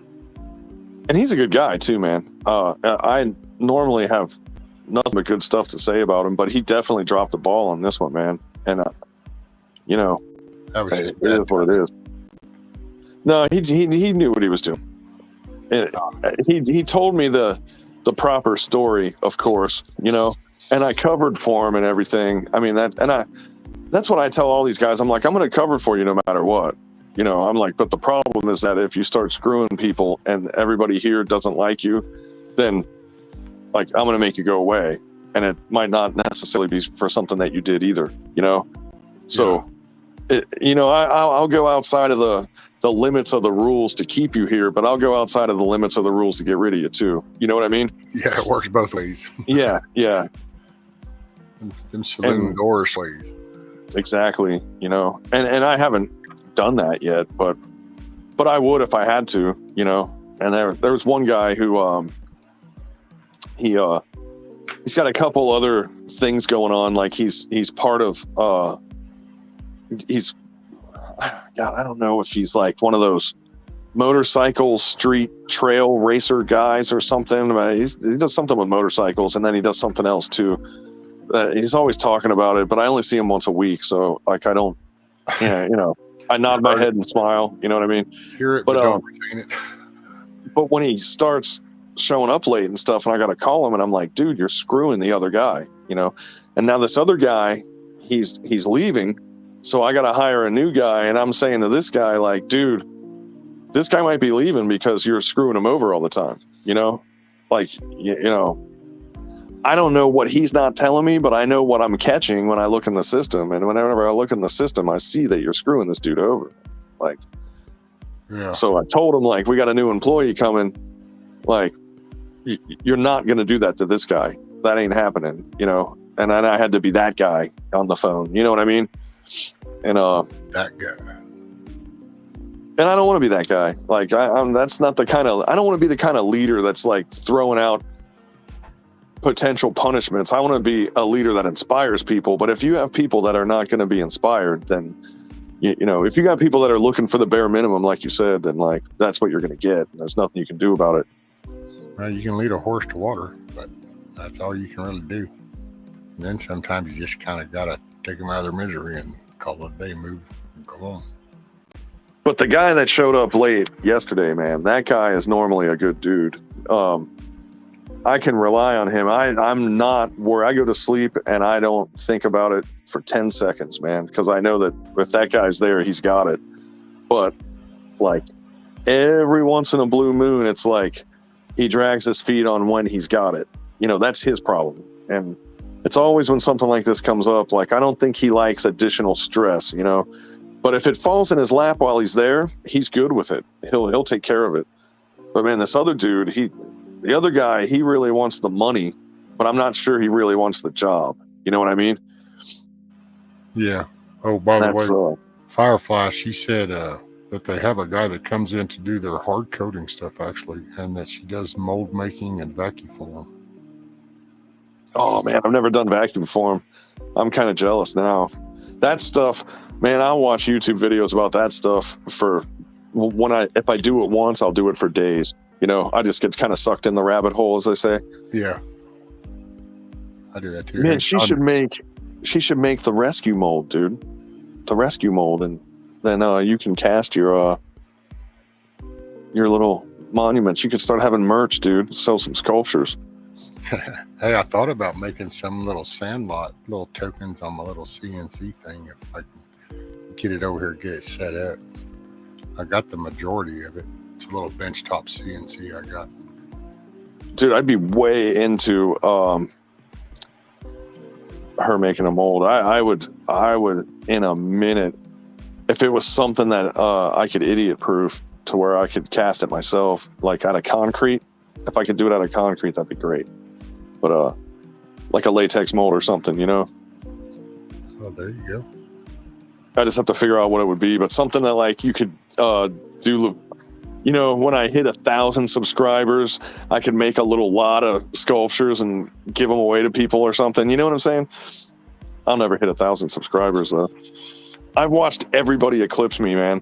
And like, dude, I remember when Tennessee Tactical had like 13 followers, man. I looked and he's got like 700 followers now. I'm like, holy shit, man, this dude's on fire. Dude, Uncle Barry said a rescue bobblehead. And then it was like, I think you should do bobbleheads. I like that. What if it was a bobble body? What if it was a power chair and the whole upper torso was a bobble? So when you move the chair around, he just flopped around on the top. Damn. What's up, TT1? Oh shit, he's there. Yeah, TT1 showed up. He said, "Rescue some T-shirts with rescue and an American flag." Good morning, gentlemen. Yeah, man, I was blown away, man. The other day, I clicked on him just for the hell of it to see how many followers he had, because the last time I looked, I mean, he was in double digits, you know, and he's got it's like 680 or some shit. I was like, holy crap! It's probably been a while, man, but it just seems like yesterday that he just started on YouTube, you know. He just TT1 just said, Bushido, if you keep doing your tactical videos, you're going to get to 1,000. It's hard to get people to do anything here if you're not shooting, and I'm not talking shooting at the range, because like those videos are kind of boring, you know. But like the tactical shooting and stuff, it's what you might call less than legal, you know. Like the locations and all that stuff, and people are a little weird about being on camera. Like I was gonna make a real elaborate I sent you a couple videos from it, like the rucks and stuff that we were doing, but man, it's like nobody wanted to be on camera. Everybody, you know, they were just being really weird about it, and I was like, man, this sucks. We could be making some awesome, inspiring videos for people, but it's like nobody else down here gives a shit about YouTube, let's put it that way, you know. So it's kind of hard to cobble that kind of stuff together, but I try, man, you know, but it's challenging. I need to get a better GoPro too, like an actual GoPro, because the ones I have are kind of shitty. So TT1 said, Bushido, people could learn so much from you, buddy. And by the way, Firefly, she said, Hoot Owl have a farm in Hudson Valley, New York. So she does the farming. She does have the Firefly farm. So did you hear that, everybody? Firefly has a farm and no guns, if you know what I'm saying. I don't know. Probably. I'm just kidding. Overabundance. I was making a New York law joke, you know. Oh, yeah. They all got thrown in the river, lost them. I don't know. Let's see. Oh, morning, Billy. Best life. He said, good morning, rescue bug out and chat. So, like, what's happening to all these Canadian guns that they're going to be getting rid of here soon? I kind of see a fire sale happening here pretty soon, right? Right. Morning, Nikki. Again. Like, get your Glock 19s, $45, you know, like the old gun show days.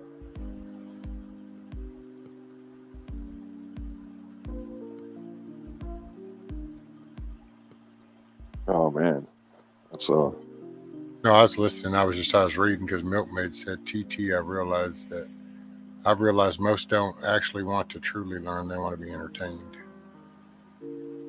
Well, dude, you know, TT1, man, like the thing about him is he's so passionate when he streams, and even when he's on like panels and stuff. And the first couple times I met him, man, I thought maybe it was fake because he was so like into it. You know what I mean? I was going like, is this guy for real? You know, but then when I realized like he really is this into this stuff, he's this passionate about what he's doing, man. And like, it's contagious. You know, if you watch him for about an hour, man, you turn it off and you're like, you catch yourself being positive, but you know, where you're like, am I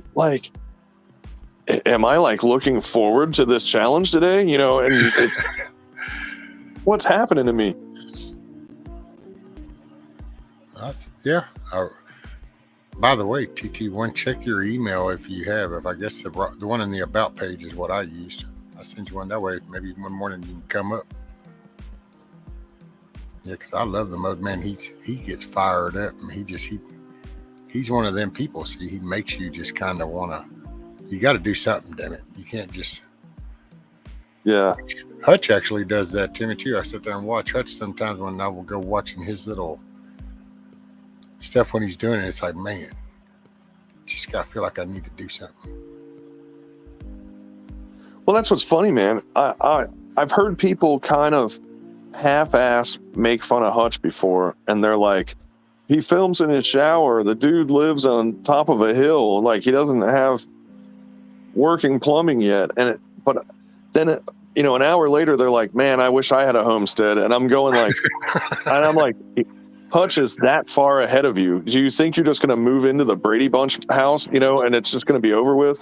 Like, you get yourself some wild land and you try to tame it. You're going to be doing exactly the same thing that he's doing, except when you're halfway through that struggle and you're making your videos in your shower, he's already going to be having indoor plumbing and heated floors and shit, like he's going to be there already, and it's, I don't know, man, like people want to get there, but they don't want to have to do it. And I'm just as guilty of that as anybody else. So don't get me wrong. I'm equally casting that blame, and I'm catching it on myself too. It's like radiation. I get it. But, then people go out and do it like Milkmaid and Hutch and those types. Native, man, Native's doing it. And it's just like, man, it's not going to be perfect every time. And there's, you try to score a place that's as good as you can get, but unless you're Bill Gates or one of those other guys buying everything up, like, the pickings are a little slim. Like, nobody's going to get perfect. So it's, Well, yeah, but see, like with Hutch, that's the hands-on. That was called here, just boom, and then working it, and that's what I like about him. But yeah, I get what you're saying, because people don't bother looking into that. Right, and like where your area is and your limitations or whatever, it's like it's going to be something different no matter where you go. Like whatever your stumbling block is, but everybody's going to hit one. Everybody's going to have one, and really, right now, I think everyone's going to hit the same one, which is money. Because, man, I started one room, and it's still not done because the second I started the project, lumber quintupled in price. And I'm just like, man, I don't want to pay $60 for a piece of plywood, And then I got some plywood. I got like 22 sheets of it that I could throw up, but I haven't done it yet because, the concrete floor. So, like, could be more level and plumb and all that stuff, like, so it ends up like, you got to be creative with how you put the plywood down, or you end up having to trim it, and, it's just a headache, man, Billy said building a homestead is hard work. That's what my body is telling me right now. Right, Billy? He's got a beautiful place, dude. I love the work he does. Yeah, he's really far along.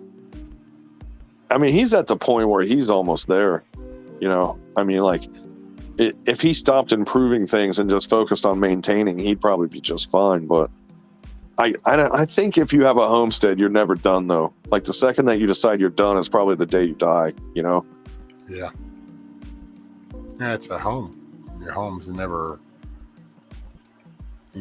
it's never done. Or at least not as the way it's kind of thing. It's never done down here.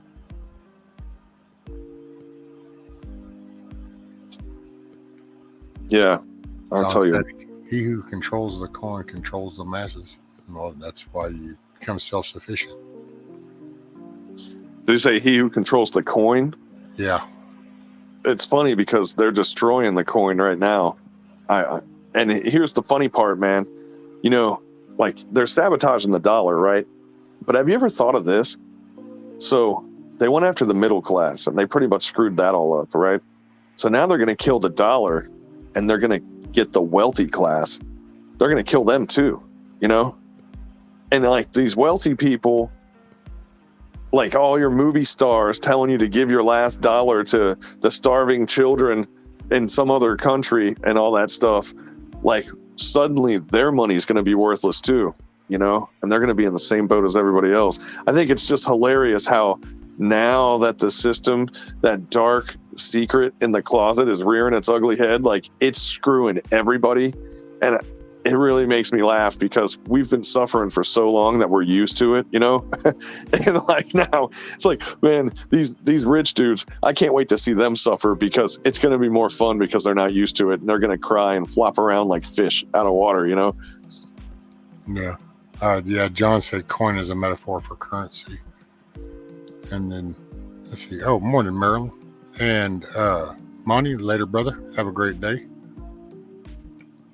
Somebody else. Let's see what else we got. Oh, Firefly said, yep, my house was built in 1920. Been here since 1995. This used to be a potato farm.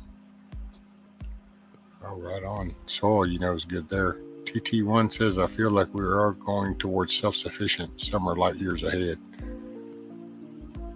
Very much so, sir. Firefly had her house since 1995. I'm going to guess her to be 60 years old. That'll be my crazy guess. Well, I would actually not expect that lady to answer that at all. So there you go. She's not going to answer it, but I'm just taking a guess. I'm doing house math, you know? Oh, that's what it is.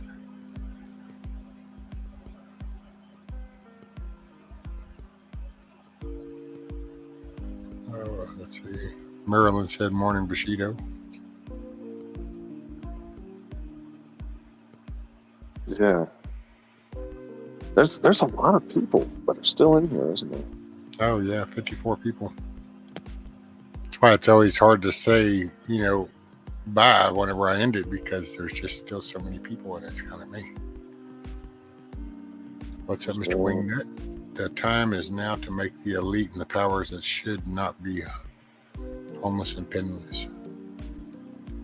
Yeah, a good little role reversal would be kind of cool right now. I can never read Marilyn's last name right because it's like I become dyslexic when I try to read her name because it's like too many of the same letters. That sounds like a Pacific Islander last name, actually. Ponomarenko. Marilyn Ponomarenko. Oh, Milkmaid said BB LOL should know better than to guess age. Damn Yankees. What's up, G-Mo? Morning.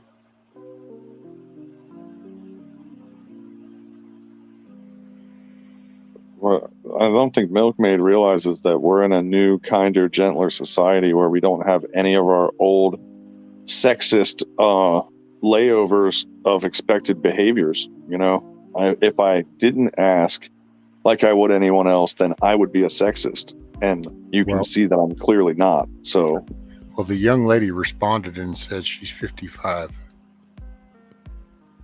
I was close. So Hit Gal said, ask Bug out my age if I have had my house since 1982. Well, I was 5 years over, so my math is clearly flawed, but I would put her at 66. Oh, damn. I don't know. And I've never even seen what she looks like. I'm just taking a guess because she asked me to guess, so that means it's going to be more than 55. So I just doubled down on it. No, if you go by her profile picture right here in the chat, oh yeah, I'm guessing maybe 5 months, 4 months. Oh, and Lucky Dane said that's very woke of you, BB. See? Woke. That's what you have to be these days, or they'll come to get you. John says being wealthy wrong. That's what most people dream of. Not to me. I have no desire to be wealthy. I would just like to be. I would like to not have to worry. I mean, everybody can use wealth, man, and I don't want to sound like a leftist, but like, have you noticed the people that talk about controlling wealth and wealthy paying their fair share are always the wealthy? Have you noticed that? Like, am I supposed to believe that crap when they say it? You know, I don't know. Hey, by the way, I actually said Marilyn's name Right. I said it perfect, she actually said. Rescue said my name perfect. Bam.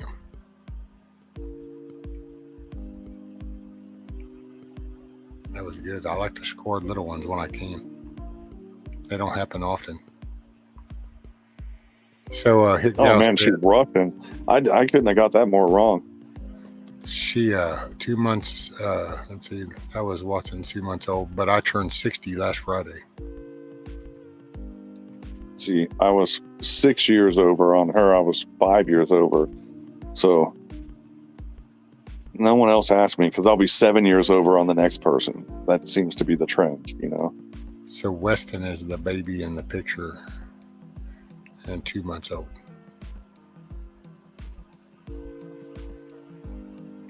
And you're right, Milkmaid. Wealth is subjective.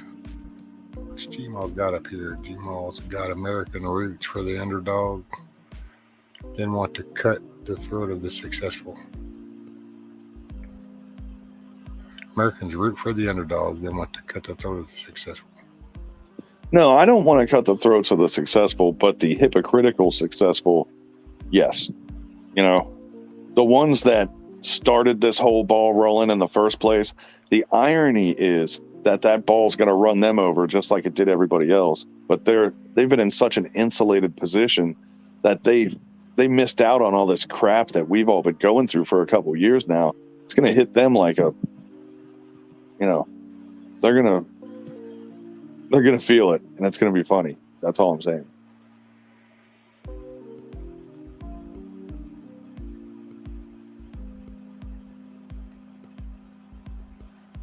I think it said Milkmaid Reese's cups are wealthy in chocolate and peanut butter and non-recalled peanut butter. Oh shit! It's 10:59, dude. I gotta go, man. Later, brother. Have a great day. Get you some rest. Yeah, I gotta sleep, man. I've been waking up early for some reason the last 2 days, man. It's killing me because I already only sleep like 3.5 hours, and then I'm waking up like an hour early, and I'm like, oh my god, this is destroying me. There's not enough coffee in the world, man. You know what I mean? At a certain point. No. You just suck it up and get your second wind. Yeah. But anyway, man, I'll see you later. Probably tomorrow. Later, man. Yep. Bye. Let's see, Hit Gal. I'm sorry, Hit Gal. I did not mean to make light of that then, ma'am. Hit Gal said Weston died at 2 months, 10 days from SIDS. I'm sorry to hear that, man. Bug out if you still hear me. Well, people are saying good night, cheerio, kick rocks. Later, they're saying it all. Not my birthday. Not my birthday, Josh. My birthday is 4/20. Really is. Not mine. It was Hit Gal's last Friday, Josh. It was her birthday last Friday.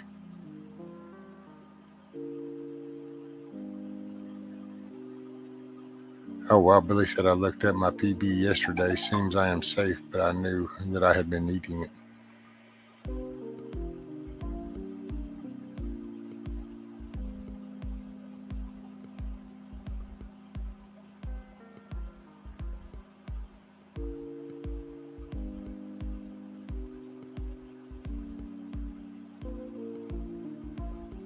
Oh, wow. There's some updates apparently coming to YouTube.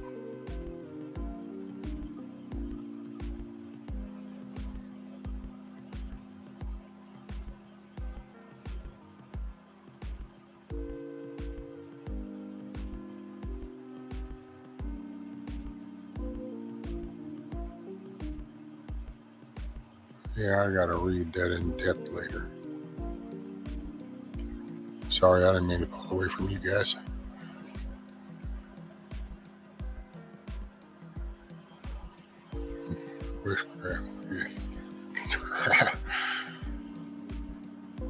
No, that's okay. I did not. Anyway, thank you. Actually made me smile. Okay, thank you, Hit Go. Because yes, ma'am, I meant no disrespect. John says, for the Michiganders listening, the Detroit Tigers help fund trans surgery through ticket sales, FYI.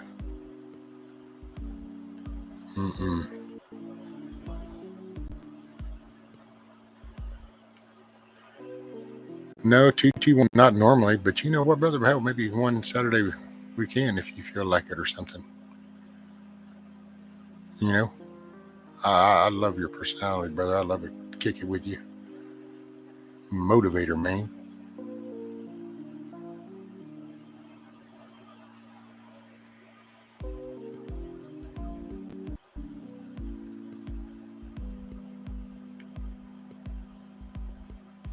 Let's see, Facebook is tomorrow is my day. I finally get to plant tomatoes and peppers. Ooh, all right, baby.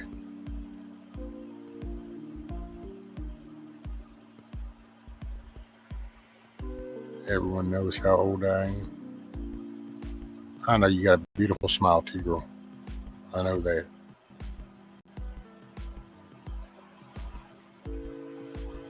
TJ Facebook just changed a lot of their rules again. I'm at 30. So see, something just went through, and they're starting to readjust. Kind of curious to see. Hopefully I don't get taken out by anything I done said before. But I don't know. We'll see. You're not hyper, sir. You're positive. You're motivated.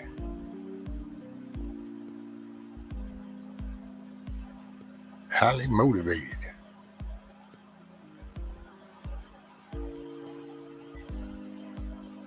Right, John? I don't eat Wheaties. I see what it did to Bruce. I know, man. That was, me and my wife talked about that. I was like, damn, man, talk about ruining something you kind of grew up with.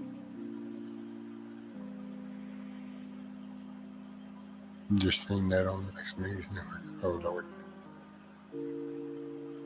I have to figure out how and where to sign up for Medicare. Man, yeah, what did I do? I don't remember what I did. I don't really remember, TJ.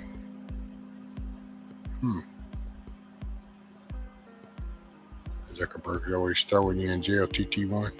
Yeah, old Zuckerberg. Hey, that place. I only go over there for Kimmel Carl because he uses Messenger. Ricardo in Australia uses Messenger. And I send them links in that. And then every now and then my wife walks in here saying, hey, look at this. Can you see what somebody, and they're like, oh, okay, click. Yep.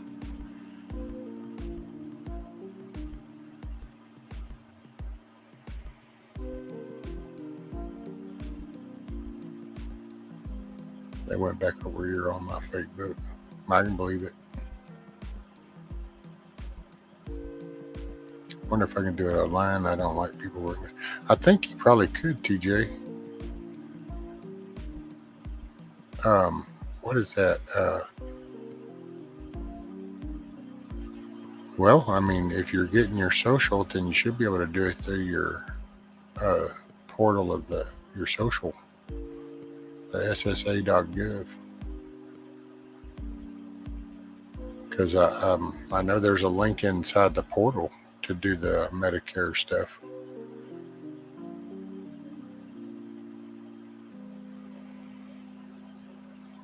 TT1, you got to get affiliated as soon as you're inside. Face crook. That's right. You got to get affiliated once you're in.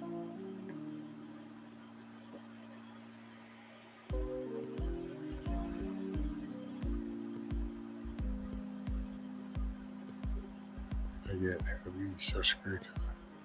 Oh, okay.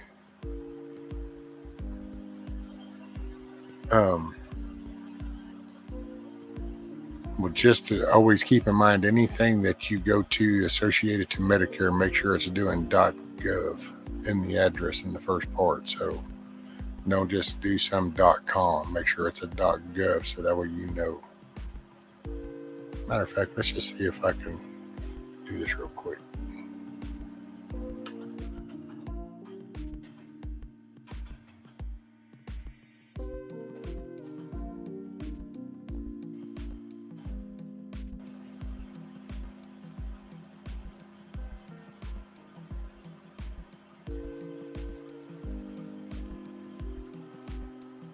USA.gov/Medicare.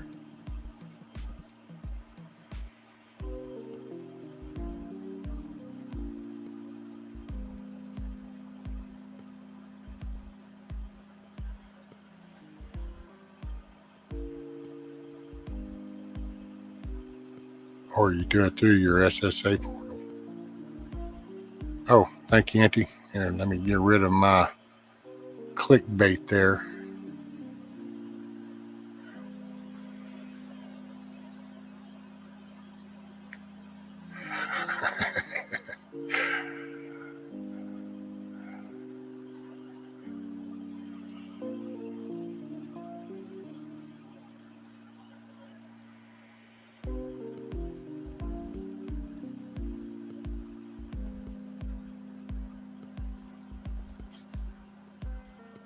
Oh, let's see. What is it? It's 10 o'clock, you know, and I hate to shut it down, but I kind of need to, because I actually need to get on the phone and call the doctor office and stuff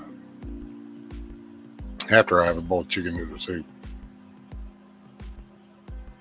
Got to put some fuel in the engine.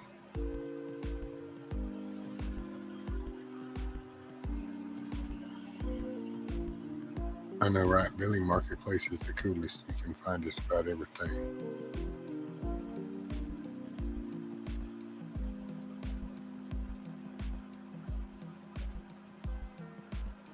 If your husband earned more than you did, then keep drawing on his. Right, Hugo?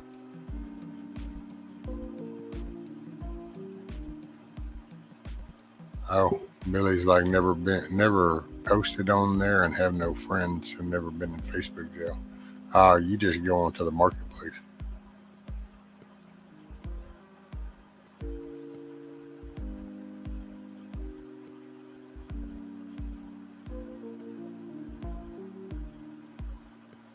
Take care of me.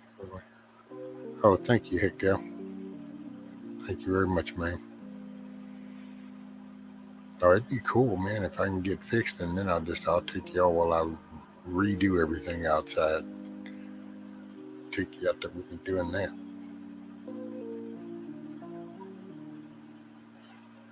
Mine will be more in the next year or so. I'll be more needy. Cool. Alrighty, guys. Yeah, I think I'm gonna call it. I appreciate y'all hanging out with me. Hopefully y'all had a good time. Maybe learn a little something, laugh a little something. And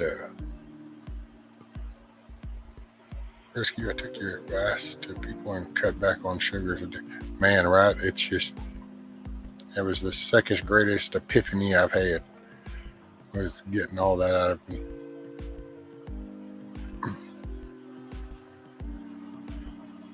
TJ, no problem, just info for you. Okay, yeah.